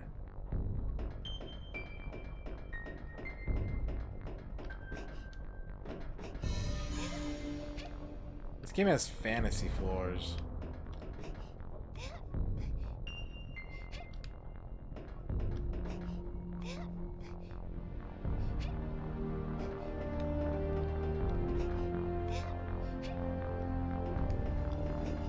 Oh shit!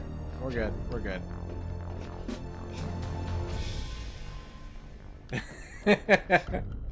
Would the question be, where did you get this excellent collection of books?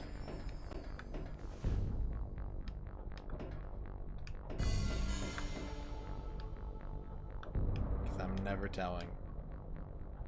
Okay, I can see a couple trap doors ahead.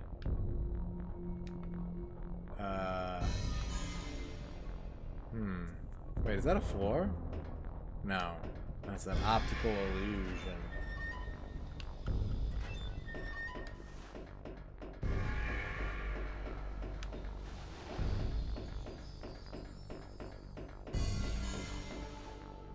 The Denton Grange. The drunken ship. Oh, is it a real ship? Holy shit. That ship is drunk. Go home, Denton Grange. You've had too much. All of her deck, except the extreme bow, is covered in livestock stalls. Her hull paintwork is in poor condition. Negative number G818 is very similar. Damn. Historical photograph shade on the Denton Grange. Like, we're gonna preserve this picture for posterity to show you all how stupid this ship is. Enjoy.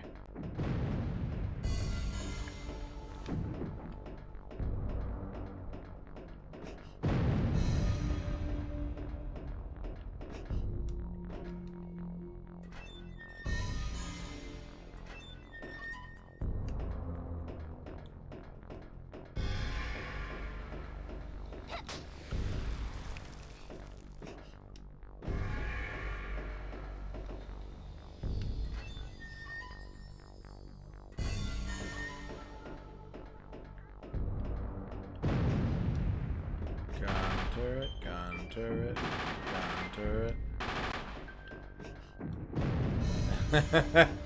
That's not a good sign.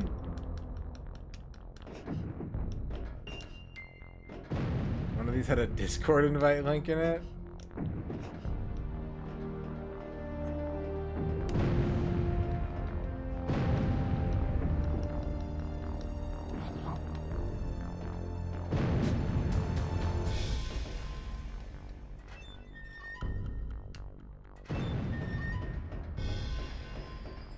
Doors. Okay, science key 3.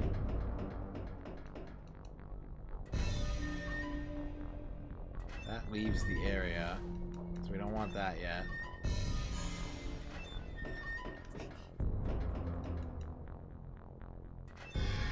Justin's trying to help you make new friends.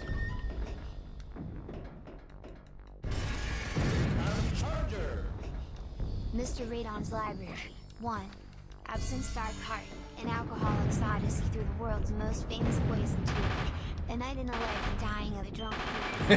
Oh, God. Absinthe, the truth about absinthe and the real story about William Shakespeare's Coriolanus 4. Coriolanus. Makers of modern esotericism, the Brothers Psalmody 5. The world of the French symbolists, the legacy of Art Guinness. 6. Arthur C. Clarke's Masks of Chalk, the modern reimagining of Plato. Shit.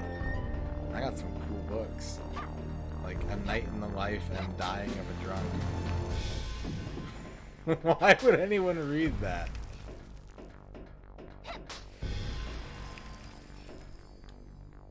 Hey, what do you got there? It's an autobiography of some drunk dude who's just fucking dying from alcohol.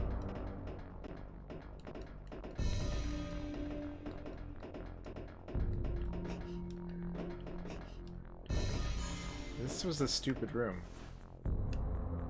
This was a dumb room, and I don't think it was worth using a key on, personally. But what do I know? I got a lot of books, you know? I think it's important to be well read.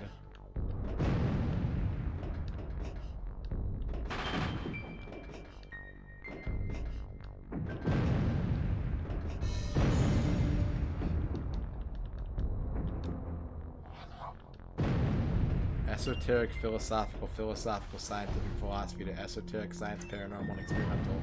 Excerpts from esoteric philosophical systems of the ancients. Esoteric science, paranormal, and experimental. The search for the third eye. Experimental philosophy of the mystery. Philosophy of the mystery.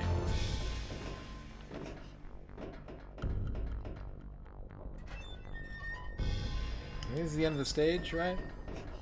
Yep. Stage 6 complete. Tower of Sorcery. The platforming level.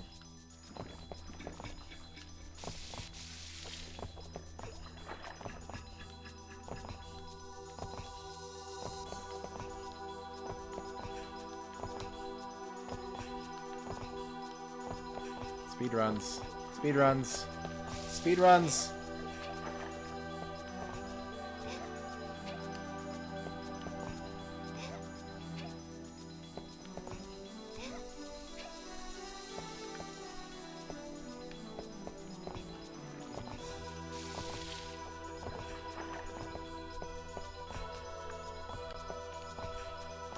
It never hurts to help.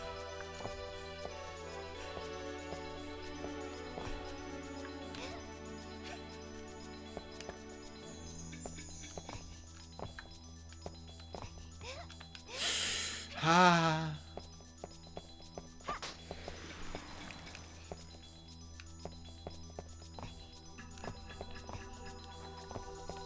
Oh shit. Damn it. Baited. 2. Absinthe's Dark Heart and Other Poisons of the 19th Century, The Story of Absinthe 4, A Brief History of Absinthe 5, Pim's Pima, from its origin to He's its mentioned present Pim's day Pima before. The Strange Tale of Captain John Smith of Absinthe 7, Absinthe, The French Spirit, or its modern counterpoint 8, LN6s, and Absinthe Cook 9, One for the Journey, an illustrated guide to Absinthe 10, John Smith of Absinthe, a man, a legend of leather, the world of Absinthe and LN6s. I'm the captain of Absinthe. I'm a man, a legend, and a legend. My name is John Smith.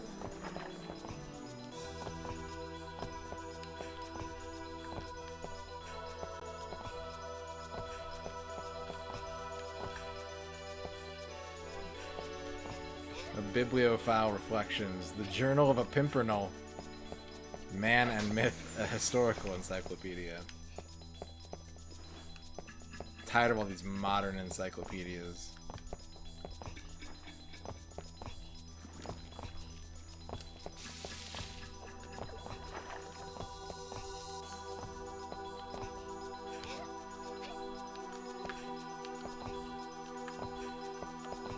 Oh, wrong. Pimpernel is a word that I only know from Looney Tunes. I don't think I've ever heard anyone say it that isn't Daffy Duck.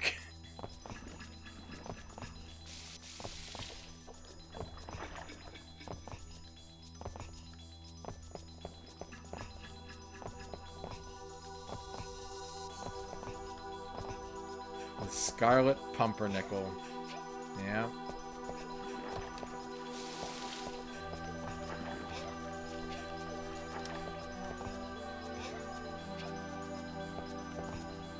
I see we're all people of culture here.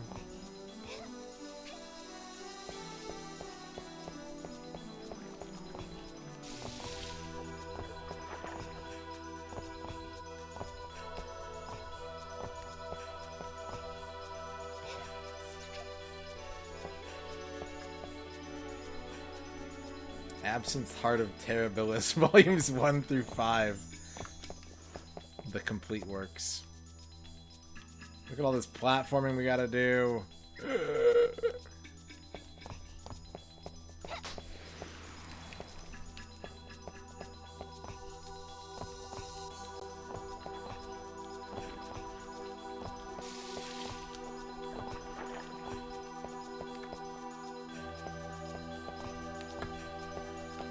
Oh shit.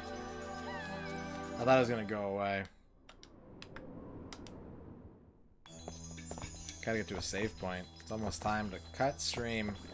It's been a long one today, but it's been a good one. I hope you guys have had fun. Got about 10-15 minutes left before it's time to go. Next stream will also be Castlevania. We'll be playing some more of this.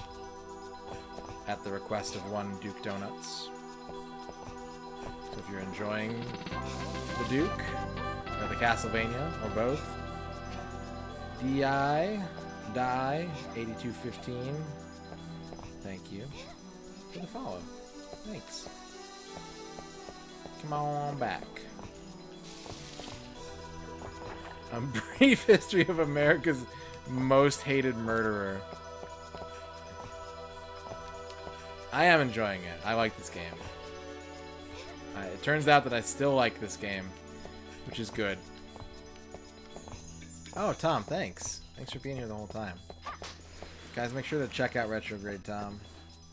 He streams in the daytime, I stream in the nighttime.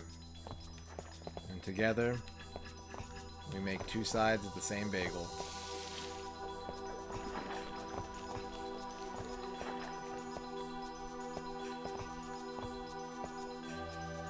Right? I mean, if that happens, we'll do what we gotta do for the people. There's my save point.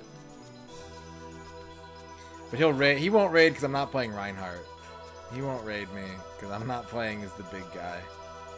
Except Spent Death. Never played this game? Well, if you like 3D platformers, I think you could do a lot worse than this video game. Oh shit!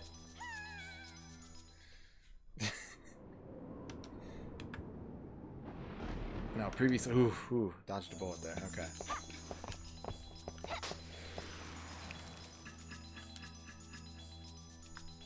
We're gonna play as Reinhardt once we beat the game with Carrie, but.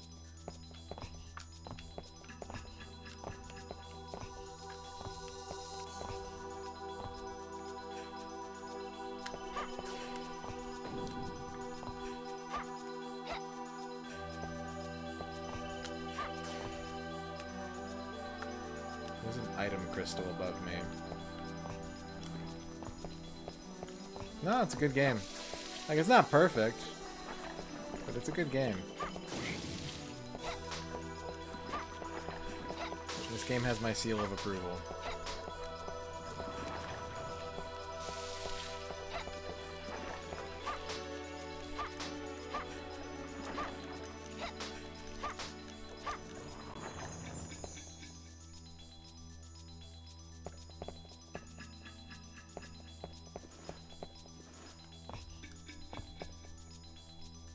What are we doing? Used to play Rob Zombie to this game. Here comes Charger. 2. Blackberry wine. The oldest trick in the book. 3. A Taste of the Caribbean. Ooh. The surreal adventures of a pirate hunter who lives in a small, flat beach. 5. Bloody Mary. Alcohol is a poisonous toxin. 6. Bourbon Bites. A true story about alcohol and life. 7. Cast away on the open ocean. One man searched for the truth. 9. Chlorophyll, an inhaled drink for the mind. 10. Dirty Little Secrets of a Dirty Little Drug. An interview for Bluey Magazine. Bluey Magazine. What the hell is Bluey Magazine? And how much does a subscription cost?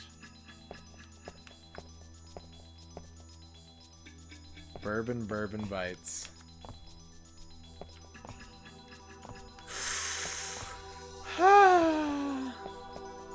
Okay, that's where I came from, right? Right? Yeah, it's got the thing above it. Okay. So we want to go this way. Except...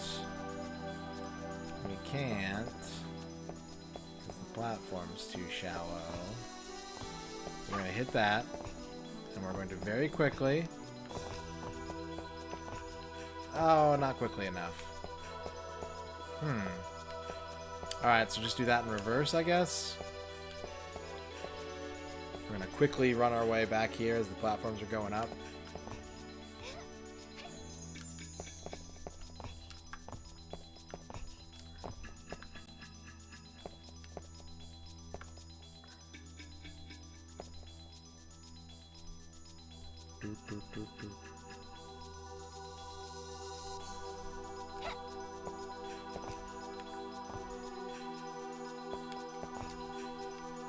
Oh.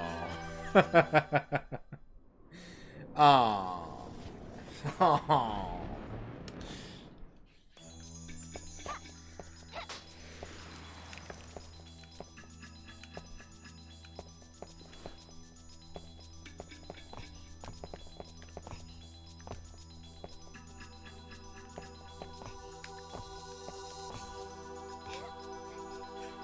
Climb.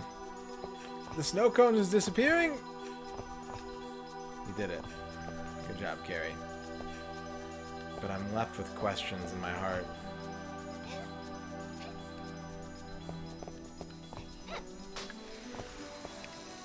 Bag of money. Alright. The question in my heart has been answered. The answer is bag of money.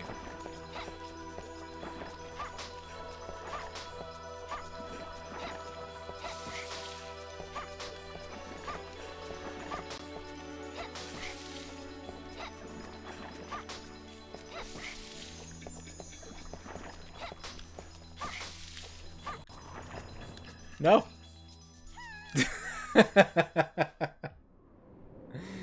Phooey.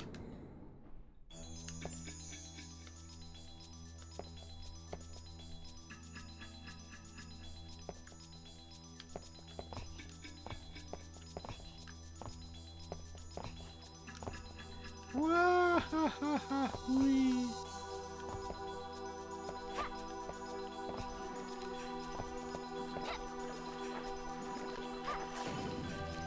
Do you think anyone's ever fallen off a cliff and actually done that?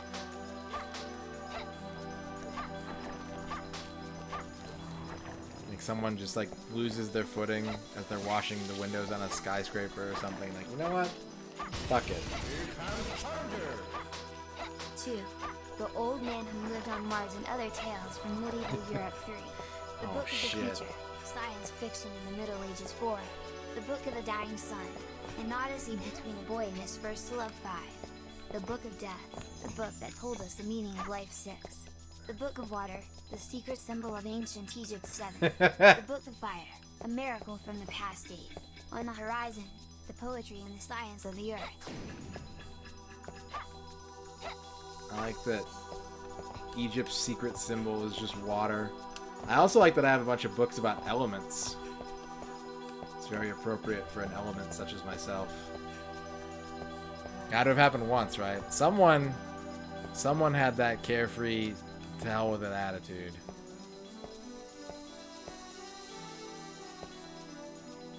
Okay, here's what we're gonna do. We're gonna go now.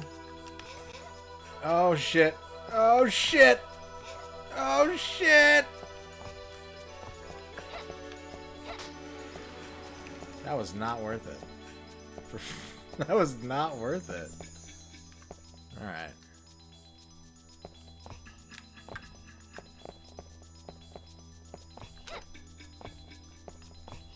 Wait. What the physics? We haven't even beaten it yet, Dempsey. What do you... Did we get the good ending? We're still playing it.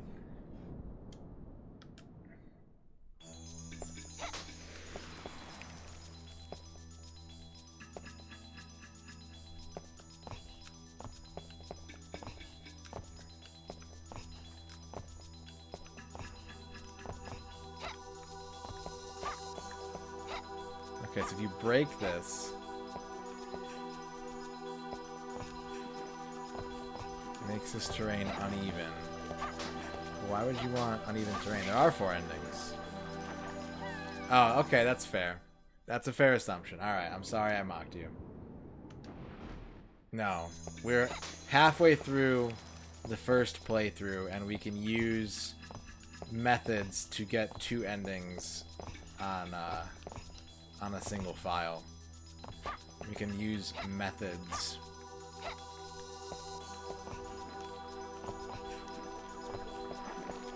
The Devil's Library. An absinthe adventure. For kids.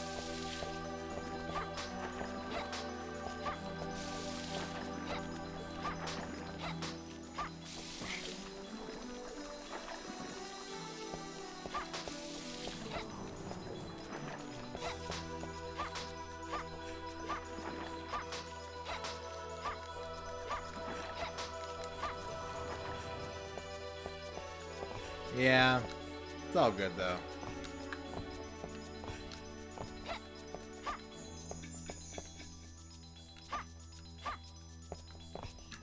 Okay, we've broken the crystal. I wish we'd get a new Castlevania.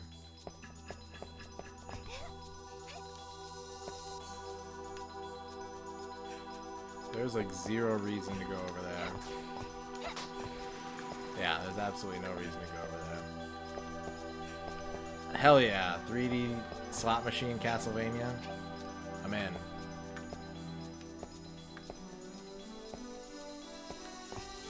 If I win big, maybe I'll win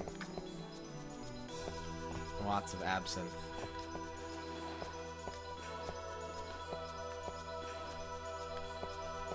Falling down here is bad.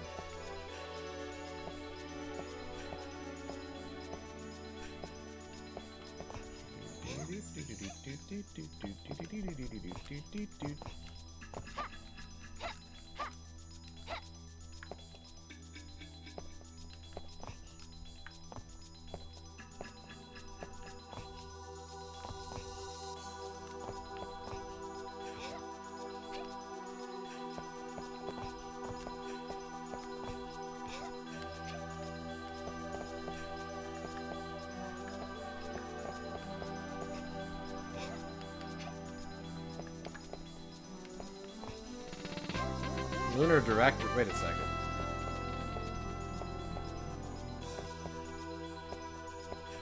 Are these bots? If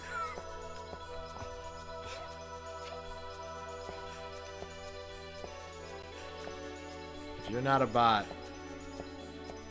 prove it by telling me about Taylor Swift.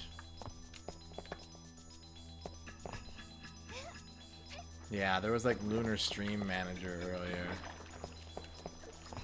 And now there's Lunar Directory. I bet they've never even played Lunar. Poser Gamer. Okay, so if I remember right, and I might not, full disclosure, there are... Okay, I don't remember right. We're gonna stop the stream there. Let's stop the timer. I thought there was hidden platforms over there. I guess not. Pretty good Castlevania session tonight. We will do it again next time.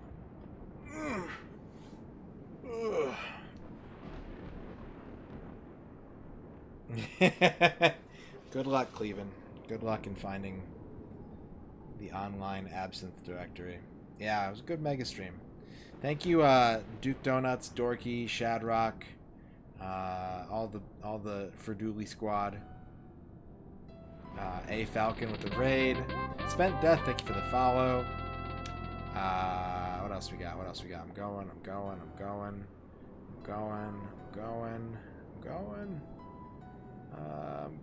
Magnus Prada with some bits as well. Toa Plan with some bits.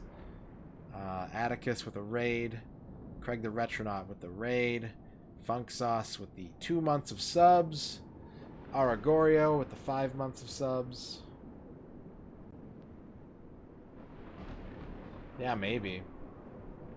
Duke Donuts, big old raid. Kydrian, 31 months. Swoop Cutie, brand new sub. Thank you. Thank you, everybody, for watching. Thank you, thank you, thank you. Let's find someone to raid. Is Macaw still playing Crystallis? Because I fucking love Crystallis. Yeah, let's go see Macaw. He's playing Crystallis on the NES. That's a great game. I don't know how much longer he's going to be streaming, but Crystallis rules. So, I'm going to send y'all over there. Have a great night. Spooky game over screen. Look at the shadows moving across the violin. That's so cool. It's so cool. I'm going to enjoy my library. I'm going to sit down with a nice, good book. Thank you for joining me in the dark and weird. Thank you for reminding me to thank everyone for joining me in the dark and weird. Duke. Everyone stay rad. Have a great night. We will see you next time. Just all these absinthe books. These fake absinthe books. I'm just going to watch Macaw and eat pizza, honestly. That's what I'm really doing. Alright. Here are you lizards. N64 go off. Have a good night. Whip.